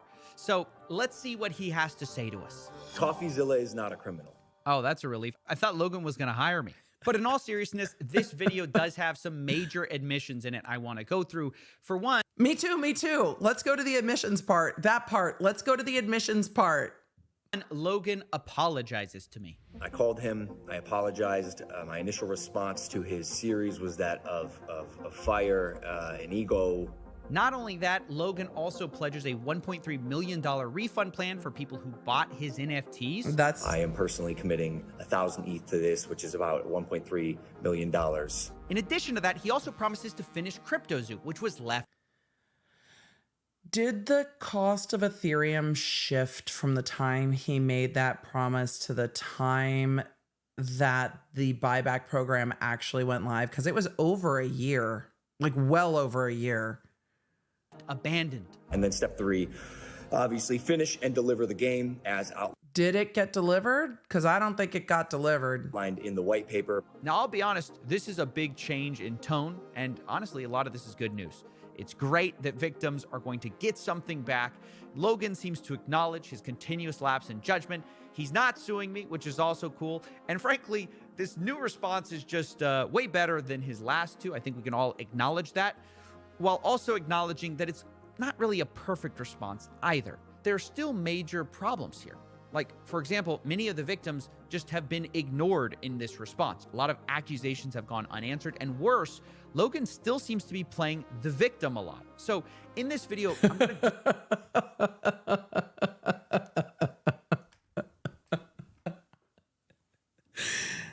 And worse, Logan seems to be playing the victim a lot. Cut to the last hour of me reading 47 pages of that lawsuit. do my best to give Logan credit where credit is absolutely due, while also sharing moments where I think this apology fell flat. And let me start with a positive. For example, I think if you're an outsider who is not affected by this scam and you wanted a reason to love Logan Paul again, I think this nails it. I mean, he's giving back some of the money, he's apologizing. So if you're a card-carrying member of the Low Gang, you can rest easy here. Logan said, I forgot they were called the Low Gang. says he's sorry, he says he's making things right, and I think that's the point of this video, is to speak to his core audience, to tell them he didn't scam anyone. Okay. And for what it's worth, I think Logan succeeds here. The problem is, I don't think I or the CryptoZoo holders were who Logan was really addressing here. Right. And this is where the response falls more flat. Okay. Because he doesn't adequately address the real victims of CryptoZoo, which I think they're rightfully angry about. And I wanted to spend some time talking about that because, again, right. they've been the heartbeat of this whole story. And I want to get to what Logan says to Coffee. I'm going to let you guys go watch this video on Coffee's channel to see what Coffee has to say about the people that were in his video that spent quite a bit of money on this. But I want to get to what Logan says about Coffee. So we're going to zoom a little bit. And look, to be fair to him, there was a misconception that Zoo was an investment vehicle, but it's a misconception that he created. I mean, he's the one who said CryptoZoo was a fun game that earned you money, and how it earned you that money was that your NFTs earned you Zoo tokens.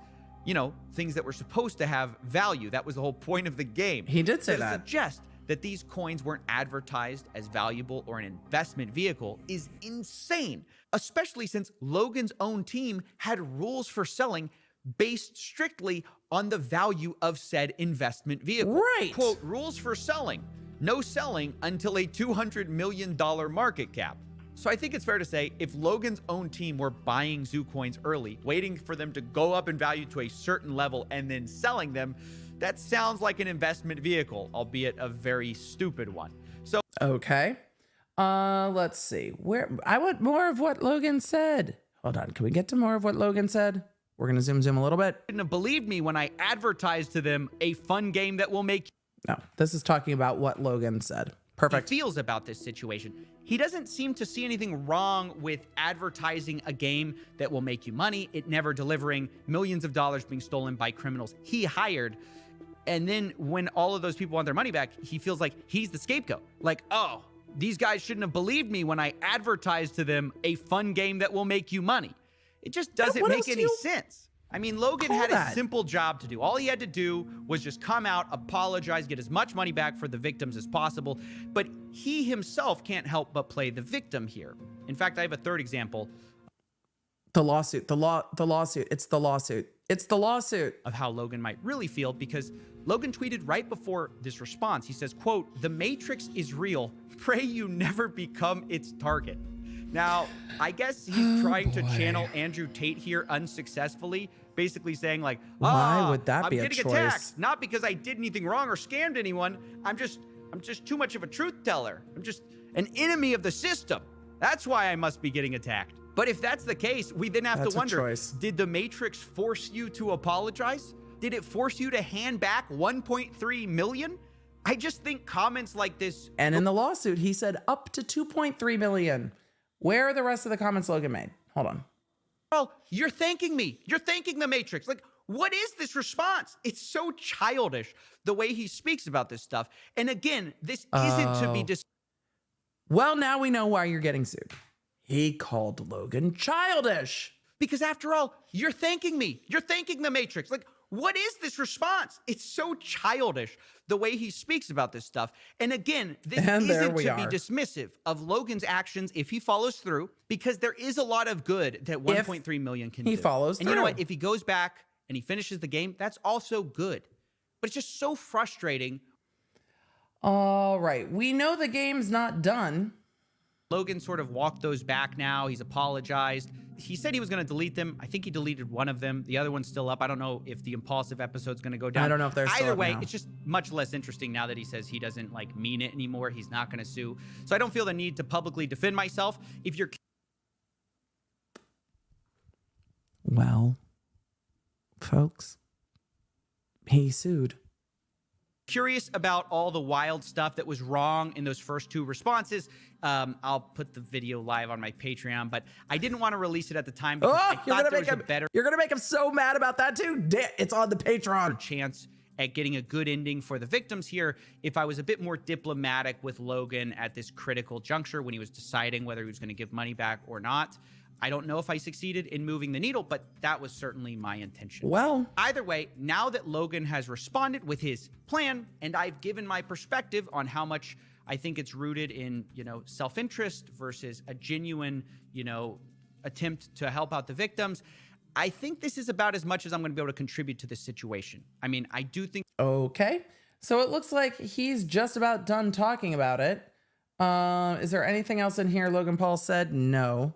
I wonder if that video's still up. Hold on. I need to go look. There's a second Logan Paul channel. Give me 1 second.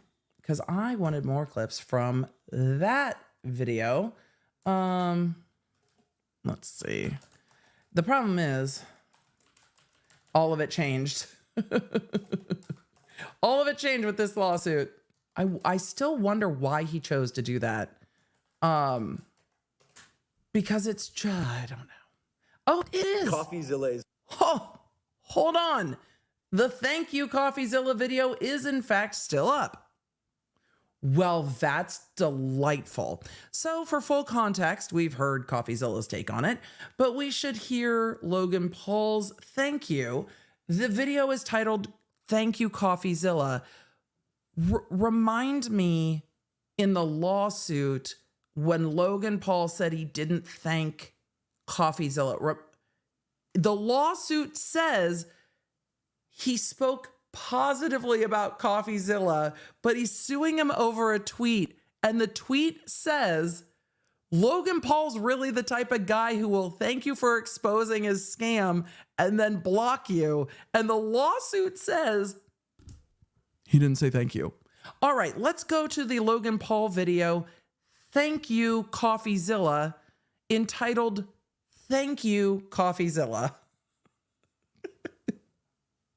Coffeezilla is not a criminal. I called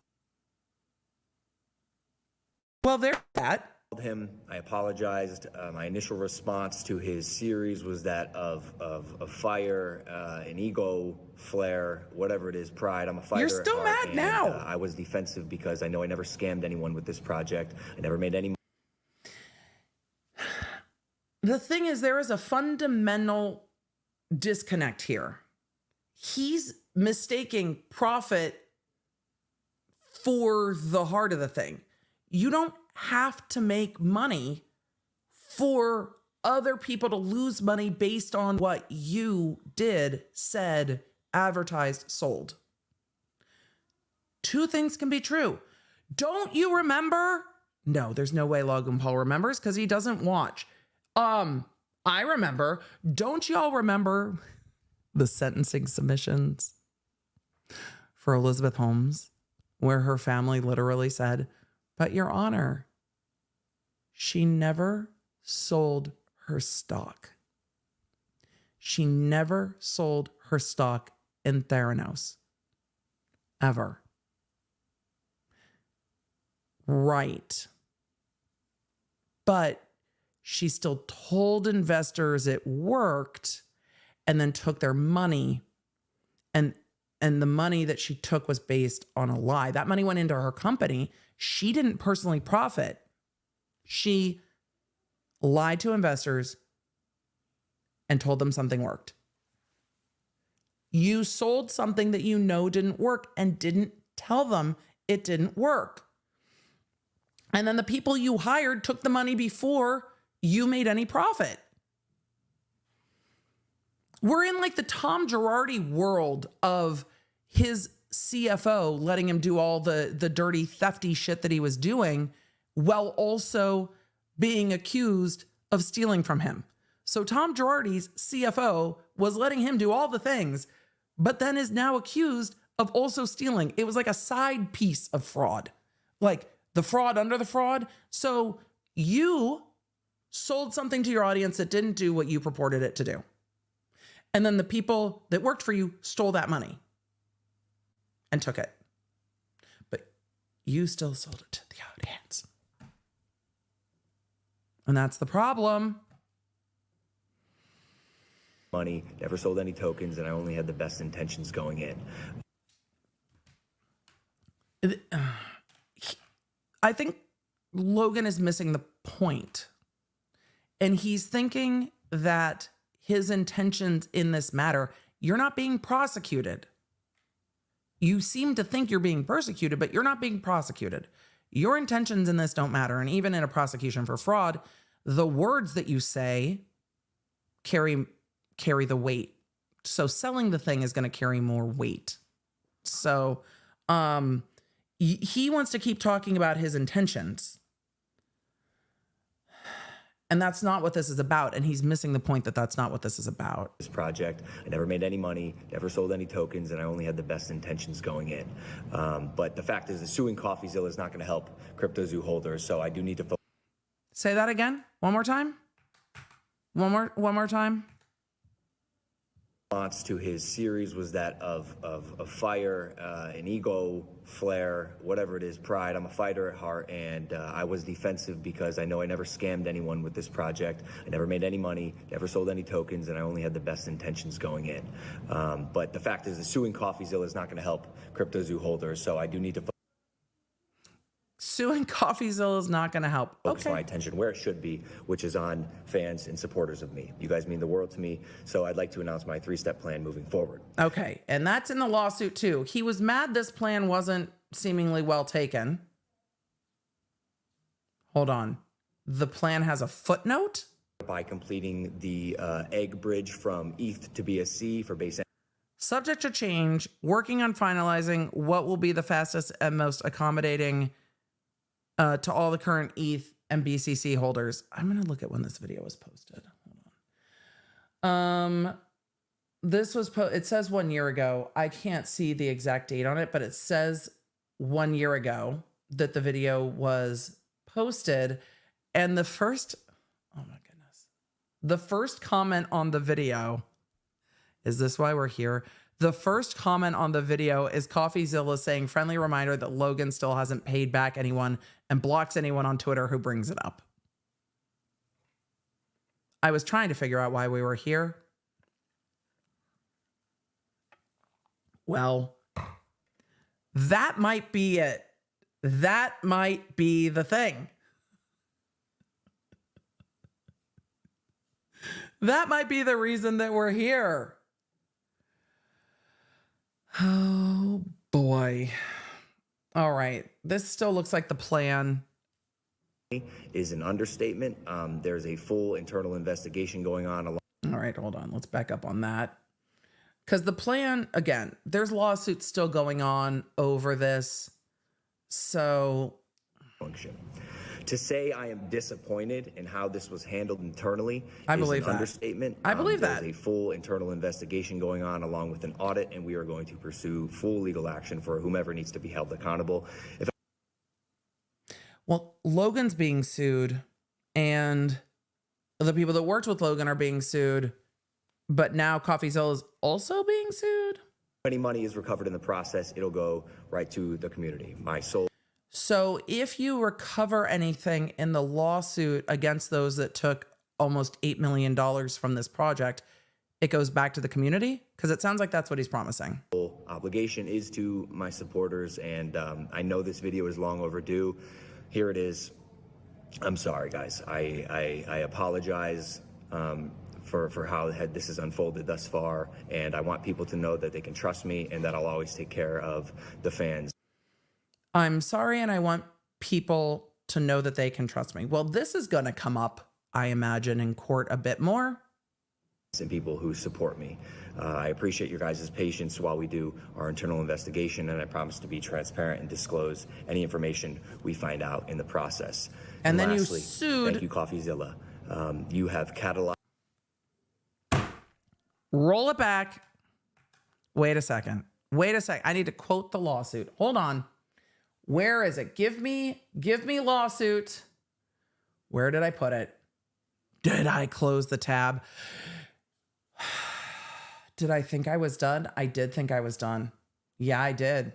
You know what I wasn't? I wasn't done. Damn it. Hold on. Give me lawsuit. Let me go find it real quick. I've got it. I need to find the part of the lawsuit where he says he doesn't say thank you. Let's see.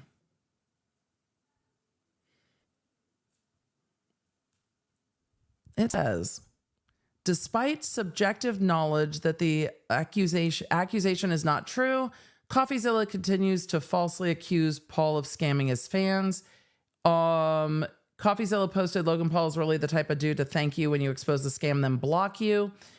It says the post, quote, the post was a gross and intentional distortion of Paul's prior statements in which he referenced Coffeezilla's research as a positive in the sense that it helped expose the wrongdoing by the former business partners.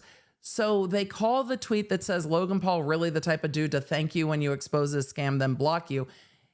That's one of the tweets he's suing over, or the only tweet he's suing over. The others are from YouTube video titles. And then he says on video, care of the fans and people who support me. Thank you. I appreciate your guys' patience while we do our internal investigation, and I promise to be transparent and disclose any information we find out in the process. And lastly, thank you, Coffeezilla. You have catalyzed this. Thank you is a gross misstatement. And I am very grateful for your work and your investigation. And I mean that. Thank you, bro. I'm thankful for your work and your investigation. Thank you, bro. Okay. Lastly, thank you, Coffeezilla. You have catalyzed this, and I am very grateful for your work and your investigation. And I mean that. Thank you, bro.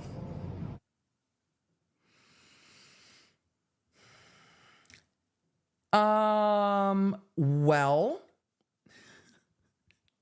tell me again, lawsuit, how the tweet, Logan Paul really is the type of dude to thank you when you expose his scam, then block you when you remind him to pay up, is defamatory again, because it seems like he does say thank you for your work. I think to be serious, I think, as opposed to unserious, I think the part of that he's taking issue with is the scam word. You know, remember the S word. So this lawsuit is would be funny. Well, would be funnier if this isn't going to cause a amount of funds. And BT asked this in the chat and said, does Coffeezilla have to respond? Yes. If he doesn't respond, he will lose, and there will be a default judgment against him because he has been served with this. Does Coffeezilla have to respond? Yes. He shouldn't have to pay to defend this.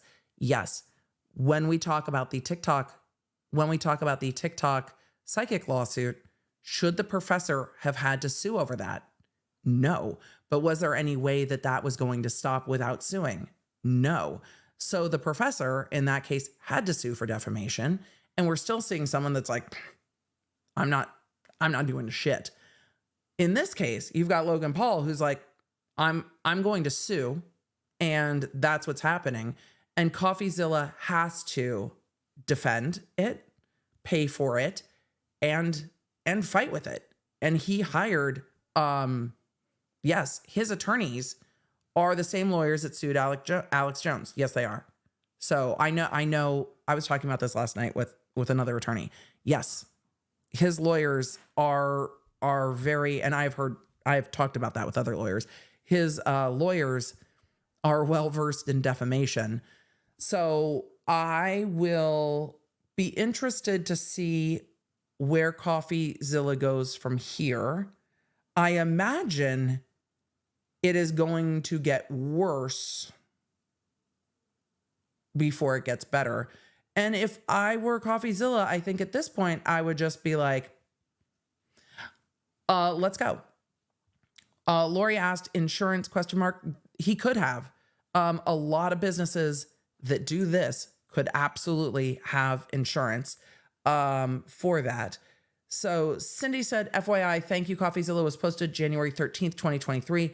Click more in the description. Oh, thank you. So over a year and a half ago. I appreciate that. I didn't know you could do that. So I'm invested. Are you all invested? I'm invested. So I asked in the chat, are you going to watch? 41% of you said yes. 20% of you said you'll rewatch. I'll just say that if you watch the videos, it will literally probably go to I can't say exactly how Coffeezilla will spend his money, but he will earn the income from you watching those videos, which is much of what Logan Paul has complained about. I think, the way I'm going to need to go look at case law in Texas, I will be surprised if Logan Paul is successful at taking the word scam and shifting it to mean financial fraud crime. And if he is successful in trying to move it, he is trying to sue for defamation per se. Let's summarize this the best I can after all of this. This is wild. What in the Ohio Rizzler skippity toilet is this lawsuit with Logan Paul? Well, it is a self-congratulatory 49 pages of why Logan Paul didn't take advantage of and or scam anyone. But the real question is the new lawsuit an embarrassment? He is clearly incredibly mad at Coffeezilla. Logan Paul continues to say in the lawsuit not only that he is charismatic and hardworking, but that he is from Ohio. Well, he only said that once. That Coffeezilla has damaged his reputation by saying that he scammed his fans. And then he proceeds in his lawsuit to line out the fact that two of the people he hired to work on the CryptoZoo project are in fact charlatans and con men and took almost $8 million out of this crypto project, but that he didn't intend for that and he didn't make any money. Well, that's not really the point here. And in Coffeezilla's series, he highlighted, as I remember numerous times, that Logan Paul didn't make money off the project, but people he hired did. So Logan Paul is suing because Coffeezilla called CryptoZoo a scam and saying it's Logan's biggest scam. At the heart of the lawsuit, at the heart of the lawsuit is a PR push for Logan Paul to tell his side about how everyone took advantage of him and he didn't mean to do this to his audience. But the legal part of the lawsuit in the last 3 pages makes clear that what is being sued over is one tweet that says, hold on. I need to share my screen. I thought it was ready. No, it wasn't. As we recap, that's not it. That's it. At the heart of this lawsuit is one tweet that says Logan Paul really is the type of dude to thank you when you expose his scam, then block you when you remind him to pay up. The lawyers did say this post was a gross and intentional distortion of Paul's prior statements in which he referenced Coffeezilla's research in a positive way. What they are referencing there is Logan Paul's video titled, "Thank You, Coffeezilla," in which he says, "Thank you, Coffeezilla, for your work." But okay. The next part of this lawsuit is suing over the title of 2 YouTube videos and the contents of those YouTube videos from 2023 and 2024, respectively. One of the videos called Logan Paul's Refund, they are saying that in that video, Logan Paul was libeled by Coffeezilla by Coffeezilla saying that CryptoZoo was a massive con and that Paul is a serial scammer. They do refer to scam as the S word in this lawsuit. You can't be more unserious than that. Oh, the word unserious is in there too. And let's see. And the second video being sued for is a video from June 2023 titled "Logan Paul's Scam Isn't Over." Again, suing over the use of the word scam. Words like scam generally do not import, or courts don't find them to import, criminal meaning. Logan Paul is suing for libel per se of a public figure, saying that essentially what is being said by Coffeezilla is accusing him of a crime, and in some parts of this lawsuit damages his reputation in his work. So that is where we're at the beginning of what is going to be a hard-fought federal lawsuit in Texas. Logan Paul, again, stating in this lawsuit he is a resident of Puerto Rico and suing where Coffeezilla's business is. The fact that this is 40 pages of puffery is wild. It is Logan Paul's self-congratulatory building up of why he had all the good intentions in the world. But that doesn't mean that when people bought CryptoZoo, they got what they paid for, which is going to come down to the heart of the fight here. Was CryptoZoo operating as it should? And when Logan Paul sold it to his audience as his project that he conceived of, did he sell them what they ended up receiving? Was what was advertised actually what was delivered? And based on the buyback program and the fact that the game was never finished, I think there's a strong argument that what was sold was not what was received and not what was expected. And that is why numerous CryptoZoo investors are suing Logan Paul over his sale of CryptoZoo. But Logan Paul is also suing the con men that he hired to work on this project, while also suing Coffeezilla. The drama of all of this needs a reunion. Everybody needs to sit down with the receipts, the timelines, the screenshots, fucking everything, and Andy Cohen in production, and sit down and answer the hard questions. I mean, they'll probably go to mediation, but I'm very interested to see how Coffeezilla responds to this. So far, it has not been addressed by either party on social media. I think that is the wiser choice.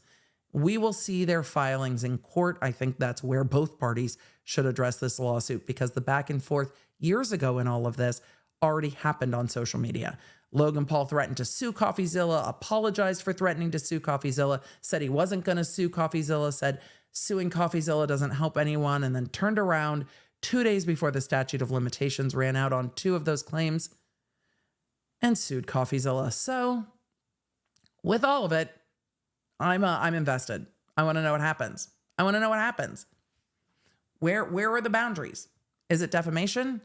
Or is Logan Paul mad that he was the tip of the spear for this project that did not go the way he thought it went? You let me know, and we're going to have to see. Law Nerds, we need to get to a little bit. Oh my God, it's been almost 5 hours. I'm not allowed to stream it. Law Nerds, what are we doing?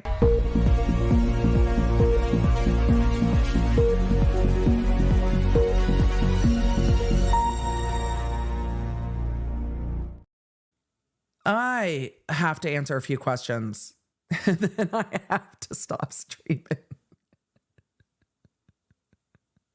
I am so sorry, Law Nerds. I can't believe it's been this long. I need to go apologize to my husband and my children. Tomorrow we have a new podcast dropping. I'm going to answer a few questions. Oh my God. We have to end. It is almost 5 hours and the podcast has to get done. The team still has to work on the podcast. I am so sorry, Miguelina. Team, I am so sorry for running so late on this. I absolutely apologize.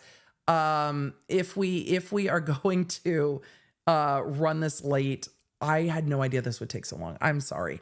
Law Too Badic said none of us are complaining. No, I know, but the team has stuff to do. And with the team having stuff to do, if I don't end, they can't get what they need to do done. And then if they can't get what they need to get done, then everything gets pushed back. So I am sorry to the team for keeping you guys, because tomorrow is in fact a podcast day. If we push the podcast, you guys will understand. So if the podcast is out a little later, you'll know why. It's because of me and my big mouth. And I just kept streaming. And the podcast just got recorded today because I streamed yesterday. So that may happen, but if it does, you know how you'll know when we drop the podcast? The Law Nerd app. I'll tell you in the Law Nerd app. I'll tell you what time it goes up in the Law Nerd app. And I will be in the chat with you tomorrow so we can do that. But we will be in the, I will be in the chat with you when we premiere that tomorrow. I will let you know when that's going to be. We might push the time back just to give everybody a little time to finish. BDE, big dyslexic energy said, I just want to say how much I appreciate this community. Also give all the Paw Nerds some love and enrichment from my heart. Yes, my name is from the Members Only Live. Oh, yes. No, I remember when you changed it contemporaneously on the live. Christy said a big, huge thank you to Tech Valor, Octo, and the mods for keeping this the best place to hang out on the internet. EDB, your team rocks. Thank you. And I also have to let them get to the other things because I have kept everybody way too late. Just because said the cheap trick is you start to go plus and you leave it on the bed and do other things. I once had to leave it for hours and it clocked better sleep. I love the cheek trip on the Pokemon Go plus. Phantom Arbiter said, hey, ex-IT guy here, ransomware attacks are very distinctive and obvious. The CL issue was caused by an update pushed out by CL. So unless CL attacked the LASC, then it was coincidental. It's just a weird coincidence. It's a really weird coincidence. Ransomware is very different than what happened with CrowdStrike. CrowdStrike would have been a great scapegoat to make their IT staff look better. So I would expect the lie to go the other way. Oh, that's very interesting. Interesting. Vamp Face said I flew Delta from Ohio to Colorado on Thursday and lucked out. Head home to Ohio next week and hoping there's no problems. I hope it sorts before then. Hub's home, so at least the fur kids are being fed. Priorities. Well, yes, taking care of the fur babies. Always is needed. I'm going to get to a few other questions. Let's see. Dragomine said WWE United States champion Logan Paul. Yes, we were corrected in the lawsuit that he is a world champion. I'm waiting for him. I'm waiting for him to also call himself like an Olympian. Oh, wait, I'm sorry. That was on the Prime lawsuit. My bad.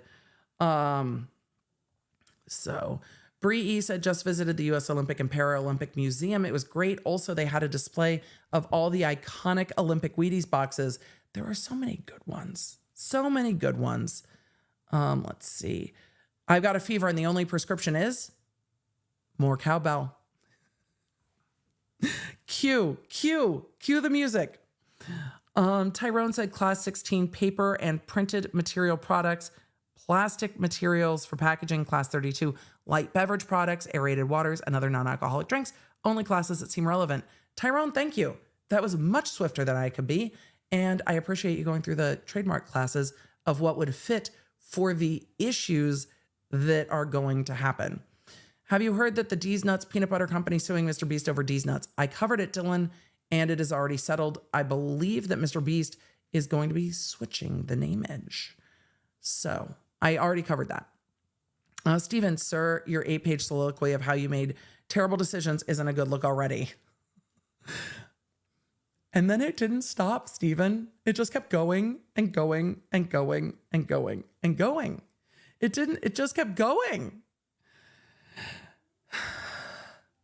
JT said, not a journalist equals get around to actual malice. I think he's going, well, with malice in the lawsuit for the public figure, it's going to have to be reckless disregard so the reckless disregard is still going to be there. But, BL said, motion to resubmit Logan's filing on a teeny violin. At least it's not a ukulele. It's so wild. It's so wild. Oh, this lawsuit, man, he's just mad and he thinks he can out money Coffeezilla is what it feels like to me. So, Brandon gifted 10 memberships. Thank you so much for the gifted memberships. It just feels like he wants to out money it. Jennifer said, Phil DeFranco is wondering where I am. I know. All of you who are like, no, Philly D's video dropped while Emily was streaming. Who knew she'd still be streaming? Not me. I didn't realize I'd still be streaming. When I started streaming at 3 p.m., I didn't think I'd still be here at 8 p.m. It's gotten dark outside. It should have been a clue. But 47 pages in, I probably shouldn't have gone down the Olympic rabbit hole. But hey, what's a stream if I don't put way too many things on the docket for us? Music to My Soul said, we're invested, but thankfully not in crypto, Sue. That one gets the applause.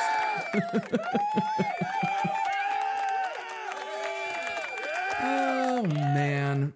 This is going to be a long, long lawsuit. It really is. And we've seen it. We're over a year in on TikTok Psychic. We'll come back to TikTok Psychic on Thursday, I promise. For all of you that were on the stream, if you can't find the replay, it's because I'm fighting for using clips of other people's videos for commentary. So just know, if that happens, I'll keep you posted in the app, because can it happen? Yep. But also, all of this is an issue, and Logan Paul's statements of apology to Coffeezilla are going to be at issue. All of it is going to be at issue. So thank you guys for riding with me for a 5-hour stream. Members, thank you for riding with me to record the podcast and then for a 5-hour stream. Team, thank you for the long day. And we'll go from here on what time the podcast goes out tomorrow. I appreciate you guys. I'm sorry we didn't get to more questions. We got a lot of this, and wow, that lawsuit is a lot. It's a lot. It should have been a one-topic stream, but no. No, of course it's not. Law nerds, I appreciate you. You guys are the best. I will see you in the next one. Don't forget, do the YouTubey things, do the like, subscribe, all of the things. And I appreciate you so much. And with all of that, I will talk to you guys in the next one. You can stay up to date with everything I'm covering and fast notifications on our free iOS and Android app at lawnerdapp.com, or search the App Store for Law Nerd. You can also follow me around social media, and don't forget to check out my podcast, The Emily Show, with quick bits dropping every Monday, summarizing everything I do here on the live streams on Tuesday and Thursday, for when you just have time for the quick bits. Thanks for being a Law Nerd.